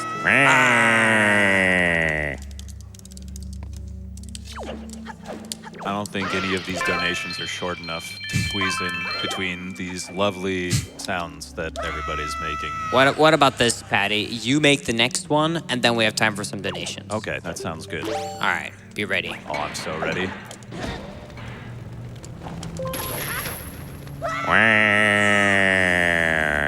Wow. Beautiful. All right, time for some donations. Let's go. Alrighty. Rogral with $20. What was the name of the little green dude again? Zelda? No, his name is My Dude. Come on. My dude. Come on, my dude. Oh, also quick side note. Sorry, Patty. You will see that. You're teasing me. I love teasing. So during these floors right here, I'm actually not going to do normal item slide floor skips because what I'm going to do instead is I'm going to walk into the fire with iron boots for most of the time. I forgot it there. And then by getting invisibility frames, I then have enough time to hookshot the lantern on the opposite side. And it allows me to hit the loading zone and then completely skip the floor. Now go, Patty. You can do this. You're darn right I can. Bayleaf with $10 says, good luck on the rest of the run, Linkus. You got this, my dude. My dude. Thank you. Wow. Oh, yeah. Sorry. Donation. Sorry. Got sidetracked. Anonymous. Ooh, mysterious. Donates $25. We might not have heard much of the train in the Mulgeris theme, but at least we can keep this donation train going. It says choo choo, but that's not the sound a train makes. I don't think that's the sound a train makes either. But hey, you know what? Crowd, you go for it. How would you say that a train sounds like, Patty?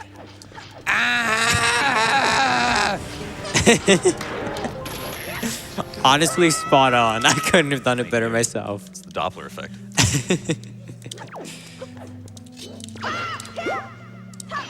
Ganondorf's agent donates $5 and says, so, you want to meet your evil idol? Just remember, he's a busy guy. And him being the king of evil means he has kingdoms to destroy and whatnot. Well, I'll put in a good word for you and see what the big guy says. But that million might not be a bad way to convince him otherwise. Thank you, Ganondorf's agent.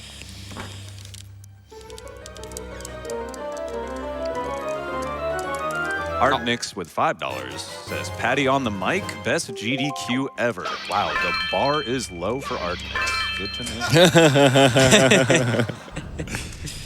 Also, this is the 30th floor where we get to Triforce, which normally, unlike if you want to get to Triforce, you would stop here, but we need the hero charm, so let's keep going. Also, final reminder is that you now have about 5 minutes left of the bid war. What is the current bid war at, Patty?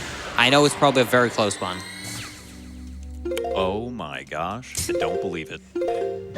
I'm not kidding when I tell you that Don't Wear It is in the lead by negative $4,000. Looks like you're wearing the hero's charm, my dude. You actually got me there. Wow. You're the one yelling Jabate at all. Got it. Yeah. Art Damon with a 25er for the selfie of the Ganon variety. Wow. Wah.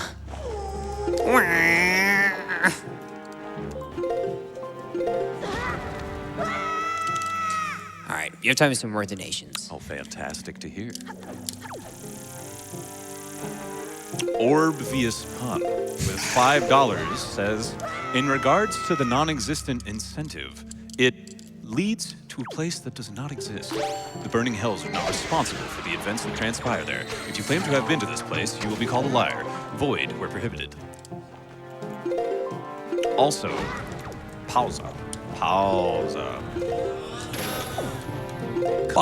Camus.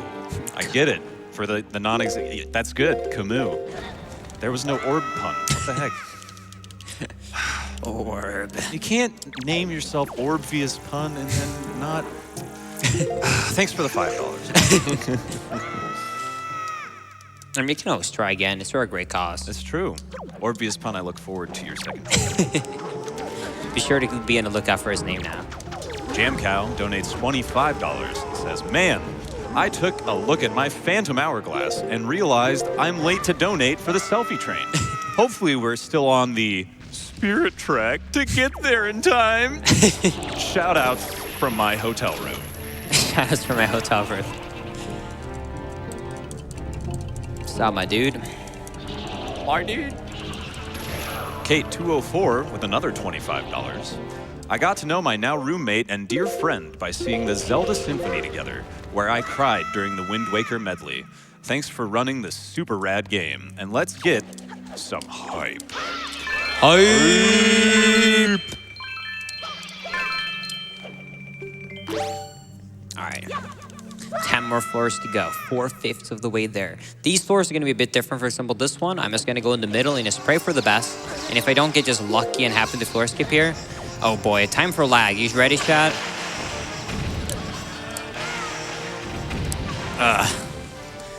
Oof. That's a tough one. Oh, we've got $10 for 10 more floors from Gel89. I have to donate while Patty is commenting over one of his favorite games of all time, besides Super Mario Sunshine, of course. I'm so sorry, but not really. For putting up with that, put this towards Patty's choice as long as it's not kill the animals. My choice is actually a swordless Yorm fight for Dark Souls 3 because I like to see people suffer, but just for you, Gel, I'd like to put that $10 towards kill the animals. Whoa! Awesome. All right, actually, I'm really scared right here because I actually completely forgot about picking up more health. So this is actually might be really bad. So let's hope I don't get it too many times here because I need some joy pendants. Oh God. No! I promised my shout out do that. I'm sorry, Patty. Sorry for what? It looks like I get to talk a lot more. Of course. Would you like me to distract the audience, Linkus? I would be honored to. Of course. Okay, I can do that for you. Just a quick update, or rather a non-existent update. It looks like we'll be heading to a place that doesn't exist in Diablo 2. We have met the incentive that no one wants to talk about, so thank you for that. Moo! I'd just like to say on behalf of everybody here,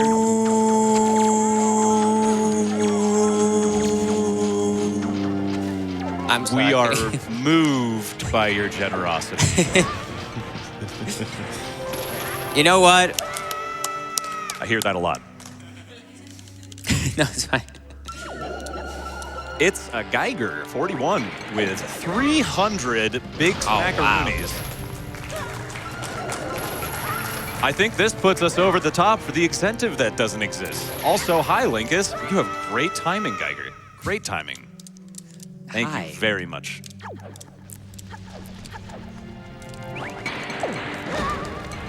All right, so what is the final count for the hero's charm? Do I actually need to tell you? You know, last time it was pretty close. I feel like maybe a comeback could happen. Well, it's been a come from behind victory, but it looks like where it barely beats out, don't wear it with $4,827.50. Don't wear it, barely losing out at 510. So slap on that mask. Here's the mask. All right, here we go, Shad. Here we go. Ready? 3, 2, 1. Hot. And now we get to enjoy that for 2 more hours. This is actually a coming-of-age story where Link grows his beard after going through many trials and hardships. Yeah. All right. So coming up here is Orca. Now, I'm actually gonna want Patty to read donations during most parts of this, and it's mostly just to distract you guys from this. Because it is not a very pleasant part to look at. So I actually have to take a break real quick, so you could shit. just hold down the fort for a while. That'd be awesome. I got you. Yeah, so basically Orca has a couple of rewards. If you hit him like 100 times, he will give you rupees, 300 times rupees.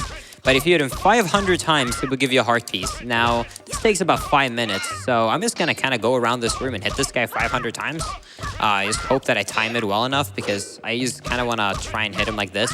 Because even though you can do parries, Parries, even though they deal 2 hits, are slower. So the quickest way is just to kind of hit him around the room 500 times. So you can just read some donations. I'm sure you guys don't need commentary for this. This is going to be a good 5 minutes, let me tell you. Ronan226, $25. Ganon selfie? Way too fun. Besides, I always love the art style of this game, so I'm happy to donate during it. Oh, and kaboom. Kaboom. Boom! Riley S226 donates $5 and says, hopping on that $5 hype train to 1 million. Thanks to everyone running the show and behind the scenes making this stream possible. Let's shoot for 1 million and beyond. Even further beyond?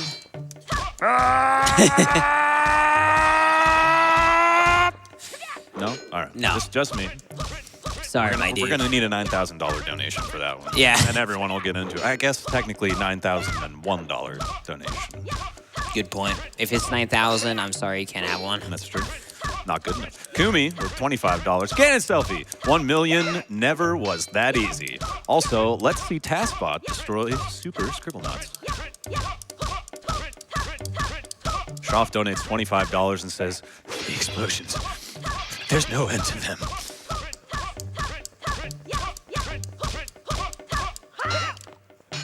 Are you enjoying the sounds, Patty, by the way? I am loving them. Awesome. Papa Linkus donates $50 and says, good game, my boy.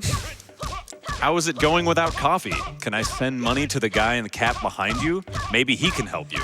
And please refuse Hero's Charm. Love, Dad. Yeah, this run without coffee is quite of a struggle. Quite of a struggle. Although, I guess it's pretty good. I haven't had to go to the bathroom yet. So I haven't had to do a hand wash skip for stream. So we have to do that another AGDQ actually, Patty. So you're lucky that we're not here for that. Please, never again. Foxhouse with $50. Take a selfie for me and post it on Instagram.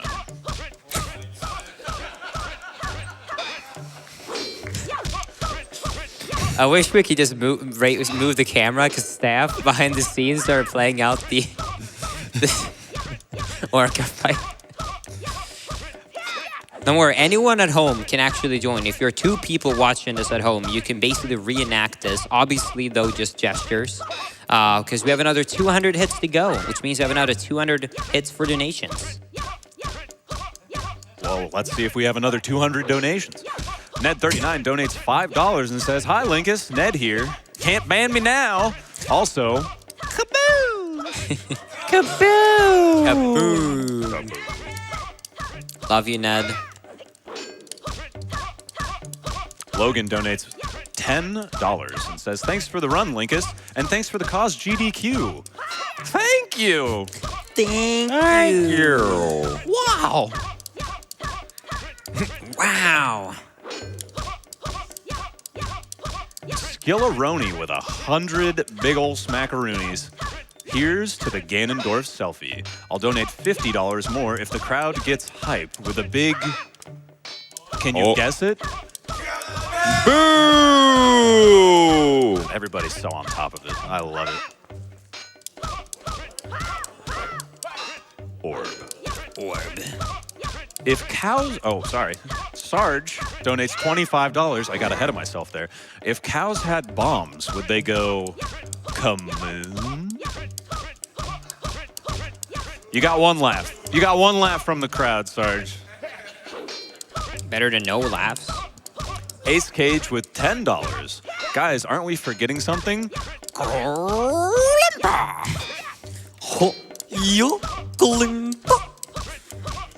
Oh, is it Swedish? Yes.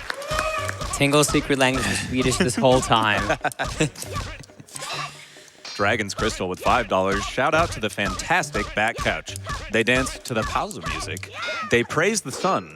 They even conduct music. You guys rock. Thank you to everyone involved, especially Linkus for an amazing run.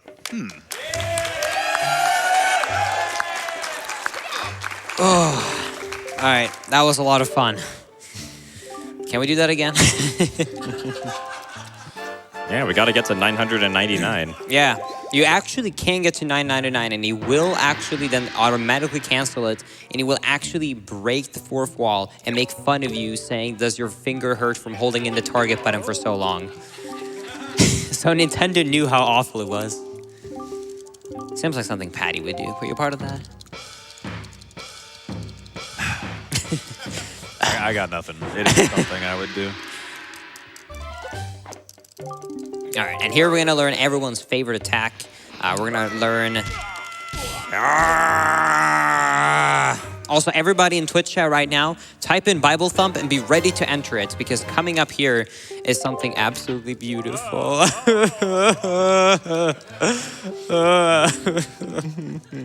One too many hits.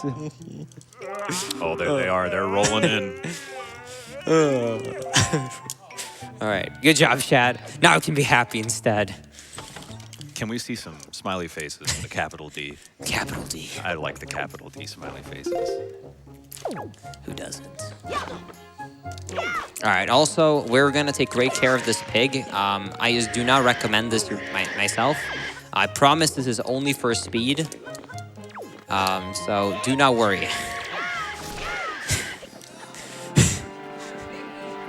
No, we're just massaging him, don't worry.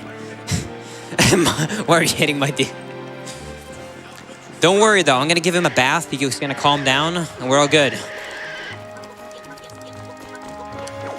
I'm gonna throw this pig and then give him some of my Swedish meatballs. Oh God, he might actually pick the wrong ones up. Oh no, my dude, please work. Come on, my dude.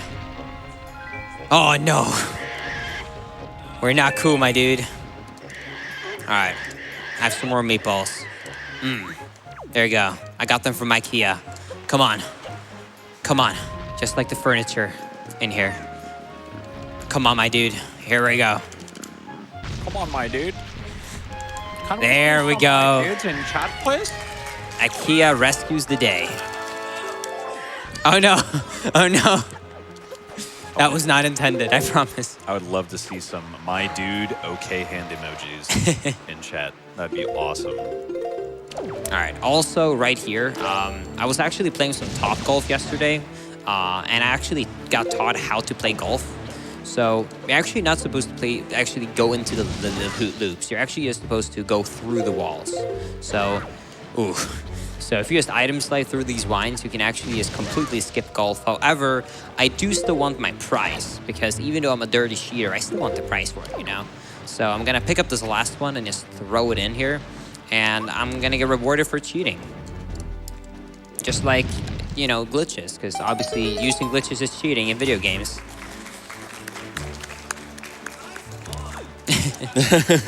Nice on. Do we have some Mario speedrunners here? We're in a quick session of Mario Golf. Oh, I thought it was going to be an orb. I'm sorry. Oh, that's okay, because we have another donation from Orbvious Pun. Ooh. $5. This one better be better than the last one. While puns are orbtional, the train to Ganon's selfie is not. Another $5 towards an amazing run and announcer. Oh, thank you. Though I point out, we've had something special all along. Bombs, kaboom orbs. What more could we want? All right, that was better. I think that was better. that deserves a full clap. Redemption. Everyone in the crowd, that deserves a clap. I Well see done, people in the Steve. crowd looking at their phones. No, no. We got a big one here. Anonymous, the ever mysterious donator, donates 250 big ol' smackaroonies. Woo! I'm going to count these out and try and say every single one. Anonymous says, "Hoo hoo hoo hoo hoo hoo hoo hoo hoo hoo hoo hoo hoo hoo."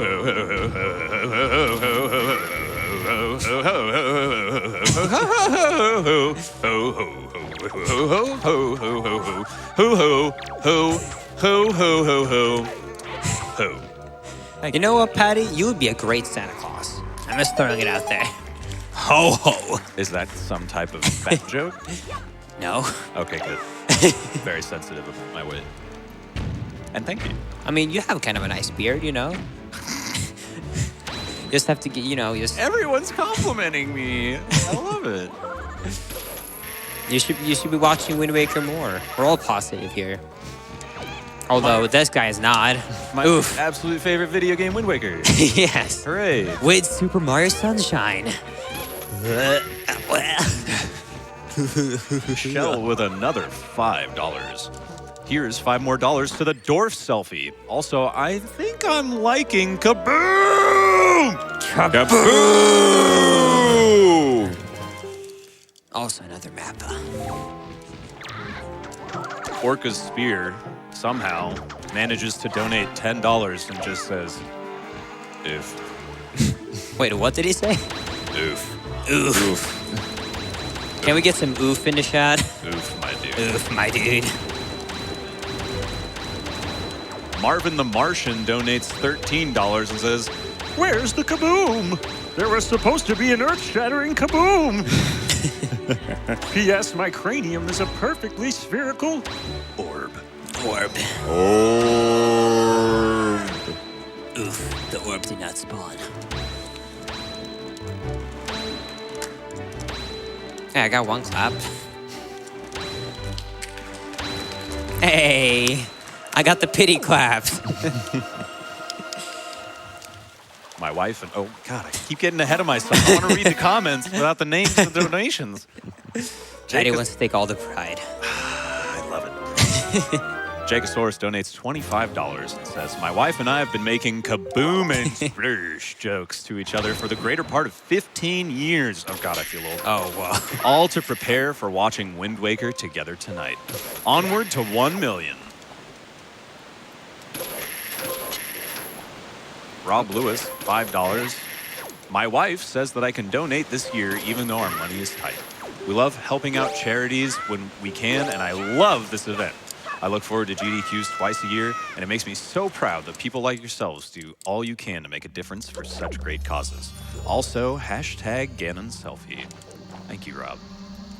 Also, I should also mention right there, I double target that wall, I take out a bomb in my hand and I press B, which is gonna put it behind me. And it actually is just enough force to put me on that tiny invisible wall. And thanks to that, I can actually then hookshot the chest and completely skip this puzzle. After I do this, I'm now going to sail and do one of the reefs. So there's not much going on that reef, so we have some time for some more donations, actually. My Weak Pun donates $5. Ganon Selfie, I couldn't move fast enough to donate. Thank you. Mary Kate donates $5 and says, at the buzzer, I finished my homework assignment that is due at midnight. I was really close to writing kaboom on my paper on accident. Kaboom! Kaboom! Kaboom. Patty's really excited for these kabooms. You might say I am hype. Couldn't make up a good joke there. You have time. Go ahead. What? Take the time you need. No. I'm patient. Oh, okay. I'll keep reading donations. Neil donates $5. Best run of AGDQ so far. Keep it up. Also put this towards that selfie. Ooh. We're actually 70,000 away. Whoa! Tasty114 with $25 says, Ganon selfie hypey. It had a bunch of E's afterwards. Hypey. Sir Gaming Brain donates $10 and says, we've had enough explosions. Sploosh time. Sploosh. Sploosh. Sploosh. God damn it, I'm just gonna change corner. Normally, if you have a normal water wave right here, it will like pick you up and you can actually hookshot these poles, which is faster, but it did not wanna give me a good water wave, so I'm just gonna change. Because this island, it doesn't really matter which direction I go from, so yeah. Here we go. Thank you, game. Leaf150, being a dude, says, donates $50 and says, I'm covering myself and some others for the Ganon selfie train. Let's keep going. Hello? Train? Choo-choo!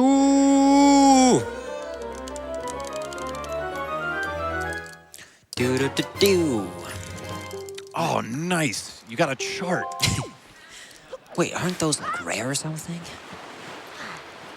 Juiciest donates $25. I've had several friends and family members who've been touched by cancer, and I don't see a better cause than keeping it from happening again. Let's mix this up a bit. Sploosh. Sploosh. I'm just gonna say, as an aside, that saying sploosh is much more fun than saying kaboom. That's just my opinion. The only important opinion, but an opinion nonetheless. Patty. Linkus. You tell me when to stop reading. I'll keep going until you say. You can get a couple more in, actually. Couple more? Okay. Goku donates $10 and says, this donation is over $9. Sorry. It's been over 4 hours or about half a DBZ episode, so kind of low on energy. Good luck to Linkus. Yeah, Goku, we could use some senzu beans, my dude. My dude. All right, so coming up here is the final actual trip we're gonna make to actually Windfall. So the first thing I'm gonna do is I'm gonna trade in the 40 joy pendants that I collected throughout the run. So we're finally done collecting spoils. That is all of the spoils I will need in the entire game. So first I'm gonna get one, and I'll get an exciting rupee, 20 rupees, so a $20 donation on the go maybe. You caught me off guard with a Gatorade in my mouth, man. Oh man. Give me a break for 2 seconds. I'm not seeing any $20 donations, but we do have a $100 donation. That works too. From Deckard Kane, who says, stay a while and donate. Or, listen. Thanks, Deckard. Thank you. But yeah, so then we trade in 20 and 40, which is going to give us a Cabana Deed and a Mappa, another one. Can't get enough of these, man. And then after I'm done talking to the teacher, I'm gonna leave now, and I'm gonna start all the different mini games that I'm missing on Windfall. So the first thing I'm gonna do is I'm gonna go to the top here, and this is where the last big RNG only trick comes into place. You remember auction way earlier in the run. We still have one item left actually for auction, since we did only buy 3 out of 4 items. So that means there is this, there is a Mappa and there is a Joy Pendant left. So there is going to be about a 50% chance of getting the Mappa and a 50% chance not to get the Joy Pendant. If we get it like 1 Joy Pendant, it's not a bad time loss because I have to enter this house later again anyways. But if I get it more than once, it would be quite unfortunate and a bad time loss, but hopefully it'll be pretty good. Also, here we're gonna have to get this letter and deliver it because while this girl was captured in Forsaken Fortress 1, she fell in love with one of the pig guards. So we kind of need to help them extend their relationship. All right, here we go, game. All right, get those blessed RNGs in the chat. Let's hope for that beautiful Mappa. Yeah. Mappa, Mappa, Mappa, Mappa, Mappa, Mappa, Mappa, Mappa, Mappa, Mappa, Mappa. Hey!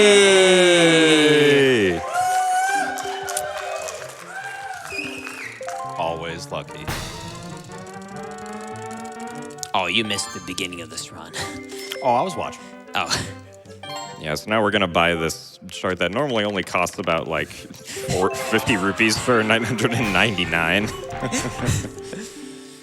We're just swimming in cash in this game. But yeah, so because of how quick it will be to farm rupees later, it's about 20 seconds faster to get 1,000 rupees compared to actually taking the time to bid. So it is worth it, even though it feels really bad to buy a Mappa for 1,000 rupees.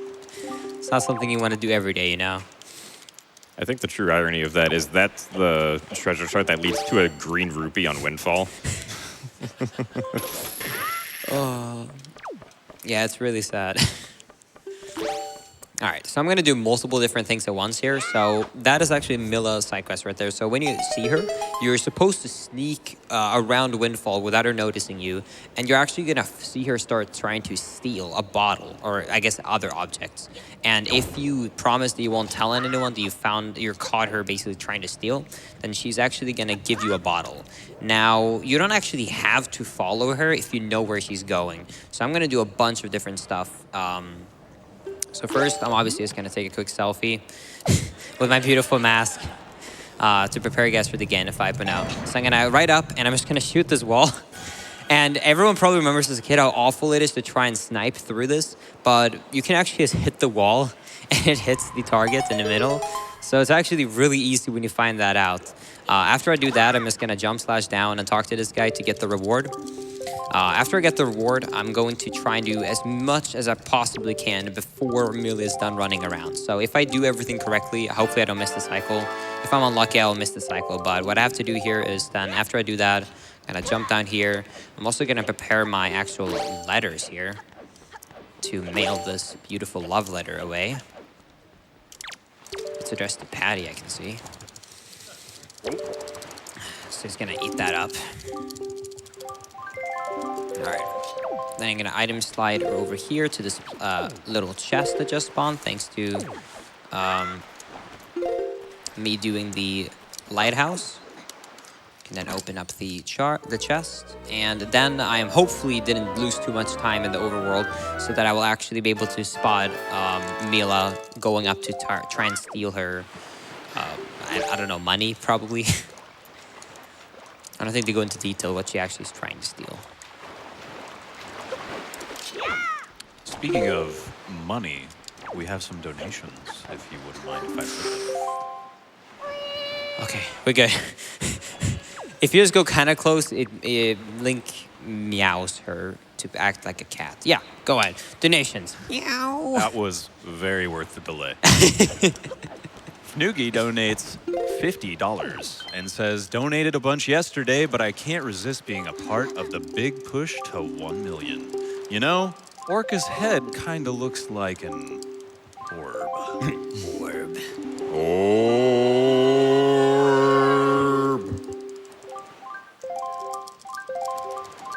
Diggs donates $5. First watching GDQ and donating now. Here's $5 for a selfie with Ganondorf. Kaboom. Kaboom. Raphael donates $5 and says, $5 hype train. Hype. Hype. Oh, sorry. Hype. Woo. Woo. Big hype. Big hype. Audience Camera donates $5. I've been watching the gentleman in the cap on the couch dancing and bobbing all week. Dance on, friend. Dance on. Let's ride the spirit tracks to the Ganon selfie. So, for some reason, the developers decided to make it so that the camera is based upon the way Link is facing. So you actually, if you have a perfect angle, you can turn Link around in that one frame before the cutscene starts, which means the camera's gonna zoom out of bounds for no reason. And I thought it looked cool, so we had to do it. And now when we see basically the dad being kind of rude and shoving the male guy off, I'm now going to be polite and actually help him out. This is also gonna make up for what I was doing earlier. I'm actually gonna go up right now and talk to the mailman, and also then I'm also going to activate Anton and Linda. And after that, we are almost done with Windfall entirely. We do need to finish the Maggie part, but after that, we'll be done. Ace Burrito donates $25 and says, Ganondorf self-E. Let's get this bread. E. Ganondorf self-E. Ganondorf self-E. Ganondorf self-E. It was the clap emojis, and then he said, let's get this bread. Oh. I don't think it's supposed to be like a sports chant, but hey, that's even better. That was just a quick picture. You can have a couple more donations. I'm just gonna activate so that I'm actually gonna invite this guy on a beautiful little date. Oh, that's cute. Yeah, it's for selfish reasons though. I just want the heart piece. Are you cheating on me? I'm not saying you're a gold digger. That log had a child. Interesting username. Donates 250 big time smackaroonies. I've been hearing a lot of kabooms, splooshes, and orbs. But no love for fish guys, and I have really played this game a lot, so I'm gonna mess this up probably, but shmeh! Isn't it? I have no idea. That was a good one. one, yeah. I'm just making random noises at this point. Sound. Let's get the Dwarf Dude selfie. Good luck on the run, Linkus, my dude. My dude, thank you, my dude. All right, here we go. Twitch is now a matchmaking server. Website, that's the word. Bam. We got a date and we got a little bit of love from it. Beautiful.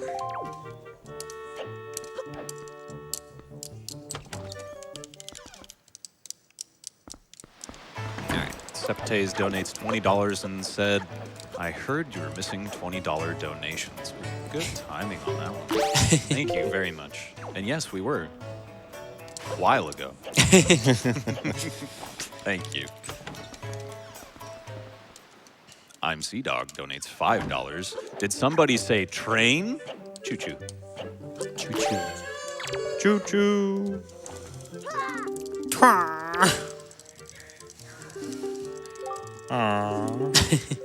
Pat, you just go through like an entire Wind Waker and just listen to the audio and then just try and like make all of the sound effects this game has.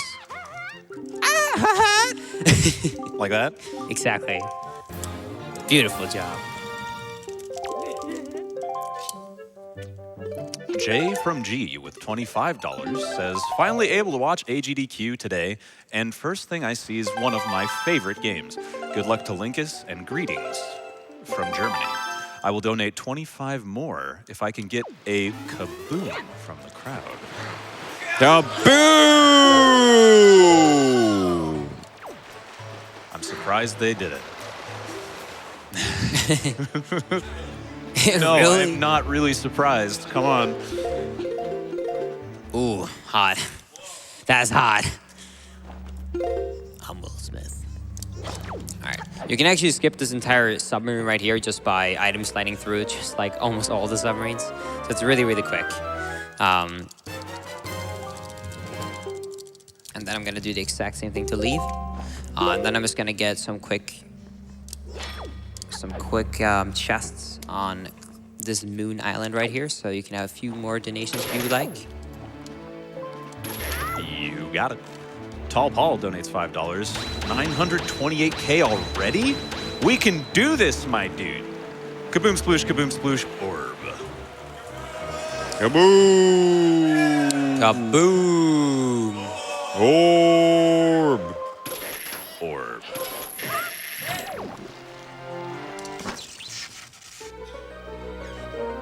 Captain Valros donates $25.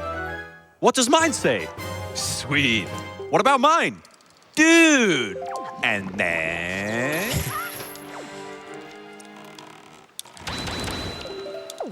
For anyone who's seen Dude, Where's My Car? Oh. That's the reference. Michael K with $25. The Wind Waker is one of the best Zelda games of all time. Sorry, something in my throat there. Gotta get that selfie. Donation to Gymnast Choice. Orb. Kill the animals. Oh man.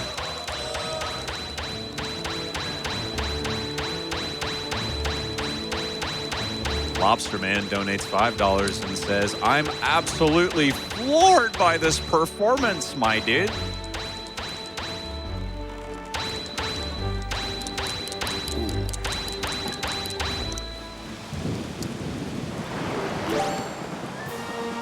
All right, that might be a bit tricky. What's up, my dude? These are very, very laggy boss fights, by the way. But thankfully, though, if you aim the bombs very well, you can actually get through it pretty quickly. Also, if you're wondering, I was just double checking the routes because this is such a long 6-hour run and I don't have splits. I'm not very used to not being able to check any notes or, you know, any leeway. I actually just saw that I actually am 1 heart container short, so I am gonna have to go through that, but it shouldn't be bad. You want me to go through it for you? The route? Yeah. Yeah, sure. Don't worry, You can just scroll upwards right. from there, because I'm supposed to have half a heart and I have a quarter. So it'd be one thing I missed. I'm trying to think right now what it could possibly be.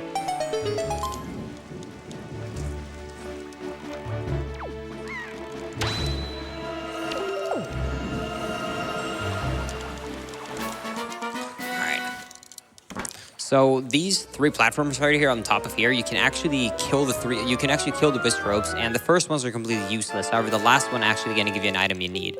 So hopefully we get good spots on these because they can actually spawn in very horrible positionings, which could be quite bad, but hopefully it goes well.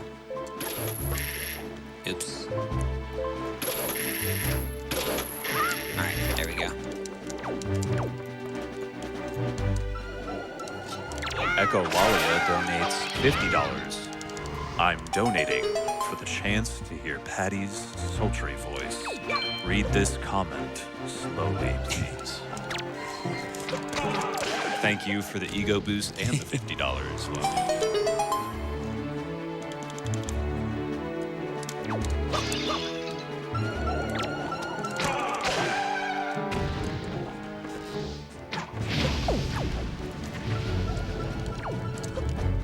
Oh boy.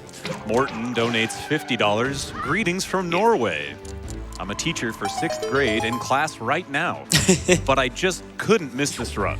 So say hello to 6th grade at Ostgard School.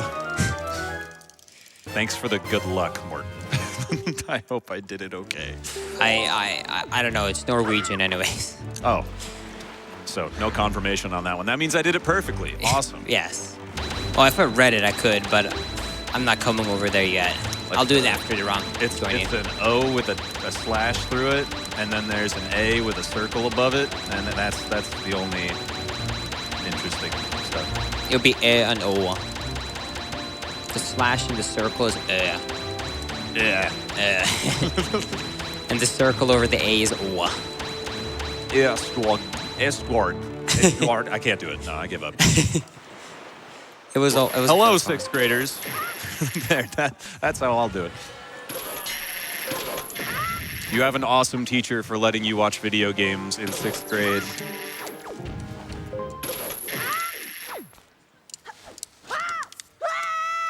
Any idea what it could have been? All right.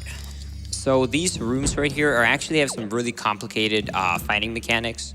Thankfully, though, we don't really have to follow that because we have light arrows. So that's just kind of thrown out of the window.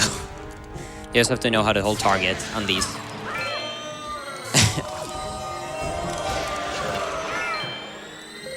Orb. Orb.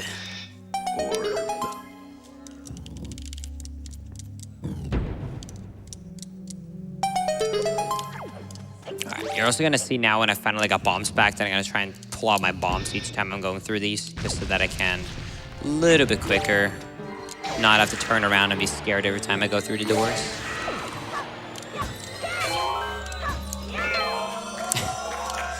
Orb. Orbs. The ever mysterious Anonymous donates $5. Lost my best friend, my grandma, to leukemia 9 years ago. Ganon has been a long-time favorite Nintendo character for me, so let's get that selfie and kick cancer's butt. Hell yeah, Anonymous. Sounds like a good plan.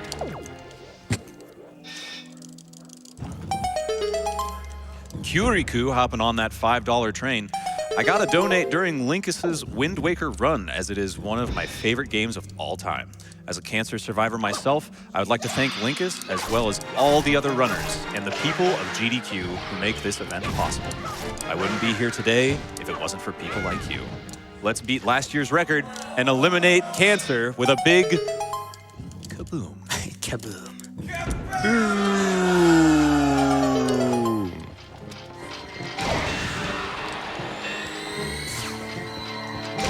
Beautiful.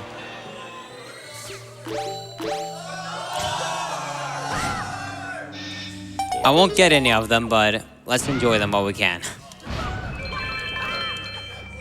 It's enough to just look at them. Yeah, exactly. All right. Oh, all right. So this is actually one of the eight locations that does have the Triforce collecting aspects that we need. So this one should have a Triforce shard. No, it's a charge right away. Actually, I think in HD. After that, I'm gonna save and quit to get out of here as quickly as possible, and then I'm gonna go to flight control platform, which hopefully doesn't go too bad. It'll go perfectly. Trust me. Thank you. Back to the pit. Donates 250 smooth smackaroonies. A smattering of applause. Thank you very much. Ganon selfie? Yup. Gotta have a pic of the Gan Man. Just make sure to give him some karoom. He's a big guy. Thank you, back to the pit. Legend of Pazza donates $5. Oi! Just want to say I'm having a blast watching Linkus run my favorite game ever, and I'm doing my part for the Ganon selfie. Good luck and have fun. Pazza, thanks for jumping on that $5 train, heading to $1 million station. All right. So normally you're supposed to, with flight control platform, you're supposed to actually like leaf across the entire thing. It is very, very annoying to do. Hopefully if I do this perfectly, we can skip it. So what I'm gonna try and do is time my item slide perfectly. And I don't have a metronome, so I'm just gonna look at the timer and try and just eyeball 1.5 seconds with a charge up and just hope I get a good enough speed. So.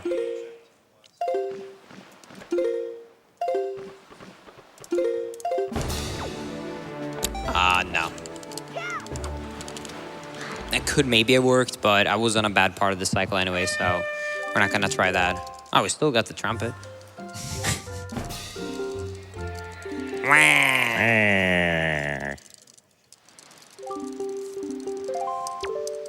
I have nothing but love. Donates $5.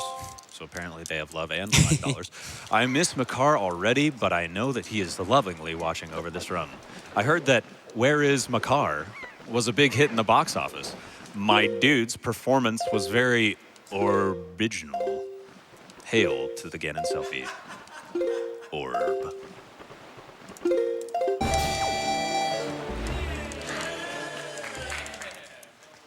Did it work? Hey! I was scared it was gonna be too far. All right, that works. New record. All right. Good. Good luck beating that record. I'll be impressed if someone beats it. I also call cheating.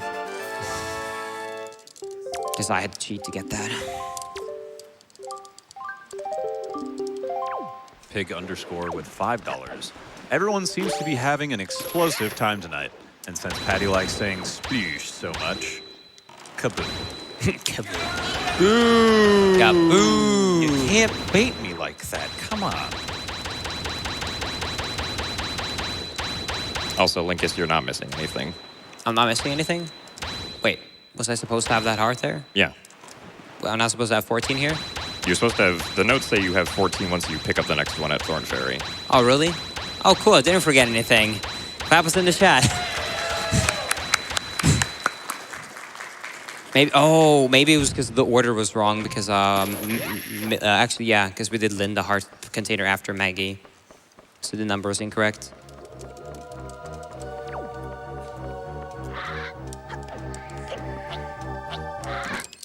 All right, so far I forgot anything, except for Patty reading the nations. Sounds good to me. $100 smackaroonies from Ka, who says, boom. Kaboom. Thank you, Ka. Thank you, Ka. Dominique with $10. Ganon Train, we must keep it going, so don't slow down. Also donating $10 because my boyfriend Jesse is right next to me. He makes my heart go kaboom. Aww. That was cute. Just like you, Patty. Don't lie to my face. But thank you. I love me too. Thank you. Garanos with $15. This year's Awesome Games done Veloz is good. Can't even take a pausa. Take my rupee.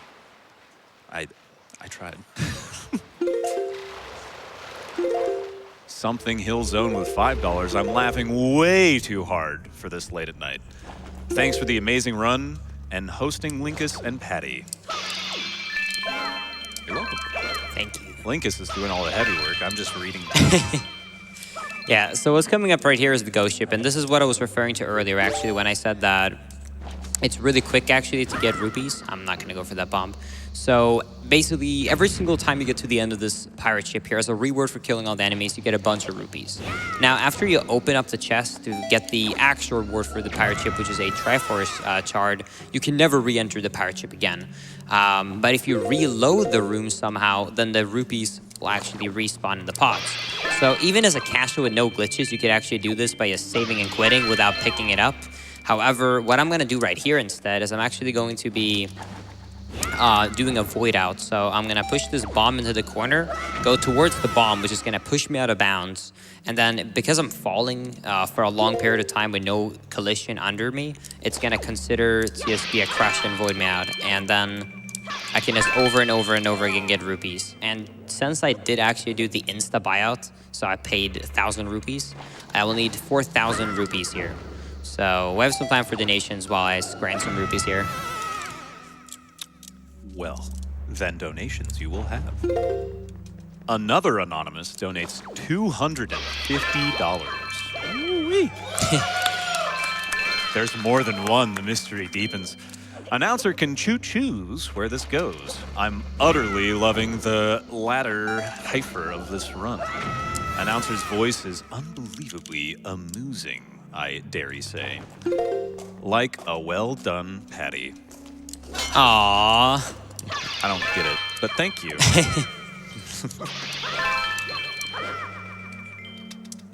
First, watching GDQ donating, and here's $5 for a selfie with Ganondorf. Kaboom! Thank you, Diggs, for the $5. Thank you, sir. You're welcome.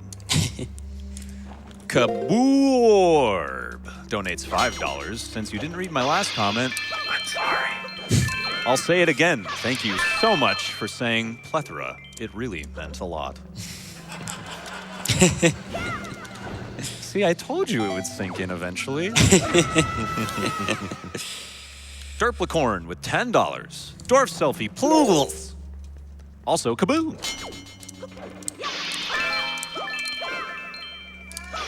Kaboom! What do I have to do? Goodness gracious. Saphira Bright Scales with $25. What is up, my dude? I'll donate another 25er if we can get an orb from the audience. Donation to Announcer's Choice. Orb.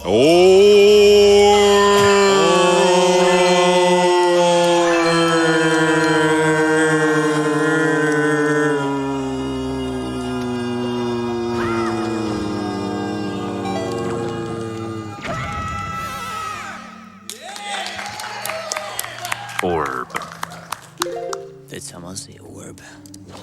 Yeah, that's me. Oh, hi, Pat. Ah, here we go. Wesley with a $25 donation, or you might say a quarter of $100. Here's your missing heart piece. Linkus love. Thank you. We found it. There it is. The Canadian student with $5. As a poor student, this is all I can afford to donate right now, but I just needed to give something, as the Zelda speedrun VODs have got me through many sleepless days of revision. Donation goes to Runner's Choice. Save those animals. Boo. Kill them all.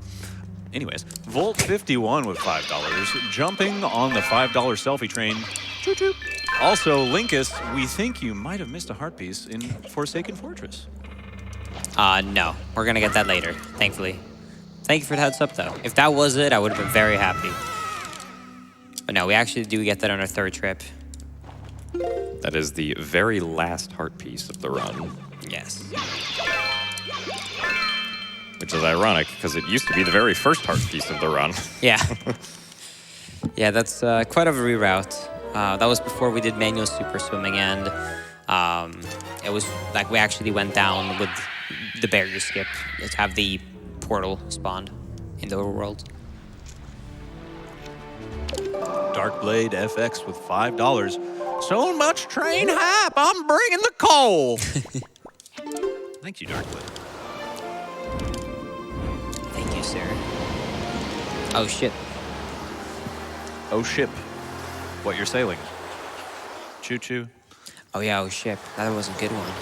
Thank you. It's what you said. Yeah, Yeah. that's 100% what I said. Uh-huh. I got you. Selfie Tillman. Oh, I get it. Why do you keep talking about me taking a picture with Ganon? We're not even from the same franchise. Well, Selfie, if we hit that million, you're not going to have a choice. Only 73.5 more K to go. I think we can do it. 100% we can do it. I believe in you, Shad. Considering this run still has about 15 hours left in it, we might be able to hit it. So right there, I just did an item slide to clip inside a Thorn Fairy. It's a trick that's really precise and 80%. It would save me like 3 seconds to go for in this category. So I don't know how I got that. Well, got to make up for the bad RNG somehow. Yeah, exactly. You gotta go for the YOLO strat somehow. I mean, actually attempting it once barely loses time if you got on the right part of the island. So it's actually not it was not actually a bad choice at all. Especially since we got it.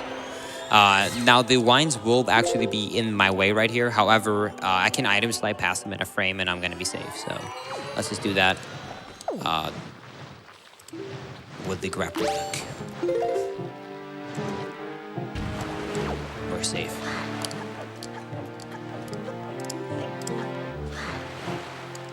The ever mysterious. No, you can talk. Okay. I'm just going through my shard. You looked like you were concentrating. I got scared for a Oh, minute. no. The ever mysterious and elusive Anonymous donates a very big, very retail amount of $999.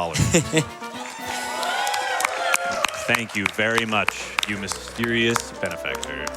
We appreciate it greatly. And then following up immediately, Anonymous with another 20 will donate another 20 if Patty says something positive about Wind Waker. Oh, I'm torn. Something positive about Wind Waker. There you go. Expect that 20. Yeah. Thank you. Do we really count that, though? It literally says, if Patty says something positive about Wind Waker, that's the third time now.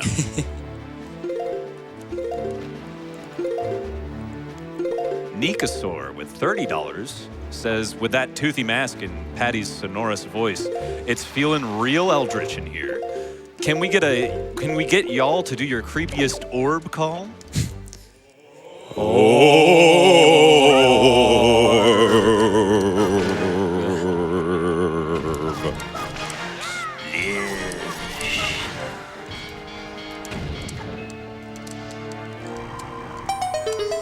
All right, so this is actually going to be beating the submarine is actually, for some reason, is randomly has a little bottle here. So it's actually going to be our third and almost final empty bottle. This game has 4 empty bottles. The last one is going to be purchased for too much rupees. Now, I'm also going to safety stay right here because I'm going to do another one of these cool jumps right here. And just in case I crash, you know, going safety strats here. So we're going to item slide into this corner right here. And then just kind of slash our sword and say, whoop. And we're here. Then we're going to trade a bit. And actually, it's actually kind of funny that I didn't know. Actually, I'll show you GDQ. So if you use the leaf right here, you actually find out that it's a Goron. Yes, that is in the original. So if you actually blow the leaf, you can actually find out that this guy is secretly actually a Goron. And you have to trade with him multiple times to get the heart piece. Wow. Wow.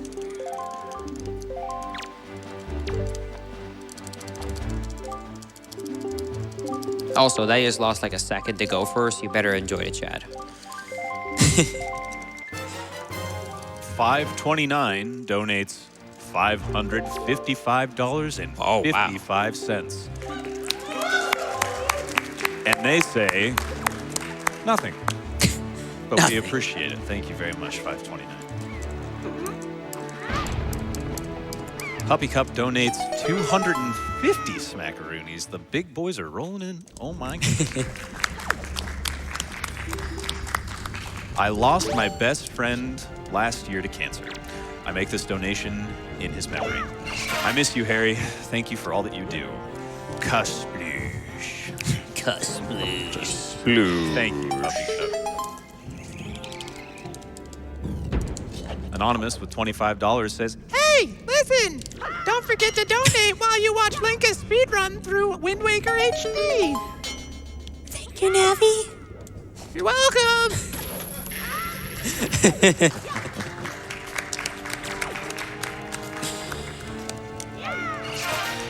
We will need a vote in chat who had the best Navi voice. 1 for Linkus and 2 for Patty. oh my gosh, there's so many Patties in chat right now. Holy moly, look at that. That's amazing. Sorry, Linkus. Ah, well, it happens. I can't always live up to you, man. I'll take it. All right. This island is, by the way, pretty straightforward. You just have to hit the switches to get the to unlock this chest. I'm also going to use the hook shot to speed through this place a little bit quicker than I normally would, but that's about it. I'm also just going to leave it normally. Actually, no. I'm going to safety save. And coming up now is a couple of weird orders to do specific things in this game. So the first thing I'm going to do is I'm going to super swim away from this island, and the thing that's not the greatest about this island is that you actually have a small chance of clipping through this wall every time you charge up speed. So I really just hope every single time that I don't clip through. It also motivates me, because I can clip through so easily, to go with less speed for my super swims, which also is quite scary if I'm going to make it or not.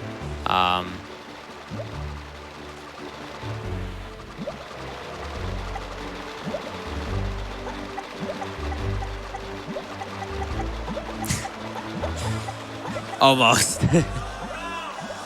That's fine. That's fine. Well, actually, it actually doesn't matter, because I actually had to fish this treasure shard up here. So let's just say that that was planned. I was going to do that now. Yeah. Yeah.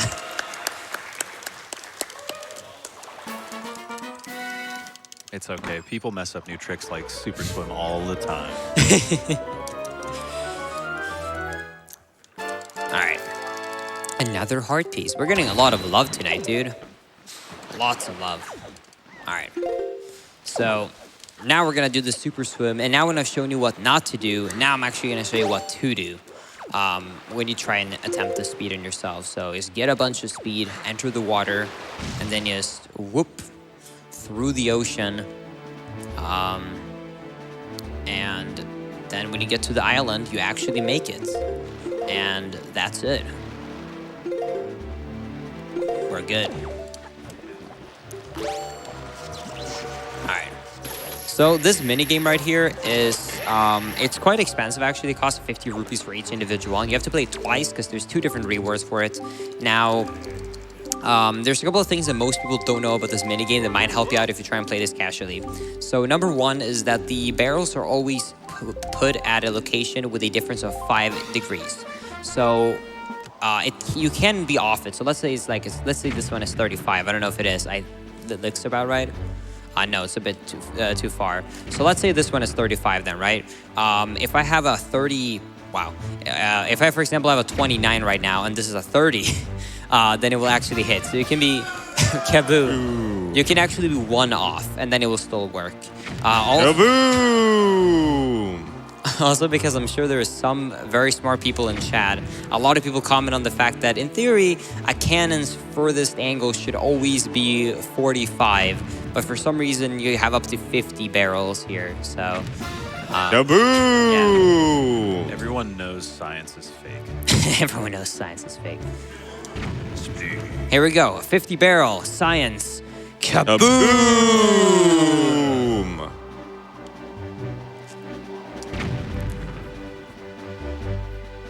Sploosh. This better be a 30, otherwise we're gonna have to go twice. Oh shit. I mean, oh shoot. Oh, shit. Oh shit. Oh barrel.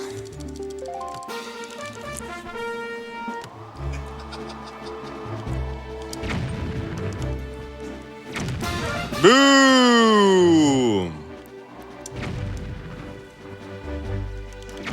Kaboom!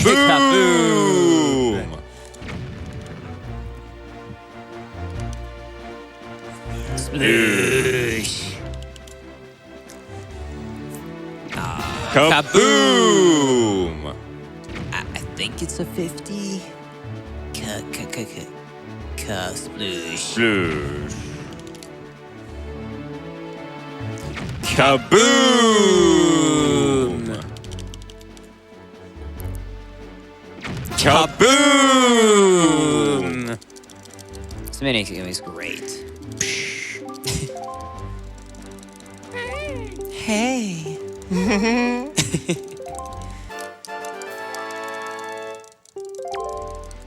All right, one more time. We have a $25 donation from Collins? With a question mark? There once was a boy named My Dude. Many adventures he has accrued. He's been shot from a cannon and he will defeat Gavin. But mostly he just goes...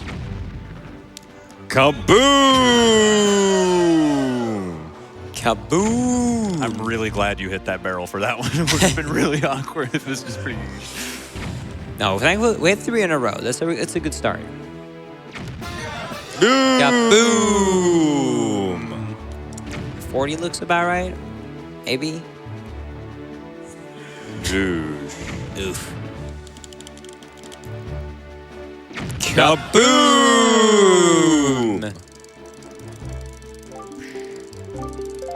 All right. We're done with this island. Let's head on.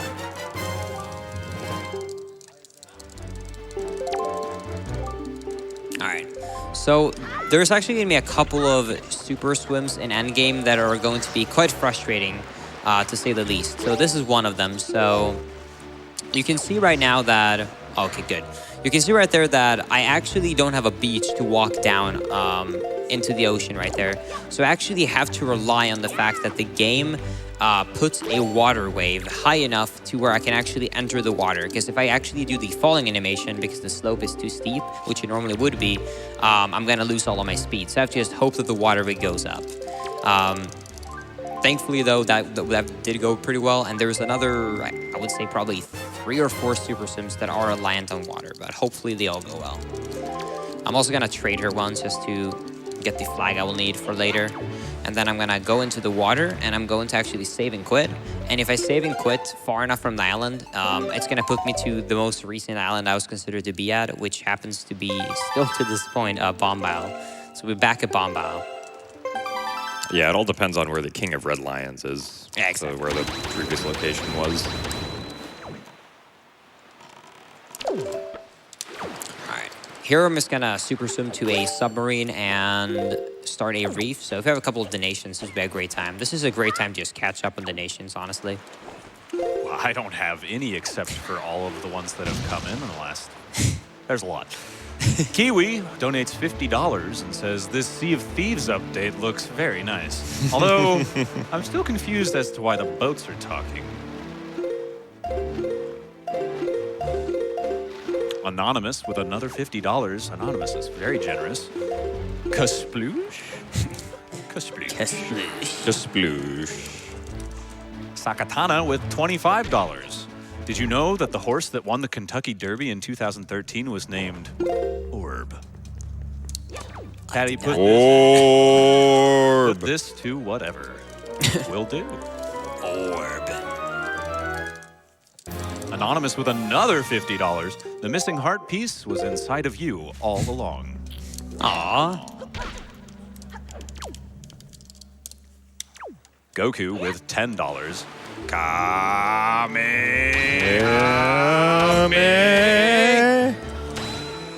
Boom. Boom.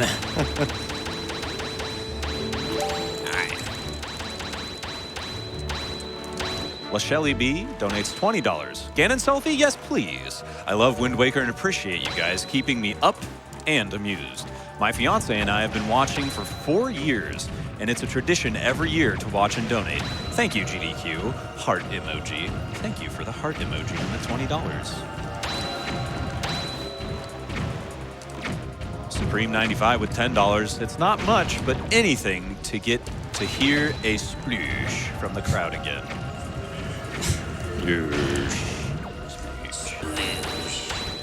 Still need more coffee with $25. Fell asleep while watching AGDQ, I get it, and woke up early on my day off because of the kaboom noises in my bedroom. Really glad I didn't miss much of the run. Thanks for this entertaining run, Linkus, and good luck to all runners less than 3. Greetings from Germany. Thank you. I'm glad you guys are enjoying the run. It's quite a late night here in the US.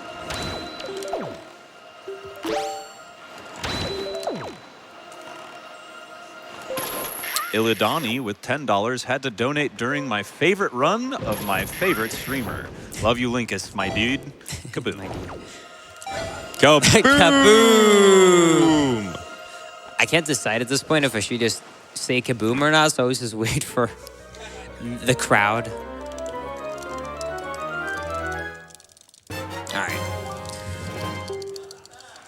We got a map. What a big shock. But yeah, this part of the run is, there's not too much to go over, honestly. There's a couple of super sims and a couple of tricks I will explain, of course. But a lot of this is honestly us collecting and collecting and collecting and collecting. So there's not too much to go over, to be frank with you. Well, then, if you don't mind, I'll keep reading these lovely donations. I do not mind. I'm glad, because I was going to do it anyway. Beetle donates $5 and says, just wanted to say thank you for running this event to all at GDQ, and good luck on your run, Linkus. Hopefully we can say bye-bye to cancer. Bye-bye. Bye. Have you visited my shop yet? I guess not. Wait, what? Have you visited Beetle's shop yet? He misses you. Oh, I'll go there in a bit. Yeah, it'll be in about half an hour, actually. Keegan donates $5. Kaboom is the third-ranked spell in Bang spell list in Dragon Quest. The spells listed go bang, boom, kaboom, and kaboomal. So kaboom! Kaboom! I actually was hoping people would say kaboomal since it's... Kaboom! It's the most powerful one. Let's crank it up. All the way to kaboomal. It costs 50 MP. Jeez. Anything for kaboomal. Briggs with $5. I've really enjoyed this speedrun and have never played the game, but I love what GDQ is doing. Keep it up, guys. I do want to ask, though, how much Italian have you learned from practicing the speedrun? I know the word pausa, mappa, Isola del Drago is like Dragon Roost. I know a couple of islands like that, but other than that, I'm usually a pretty bad speedrunner. I don't read the text really. I kind of smash through it, so not too much. Just a couple of words here and there. You do know Fratelli, though. Yeah, but mappa. Map. Tiggity Tex donates $20 and says, guess what? I got a fever, and the only prescription is more kasploosh. Sploosh. Debated. You're welcome, Patty. For what? That was for charity, not me. Thank you very much, Tex. A Nani Mouse, I get it, donates $5. Ganondorf's selfie train has gone over 30,000 since leaving the station. Gotta buy my ticket. Sploosh. Sploosh. I can't tell you how satisfying it is to read all capital letters with a million O's, sploosh, as sploosh. The person that's donating it though knows how he wrote it, so he's really disappointed at you probably right now. Yeah, well, I live to disappoint. DG Jono with $25. Waking up to this positive energy Wind Waker run has turned a sploosh early morning into a kaboom. Kaboom! I'm so sorry to hear that, and I hope your day gets better. Linkus, Gymnast, and our heroic announcer are winning combination. It is a pretty good combo. You know, I would order it. It's only over 9,000, or you know, $60,380. Pocket change. Pocket change. Come on, people. Meech donates $10. Set an alarm so that I'd be able to watch a 100% playthrough of the first game I was ever able to 100%. This donation goes out to my friend Sam, who beat his stage 4 Ewing sarcoma. Proud of you, buddy. We are too. Thanks, Meech, and congratulations, Ewing. No, congratulations, Sam. I am so sorry. That took a turn. Yep, that's my bad.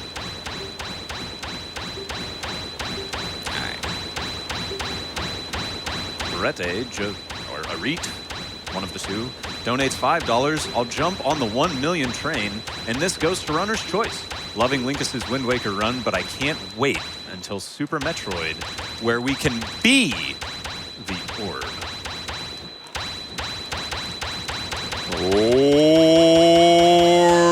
Orb. Kill donates $10 and says, Linkus was the first person I ever followed on Twitch. So when I saw him doing this run, I jumped out of my chair in excitement. I hope you can beat a world record, and I hope together we can beat cancer together. Heart emoji, spelled out. Heart emoji. Venomous Wig donates $5. It's almost 2 a.m. and I gotta be awake at 5 a.m. But who needs sleep when speedruns exist? Our thoughts exactly. Glad to have you with us. A few things to mention right here is this room can actually be very tricky because these enemies want to spawn, these Wistrobes want to spawn a row of enemies. So I'm gonna try if the camera will be nice enough.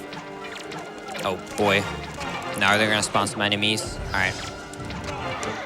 To try and avoid at least all 3 of them from spawning enemies. If one of them spawns them, it's fine, but hopefully not more. All right, good. You're also gonna notice that I like kind of look over at this, at the share, and it's just because a lot of this endgame stuff requires me to basically fish up treasure chests in the ocean, and you have to go through the menu and open them so that you can actually fish them up. And on top of that, I also want to see where I am. So if you see that I kind of like look over like that, it's actually that I'm looking at the map on the actual gamepad. Normally, if you hold it as your main controller, you just look down, but since I do actually use the Pro Controller, I have to kind of lean over. Orb. He's lying. He actually has GameFAQs open on that.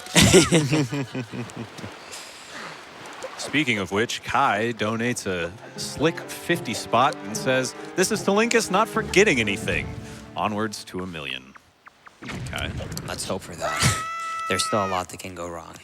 And Griff with another 50 spot. Thank you. I turned 25 less than an hour ago. Feels birthday, man. Happy birthday. And was happy to be watching Wind Waker when I did. Best of luck with the rest of the run. Griff, next year you'll have a better birthday. Don't worry. Aww. Just kidding. Happy birthday, Griff. Happy birthday to you. Happy birthday, my dude. Happy birthday, my dude. Happy birthday, dear dude. Happy birthday, my dude. Happy birthday, my dude. No Thuro with $10. Smashed some plants at home, found some rupees. Take these for this great run.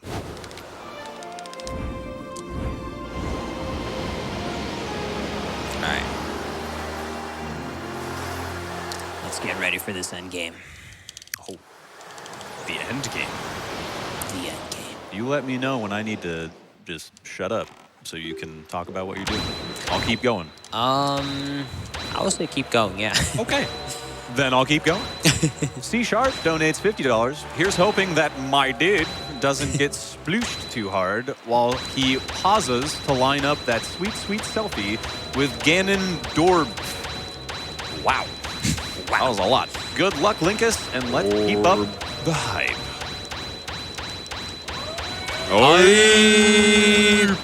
Thank you. Ooh, Shady McVillain Face dropping a big 500 smackaroonies. Oh, wow. Shady says Linkus is doing a great job collecting a ton of orbs.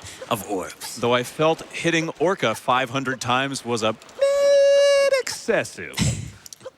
Though this abundance of kabooms has convinced me it's time to part with some of my surplus funds.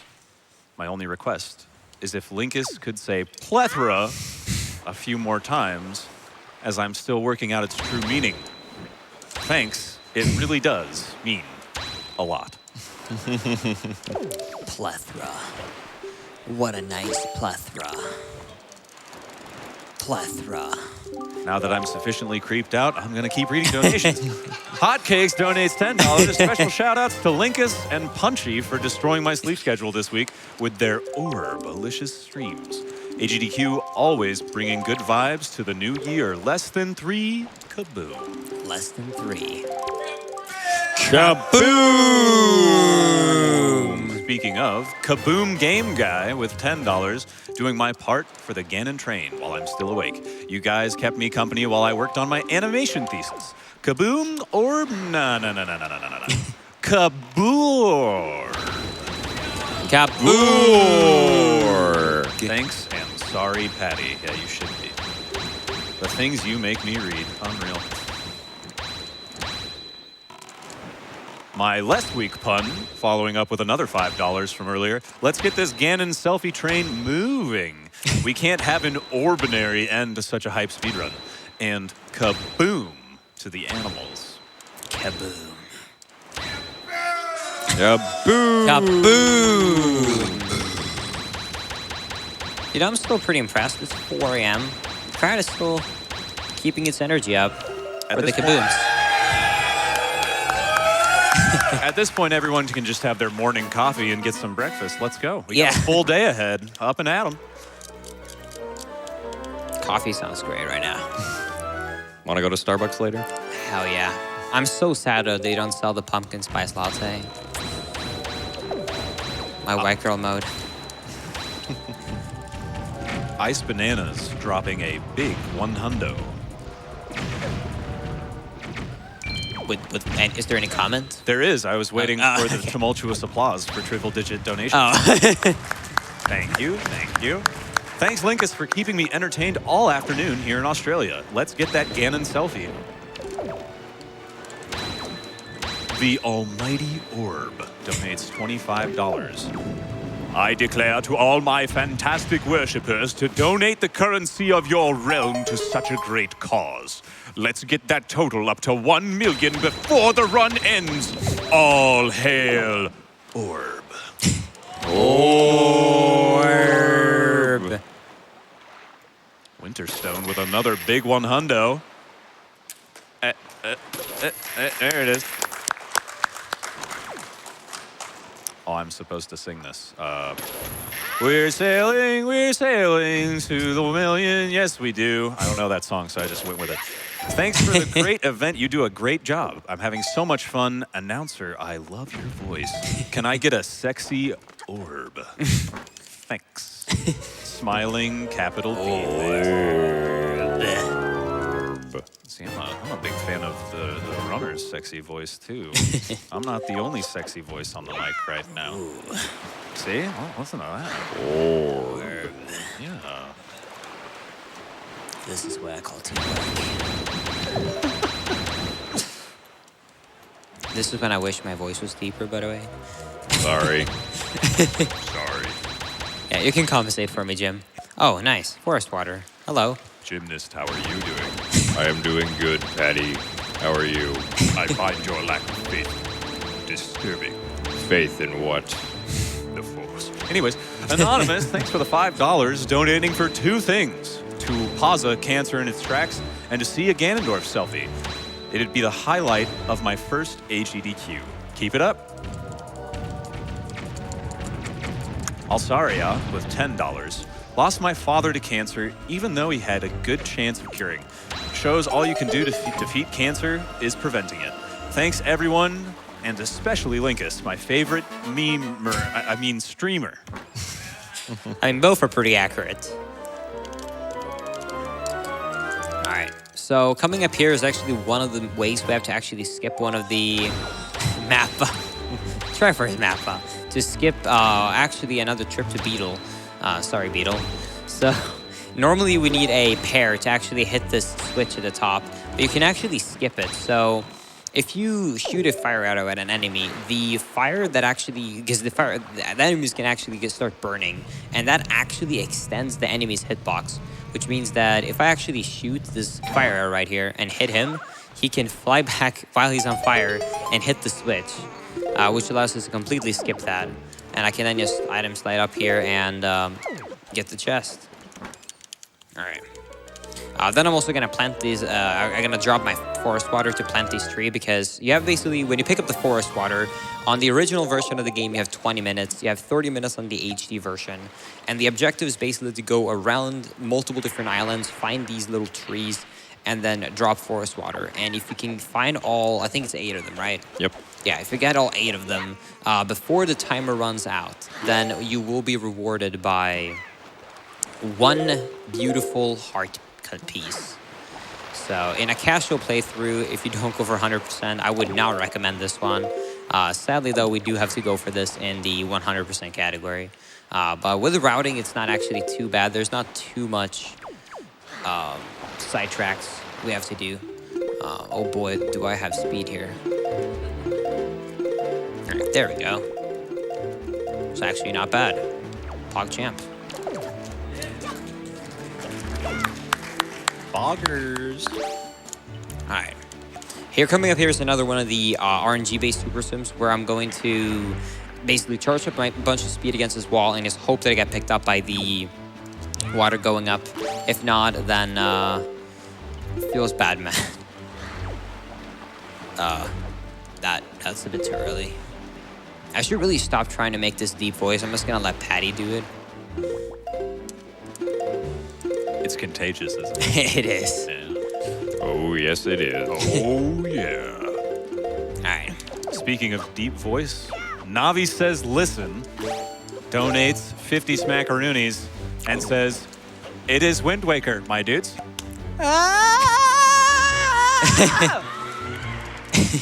Thank you, Navi. I wish this run was scheduled one day earlier now. Made it even better. Then it would have been Wednesday, my dudes. You can read a couple of more donations, actually, like 1 or 2. You got it. Tabby Toast donates $25. Greetings from, you guessed it, Germany. Thanks for playing one of my all-time favorite games, Less Than 3. Best wishes to everybody out there. Stay strong and kaboom. P.S. Brian and Rusty, stop watching GDQ at the office. Whoo, busted!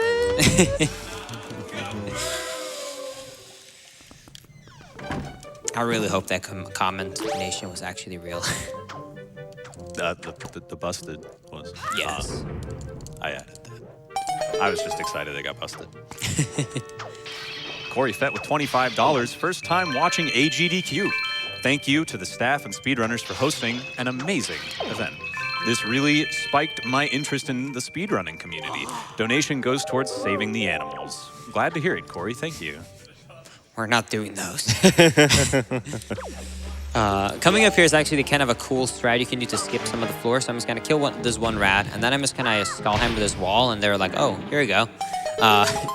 Basically, the hitbox for the skull hammer is actually really extends very far forward. So if you have a slight angle and you use the jump slash at the correct spot, you will hit the switch through the wall, which is gonna cause Link to just open the, I guess, shortcut for going out of this place, which skips all of the sidling parts and allows me to get access to the final chest in this little maze, if you want to call it that, even though it wasn't really a maze for us this time around. And then we're gonna go and see, in my opinion, the best character in this game. We're actually finally gonna get to experience some tingle action. I'm tingling with anticipation. Do you maybe want to tingle in a donation or two beforehand? Oh, yes. Hylian Environmental Protection donates $5 and says, Attention! We received multiple reports of a boat in the area pulling multiple large chests from the water, then dumping them back into the ocean. If these actions do not stop, we will have to levy multiple littering fines against the culprit. Please refrain from continuing these actions. All right, we got busted. We're definitely gonna have to tingle now to bribe him a bit. Just go a little faster and we can avoid the speed police. That is true. Sub 6. That will be the goal. I don't know. Sploosh was pretty mean to us, but maybe. I actually have no idea how my pace is right now. All right. Coming up is Tingle. Now, Patty, this is what we'll do, okay? We're gonna have some teamwork here. So we're gonna listen very carefully to the sound that Tingle makes here. And then we're gonna try and recreate it for the second one. Are you ready? Yep. All right, this is how he sounds like. You got it. Downloaded. All right. Here we go. We're gonna get this 3 times. So the second one is just for you, and then the last one is for all of us. Okay.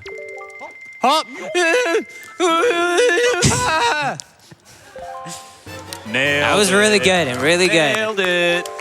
All right, and now time for everyone, including chat. Here we go. Goal.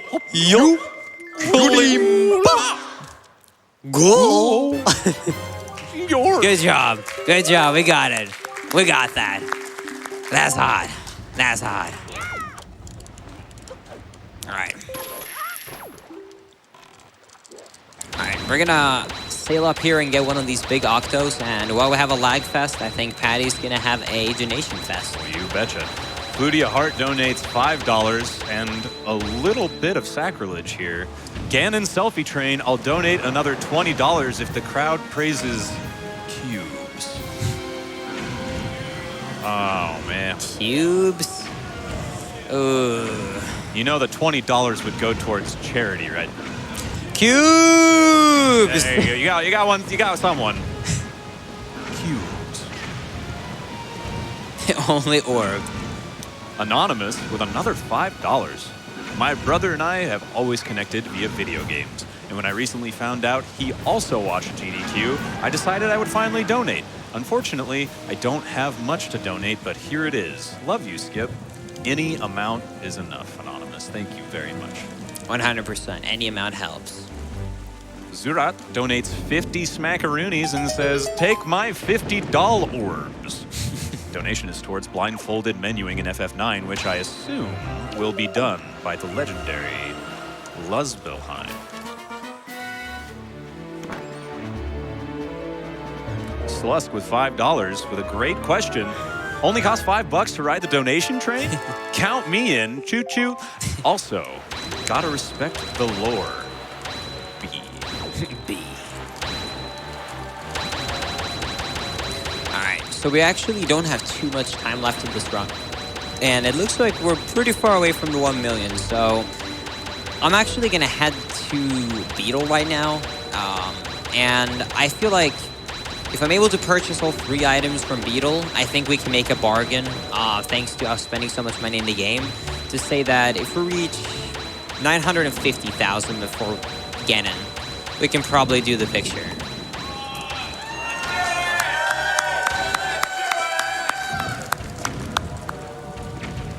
Uka Ruka donates $5. Like Zoink Scoops, you totally kaboomed that ship. Thank you for the $5.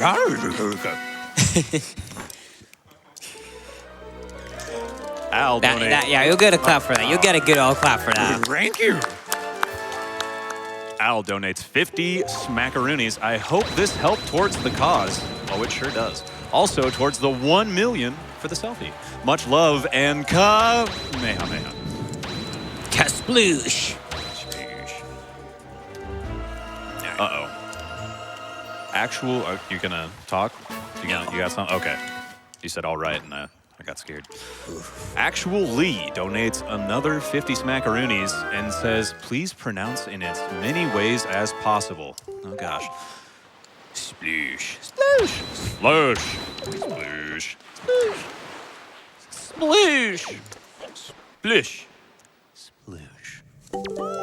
Sploosh. Sploosh. Okay, that's all of them. I tried.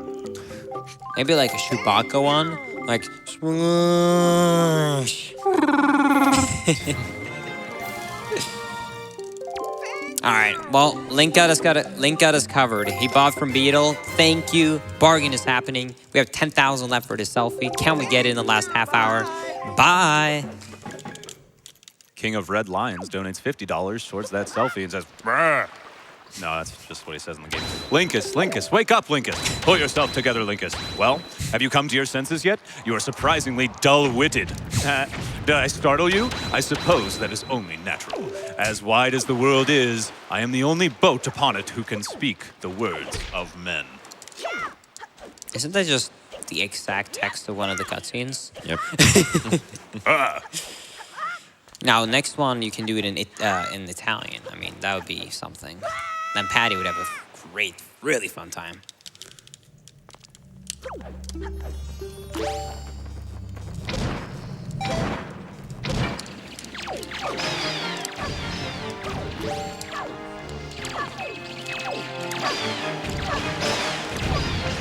Oh yeah, it might lag a bit here, so I hope that's fine.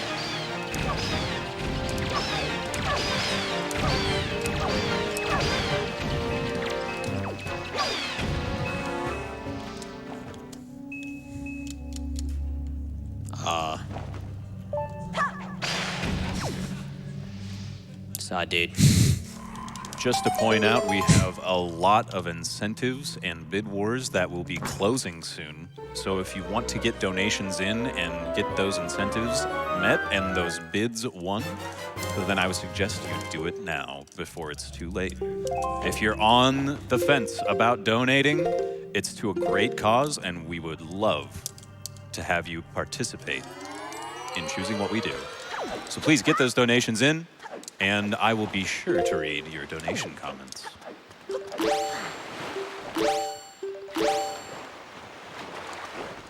Pretty good one is Final Fantasy IX blindfolded menuing. Got mentioned in a donation earlier. That's going to be interesting. Oh, man. And, of course, what my personal thing that I'm excited for is Dark Souls 3 No Storm Ruler Yorm. For those of you that don't know, Yorm is a very gimmicky boss fight where you use a weapon called Storm Ruler to take him down in about 10 hits. And without Storm Ruler, it takes about, I don't know, for most people, about 40 minutes. So it should be pretty exciting to see how that works in a speedrun. I'm excited for it. I'm very excited too. Yeah. Yeah. Yeah. You're also going to notice, a quick side note, sorry, Patty, you can keep going a second, is that right there on that island, it is one of those islands, sadly, that requires good water RNG as well. So the water goes up and actually picks you up at the correct time. Thankfully, though, we only have to do it one more time in this specific island. And in total in the run with the RNG-based super swims, there will only be 2 left. So we're almost done with them. And Patty, the stage is all yours. Oh, baby. Kyrie donates $25 and says, let's get that selfie with Ganondorf. Pics or it didn't happen. Which means if we don't, then darkness will reign. Which, depending on who you ask, is probably bad. No, I know now, without a doubt. Kingdom Hearts is life. Thank you, Kyrie. Thank you. Yeah, get those clappers in the shade. Cecil with $25. Another $25 if Patty says, hey, that's me. All hail the glow cloud. I expect that $25 within the next 5 minutes. Get on it. And thank you. Oh, the sound of that pause buffer is, oh, it's beautiful. Pause a buffer. My bad. That was quite a lot of speed. I don't think Gymnast picked up on that when I was super swimming right there, but it was very close to us hitting a fairy island right there. I actually kind of hit it. I actually got an airfield, which means that I happened to land on this spot where there is water, but there's ground under it. So I was probably like a few pixels off losing all my speed there. So that could have been a big oof, but we're good. All right, this is a combat cave right here. I'm gonna have to defeat multiple enemies. I can thankfully speed it up with light arrows, but I also have to be careful because of how the shape is of these little, I guess, monster faces. Whatever it's supposed to interpret. If you actually kill one of these enemies, like right here, you can see how actually like even Link like kind of gets pushed back like that. You don't have that effect of being pushed back by these enemies, which means they actually clip through the wall. And if they do that, they will fall infinitely, never actually be considered to be killed, and you will just infinitely be stuck. You have to leave and re-enter, which is very, very slow. So you kind of want to try and let them go a little bit further into the room. Right here, I'm going to try and angle them up so that I can get a double snipe. And then... Orb. I was waiting for it. And then we get 2 orbs, which reminds me, do we have any orb donations? You're throwing me for a loop. I have all these donations lined up, and I don't know if any of them are orbs. Well, let's see. Let's find out. We've got a donation from Meek for $111.11. Greetings from Australia. Thanks for entertaining me all week at work. Really loving the Wind Waker run so far, and I think it would be absolutely amazing if we can get to 1 mil. Best of luck for the rest of the run, and thanks to all the staff who make this excellent event possible.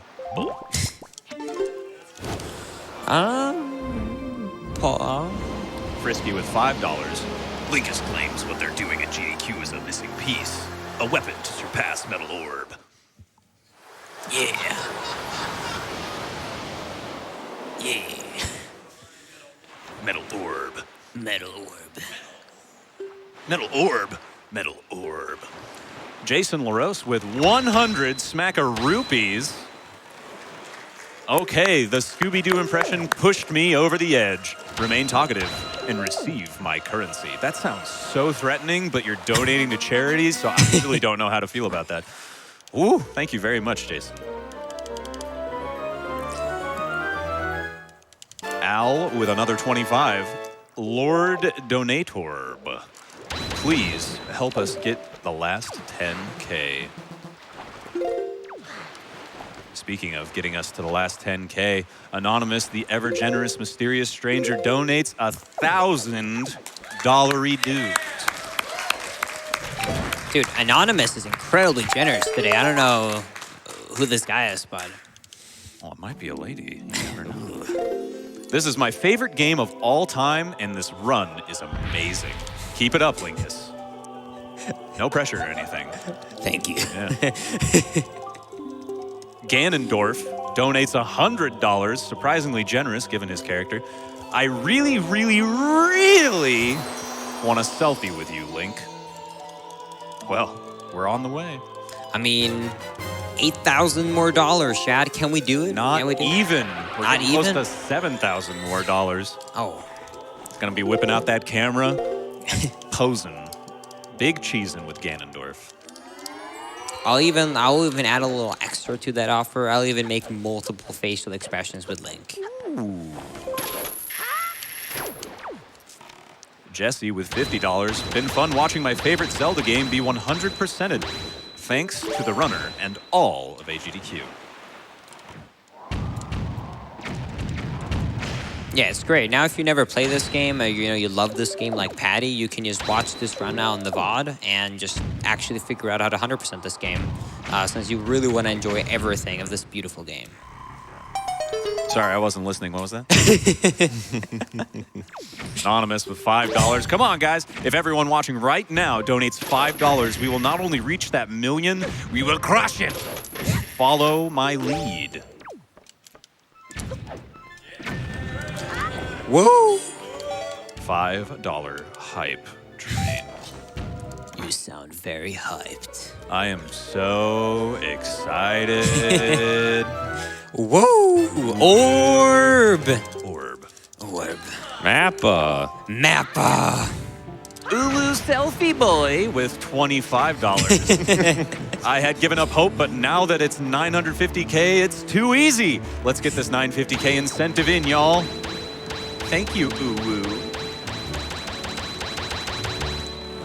Anonymous with another 5. Here's 5 to Selfie. I'll donate another 10 if everyone does their best Ganon laugh. Donations to announcer's choice.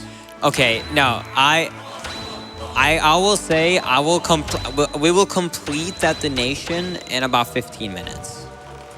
Because I promise you, we're gonna have some great Ganon laughs for that section. But we want the 10 before Selfie. That is true.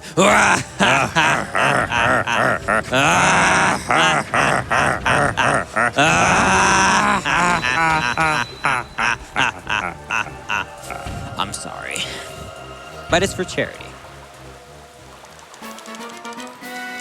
Alright, you can also notice this island is incredibly laggy due to the particle effects, the gunboats, and the rain. So it's definitely a lag fest over here, but we're making way over there. You can probably notice that we're fishing up a lot of stuff and is going to these islands. And this is like the cleanup section, I would like to call. It's just going to each of the islands that we've set up with, you know, we got all the treasure shards now, almost all of them. And now we can actually go and fish up all the ones that actually have useful items we need and just make our way through it all. So there's not too much going on. I would definitely say like for the first like four and a half hours or so, there's so much going on. It's almost like, except for the cutscene parts, there's like no moments to rest. But here, Patty gets to do a lot of work, which we love. Oh, heck yeah, dude. Ulrich, 182, donates $5. Still awake after night shift, about 20 hours for now. Smiley face with a capital D. If you pronounce my name right, I'll donate another $5. Upper caret, smiley. Don't let me down. It's about 10:23 a.m. in Germany right now. The darkness is finally gone. Well, Ulrich, I hope I was close. It's Ulrich. Ulrich. I'm sure, I mean, he didn't specifically say who got the name right. So that should still count. True. I'm just throwing it out there. All right. Let's get that second $5. Yeah. All right. Some more sailing, some more donations. Vino with 100 donations, macaroonies. Ooh. Ah, no, I fell asleep. What was it again? Kablooey? Kablooey! My boy Hamster Huey. Devin with $5, been watching GDQ since 2015 and finally am able to donate. Oh, whoa, what? There it is. What? That was a big jump. That went fast. Oh my goodness. Holy. You're right, I've got some reading to do. Yeah, just go on, just go on. Ignore me, just ignore me. Continuing Devin's comment, finally able to donate, help get that selfie again, and tingle, tingle, kulo, mimpa. Thank you, Devin. Let's see here. Boss with 500 smackaroonies. Amazing. Both is a person of simplicity and simply says, hype. Hype. Drogdava with 50 smackers. Long time watcher, first time kaboom. Let's get that selfie. Whoa. Well, kaboom. It's happening. We already got the selfie, so. Get that camera hot and ready. Let's do it. Polo Man with 25. I love Zoraldo. I hope he can save the princess. What was her name? No. Longkusid? Taco with $250 dues. Gotta hop on the selfie train. Linkus made us proud. Make us proud. Well, both were. I'll try my best. I am Groot donates $20. I am Groot. I am Groot. I am Groot. Wait. I am Groot. I am Groot. I am Groot. I am Groot. I'm Groot. I'm Groot. I'm Groot. I'm Groot. I am Groot. I'm sorry I didn't catch that. Who were you again? I am Groot. All right. Oh, thank you for clearing that up. All right. You can keep going. There's a little more sailing to go. Just keep going. Keep going. We still have a good way to. The ever generous donator, Anonymous, silently donates $5,000. 5,000. Thank you very much, you kind and mysterious stranger. You're Seriously, amazing. hit me up, Anonymous. DNS Force with $1,000. Awesome. Long-time watcher, first-time bigger donation. Can I get a 1 million hype from the crowd and chat? Hype! P.S. Money goes towards TaskBot and Twitch plays Super Scribblenauts because TaskBot is awesome. Thank you, DNS. Thank you. Nappa donates $5 and says, Hey, Vegeta, why do they keep saying my name wrong?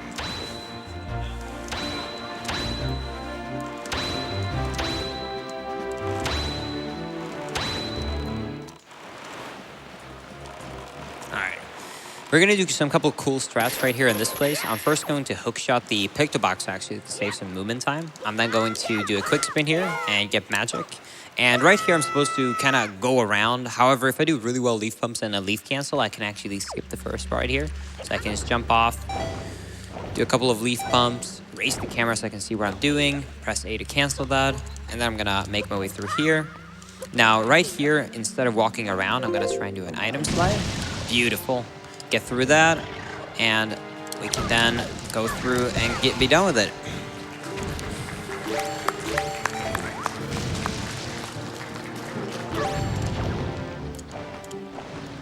Oh, I already have fire arrows. This run is on fire. Yeah. it's lit, my dude. All right. And then we're gonna plant this tree, and if I did not forget anything, he should give me a heart piece. And if not, then oops. Let's go on an adventure. We're cool. We're cool, Shad. All right. That $50 for you not forgetting really paying off, huh? Yeah, exactly. All right.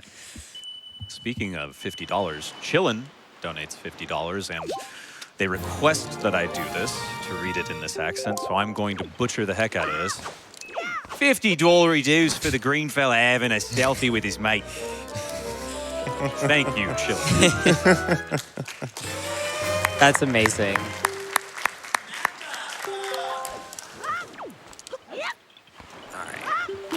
Lucky Simon with $25 donated. Orbity orb, orbity orb, orbity orb, orbity orb, orbity orb.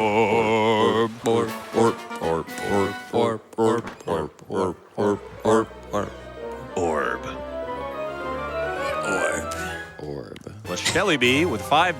Ganon selfie. Can we get a Linkus selfie too? Sparkle emoji, double heart emoji. Look at you, Linkus. All right. Yes, come up to me at GDQ and I'll be lovely to take a selfie with you. And then you can add the sparkle double heart to it. Yes. Yeah, we'll take it on with Snapchat, so we can use the filters to make myself actually look good.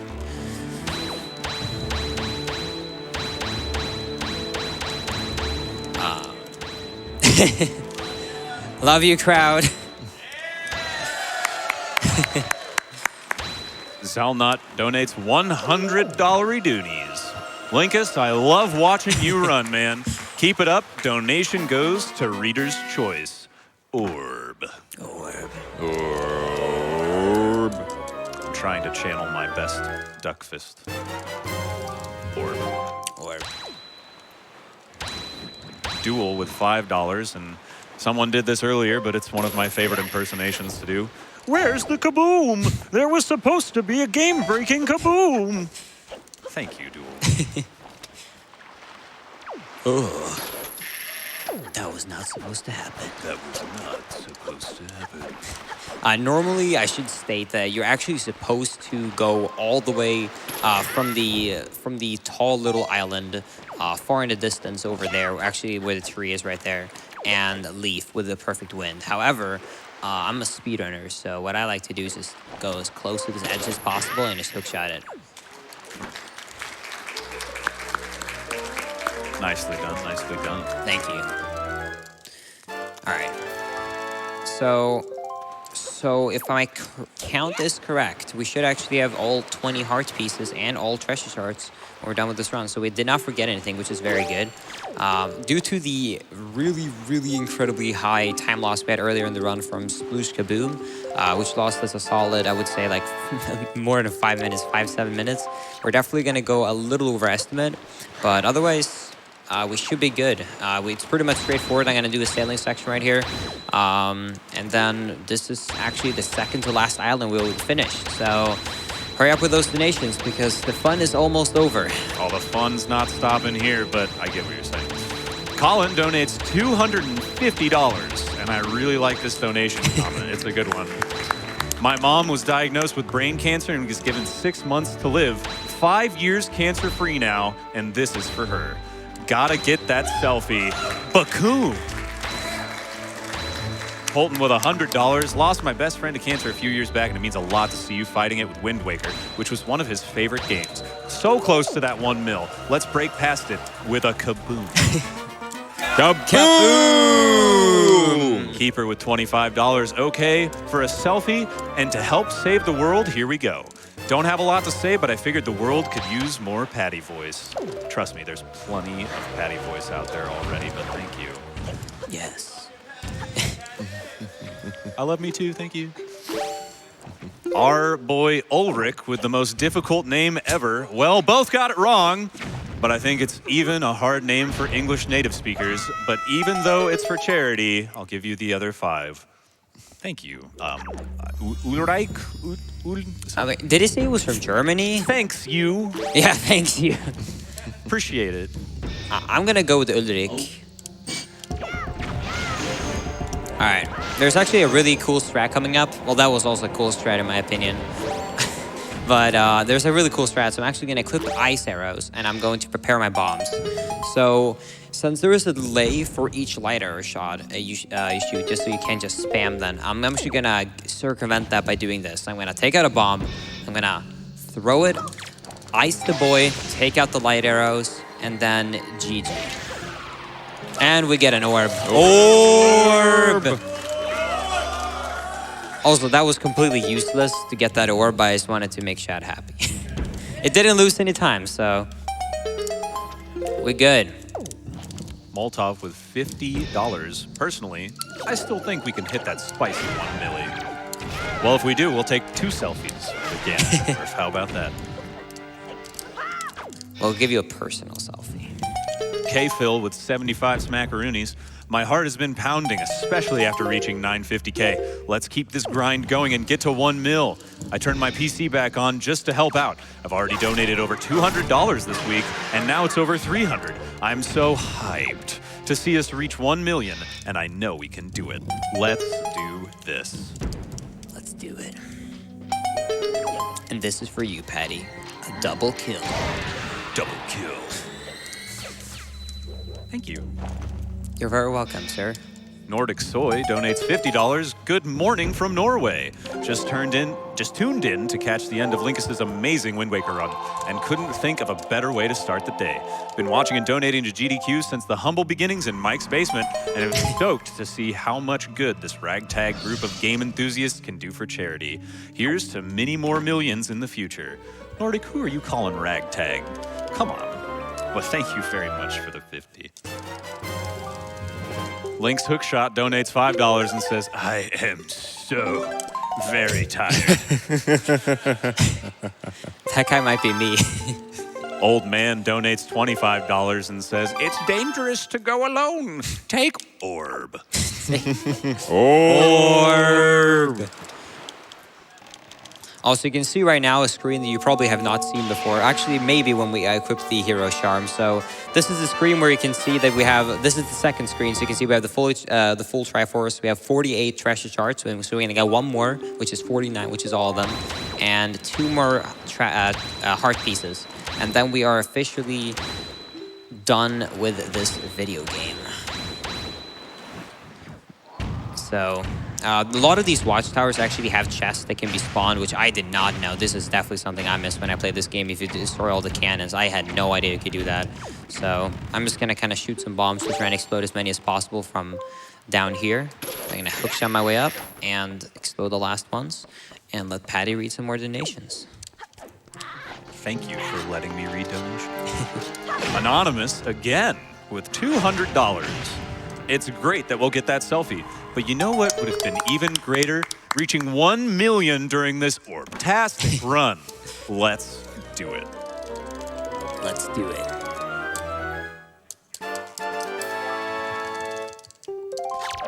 Quentin48 donates $15. Nice job, Linkus. Keep up the good run. Let's get that million. Simple and to the point. I love it.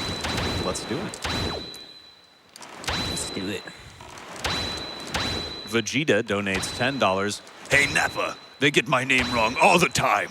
They always put Spike in front of it. Maybe I should just use a Gallic gun and make everything go kaboom! Kaboom! Carrot cake. All right. This is the last island, so you better be speed reading right now. Patty. Anonymous donates $50. Hi, not able to watch much live due to work, but I know how much joy GDQ brought me continues to bring to people around the world. Let's all join together in peace and make this world a better place. Thank you, Anonymous. Gomero says, donates $20. This is for Linkus taking an IRL selfie with Link taking a Ganondorf selfie in the background. Thanks, Gomero says. Janelle Jumelon donates $5 while we were on impressions. I want pictures of Spider-Man. Thanks, Janelle.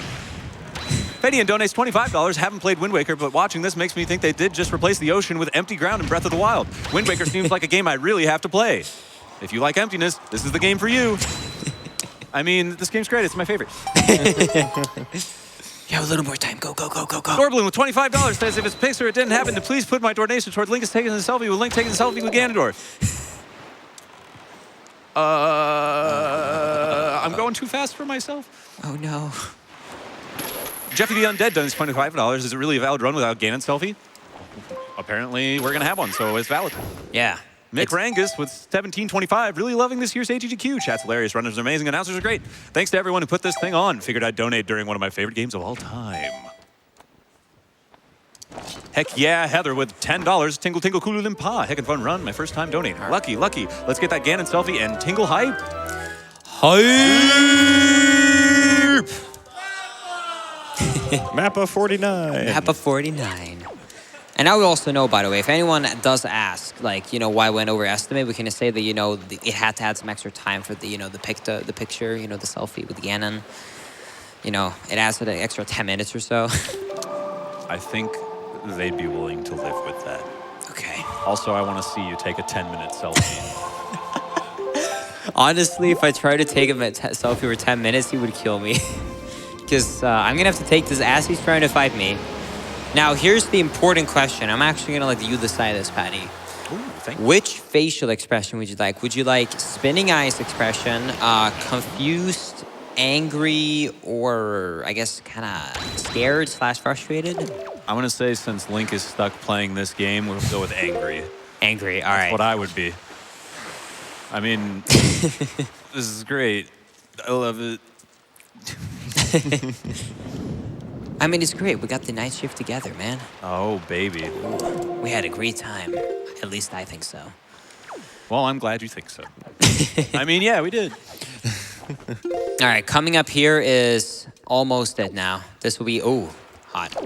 This will be the final heart piece. And we will now go down to Hyrule, where we will beat the game. I'm gonna try and squeeze in just a few more if that's okay. Of course. Awesome. Emperor Palpatine donates $10 and says, Do it. Kaboom it. Orb donates $50. Orb. And says, it's so nice to be wanted. All right, 100%. I'm gonna give myself a clap for that. We did it. All right, it has been done, my dude. Anonymous, My dude. $50, second-time donator and long-time watcher. This crowd makes me proud. Keep up the good Yes. work. Kaboom, smiley face with 3 capital Ds. That is a capitals. smiley face. Yeah, if you guys don't know, it's currently 5 a.m., so everyone that's actually awake for this is a true champion.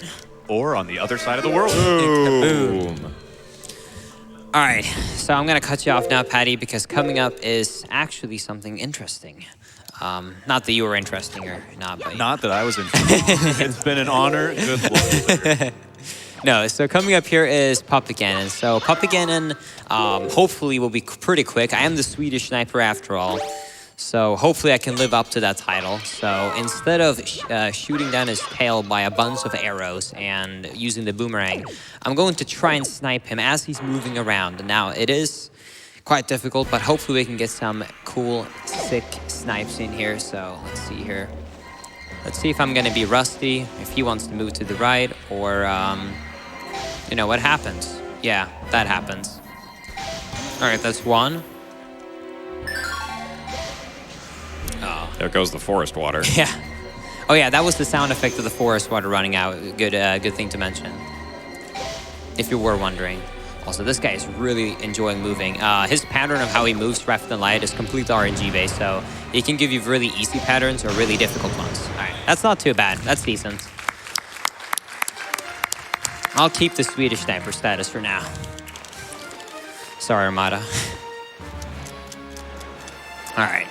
The second phase actually is a really cool strat. So you can actually go for something called a crypt shot. So if you go for the crypt shot, you can basically shoot him as he's going upwards, because you can shoot him as he goes up once and then up again. Because normally you have to go through 3 cycles, but if you do it perfectly, you can actually do it in 2. So let's see if I can get this snipe. It's both angle perfect and about frame perfect with the C-stick. So, all right. I have one more shot for it. Now I also really have to hope that I get magic. Otherwise, that happens. Well, let's just hope we hit it.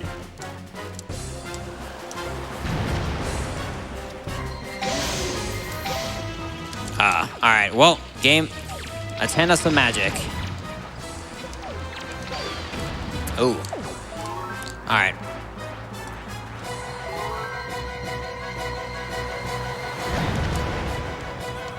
Nah, we're cool. We're cool. All right. Well, I didn't get that snipe, so let's go for some snipes on the third phase.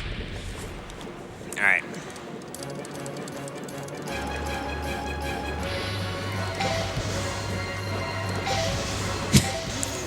All right, that's one. Where is he? Boy. Kaboom! Kaboom! Ouch. That hurts. All right, I'll take it. All right. All right, now we're just gonna climb up, so this will be the final time for you to squeeze in some donations, Patty. If you're awake still. Huh? What? Yep.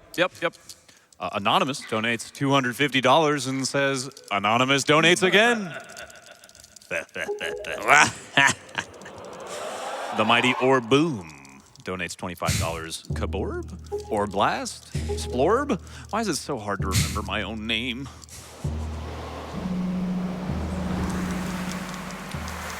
Dr. Evil donates $5 and says $1 million. All right. I guess picked a box. Should be equipped. Not Ganondorf, definitely not Ganondorf, donates $10 and says, remember, violence is never the answer.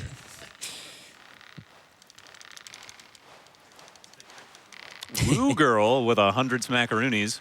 My mom beat cancer at 8 years ago. I've been watching GDQ for a few years now. I just thank everyone running, commentating, in the chat, and in the event for bringing such positivity to the world. Heart emoji, metal orb. Metal orb. It's said to do snake voice at the beginning.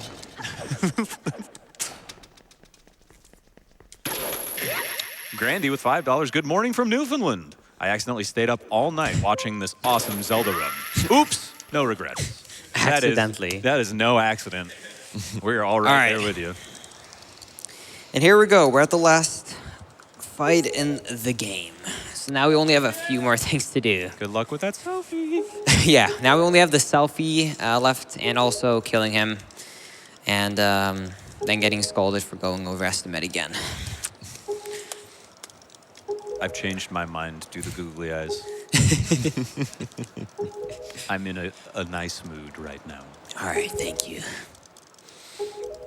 All right, so I'll give you one final donation of this run. So you gotta pick a really good one for this. Oh, baby. All right.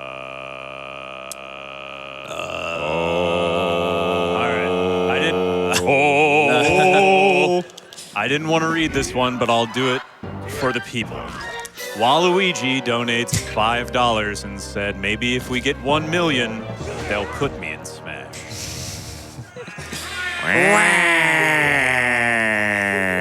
I hope you realize the sacrifice I made reading that. Thank you for the $5. Good luck, Linkus. Thank you, Waluigi. I mean, he's in Smash. I don't get why everyone's upset. I mean, every time I get that assist trophy, I'm really happy. Yeah, you can even duplicate the assist trophy. Yeah. Use it like 8 times. Yeah, I mean, what more do you want? All right. Yeah, so there's not too much going on. There is tradition, as always, for the Ganon laughs. I guess another fun fact about this cutscene right here is if you go into free camera so you can actually see this cutscene, you will actually see that Ganondorf doesn't actually hit the Triforce. He's actually like this far away from the Triforce. He's actually just holding his hand towards it, which is quite funny, but obviously you can't see that because of the smart camera direction. So whoever touches the Triforce is actually none of them. So they're both cheating. Wind Waker is actually a stage play. None of it was real. Will you sit down? All right. Now, everybody in the crowd, I hope you're ready, because coming up is Ganon Laughs. Patty, I hope you're ready for the Ganon Laughs. Gymnast, of course you are. And everyone in the Twitch chat, I'm sure you can type in caps lock, making all of the moderators super happy in the chat. You. In caps lock, capitalize that, and then copy C that and be ready, because we're going to start doing that in 3, 2, 1.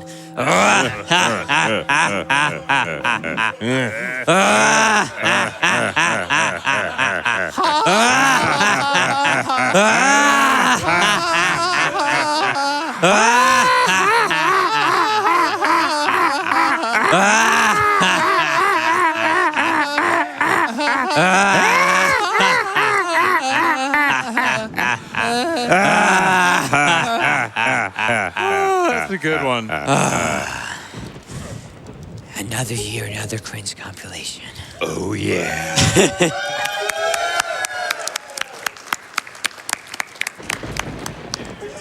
My dude. All right. Thank you for joining me, crowd. Speaking of my dude, just squeeze in one more in there, even though you told me not to. Hit donates $512 and says, nice work, my dudes.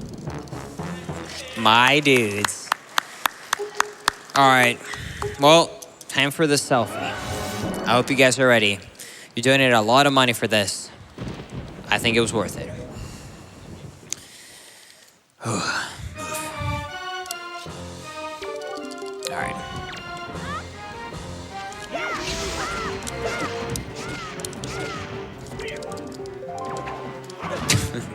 All right. Good one cycle. All right. I don't know if the magic armor will actually work on this in Pictobox mode. I don't know. Do you know that? I'll try it. It'll be fun, but I guess we'll find out. yeah. All right. Let's try and get this picture.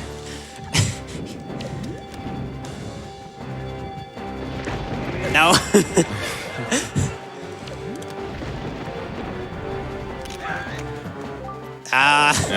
Almost. All right. Wait, actually, I have a better idea. All right, we'll get it this time. All right, here we go. We're going to item slide away.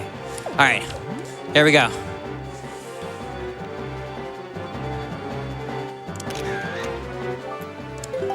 Beautiful. Yeah! Thank you, Ganon. All right.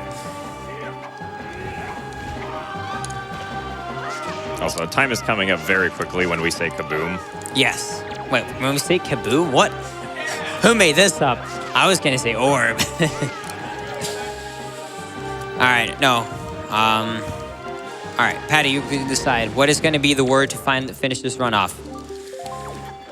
You have 5 seconds to decide. Kaboom. Okay. Kaboom. Okay. All right. And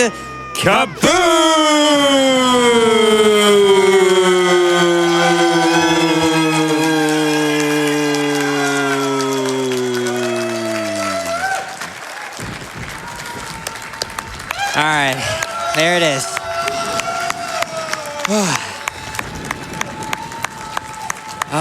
All right. Whew. Well, that was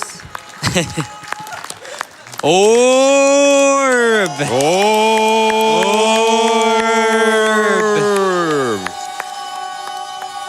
All right. Hat guy going strong. It's like a soccer match in here. Yeah. Football match.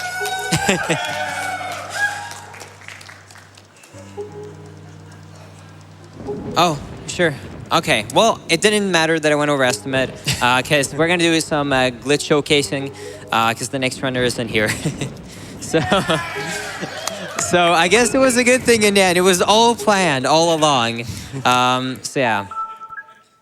Let's dashboard the game and go into the file. But yeah, overall, that run was actually a very good run. I would say the only really bad mistake was failing the super swim from Forsaken Fortress 1 in the beginning, and also 2 other super swims. But otherwise, it was a very smooth run overall. I'm happy with the performance. Luck could have been definitely better. I also want to say that if you guys were interested in this 100% speedrun overall, you should definitely check out my Twitch channel. I stream Wind Waker almost every single day, mostly this category, as well as 90% here and there. So you should definitely check it out. And also, if you're interested in the history of how the speedrun got to the state it is, I've actually prepared a Wind Waker any percent or record progression video, which is going to be uploaded right after GDQ. So that is going to come out for this game. So be excited for that as well. Highly suggest to everyone watching at home and even people watching here, Linkus's Twitch channel is on stream right above the time on the bottom. All of the runners will have their Twitch name on stream. Make sure you follow them all, especially if you like the speedrun, and check them out at their respective streams. Definitely. I'm trying to think of a fun one to showcase. I can't just think of soft locks. Do you have a file at Forsaken Fortress 1? That's what I was thinking too. Let me check. That would be actually a very good showcase. I was not prepared for this. Let's see if we have one for Forsaken Fortress 1.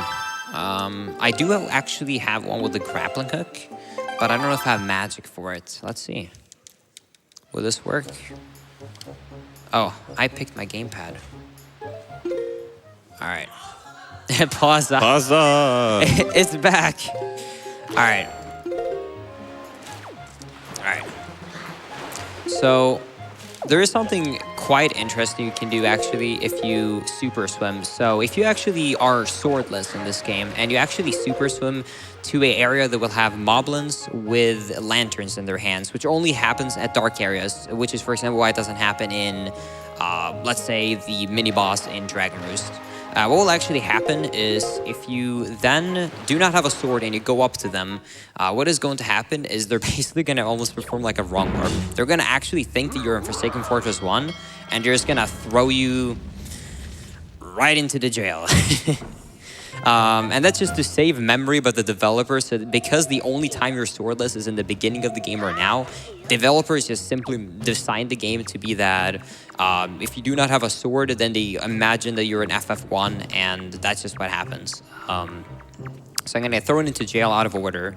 Now, I sadly do not have the leaf, so I can show something really cool off.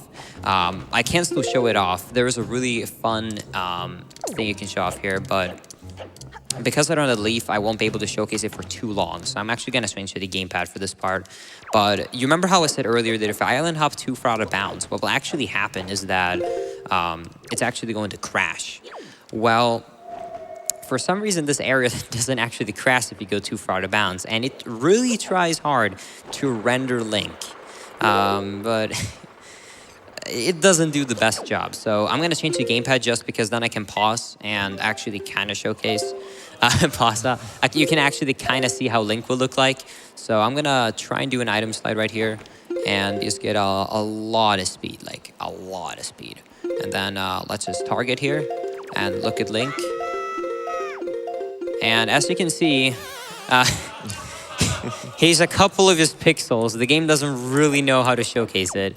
So you're kind of just a couple of pixels flying through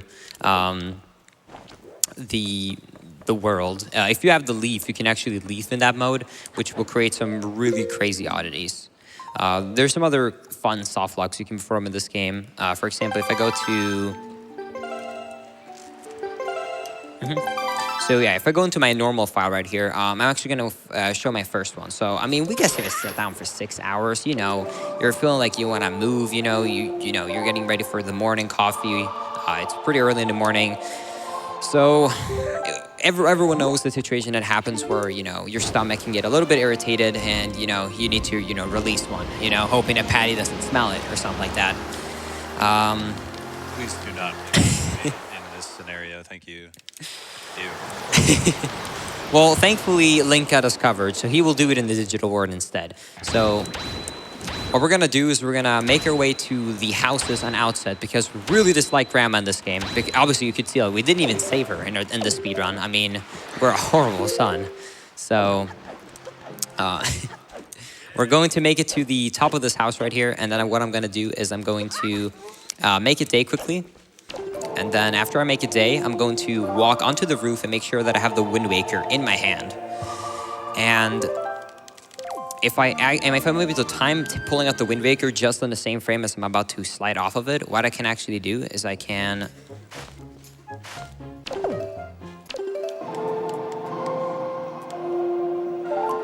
actually play the Wind Waker song, even though I'm supposed to be sliding right now. And if I did it correctly, when I play this wind song right here, what is going to happen is that Link is kind of just gonna... he's just gonna get a little bit gassy, to say the least. So that's Wind Waker HD for you. Thank you, my dude. Thank you, yeah. So I think we're gonna head off to set up. But yeah, thank you guys so much for watching the run. If you enjoyed, check out my Twitch channel, Linkus7. Thank you, Patty, for doing amazing donation rating. Thank you, Gymnast, for joining the couch. Thank you so much. Thank you guys for watching. I'll see you guys, hopefully in the future. Thank you, Linkus, for that amazing run of The Legend of Zelda, The Wind Waker, high definition. Coming up next, we have Pac-Man Championship Edition 2 by Pinball Wiz. And I'm going to be taking off, actually. So this was fun for me. I hope it was fun for you. If you like the stylings of my donation reading and hosting, please do let GDQ know. I would love to come back and do more hosting at SGDQ. Thanks very much for sticking with me. For now, we're going to play some advertisements for you. Stick around. There's more speedruns on the way.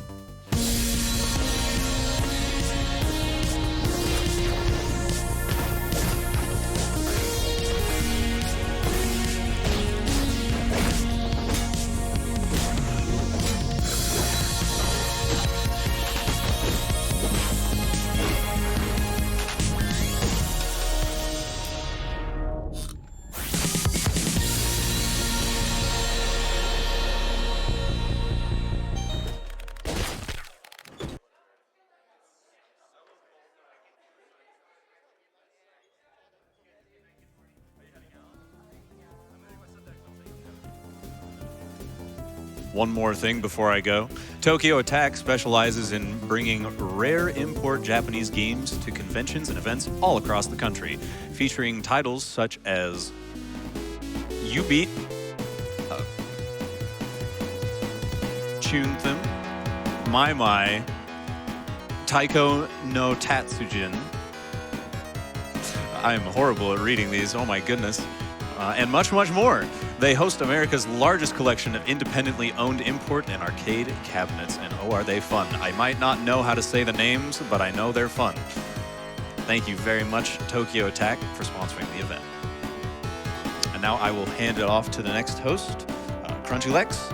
Thank you again, and have a wonderful morning or early evening, whatever it is for you. And see you next time.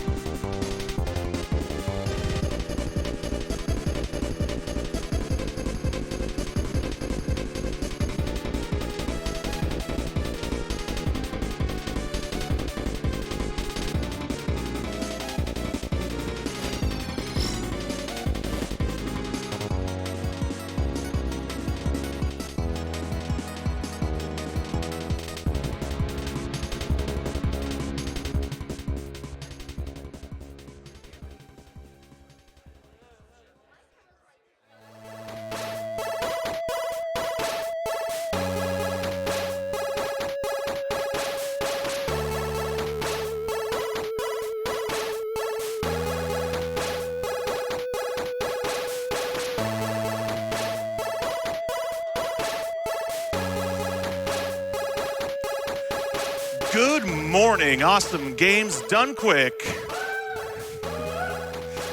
That's the energy I like to see, yeah! Dancing in the aisles.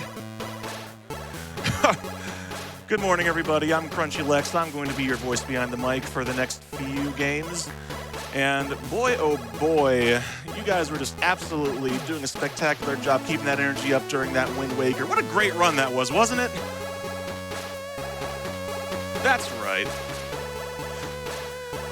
Now, coming up next, we're going to have the very, very cool Pac-Man Championship Edition 2. And let me tell you, all y'all orb lovers out there are going to have your work cut out for you with this one. Whew. But before anything else, we're just going to play a quick Twitch ad, so stick around. We'll be back in about a minute.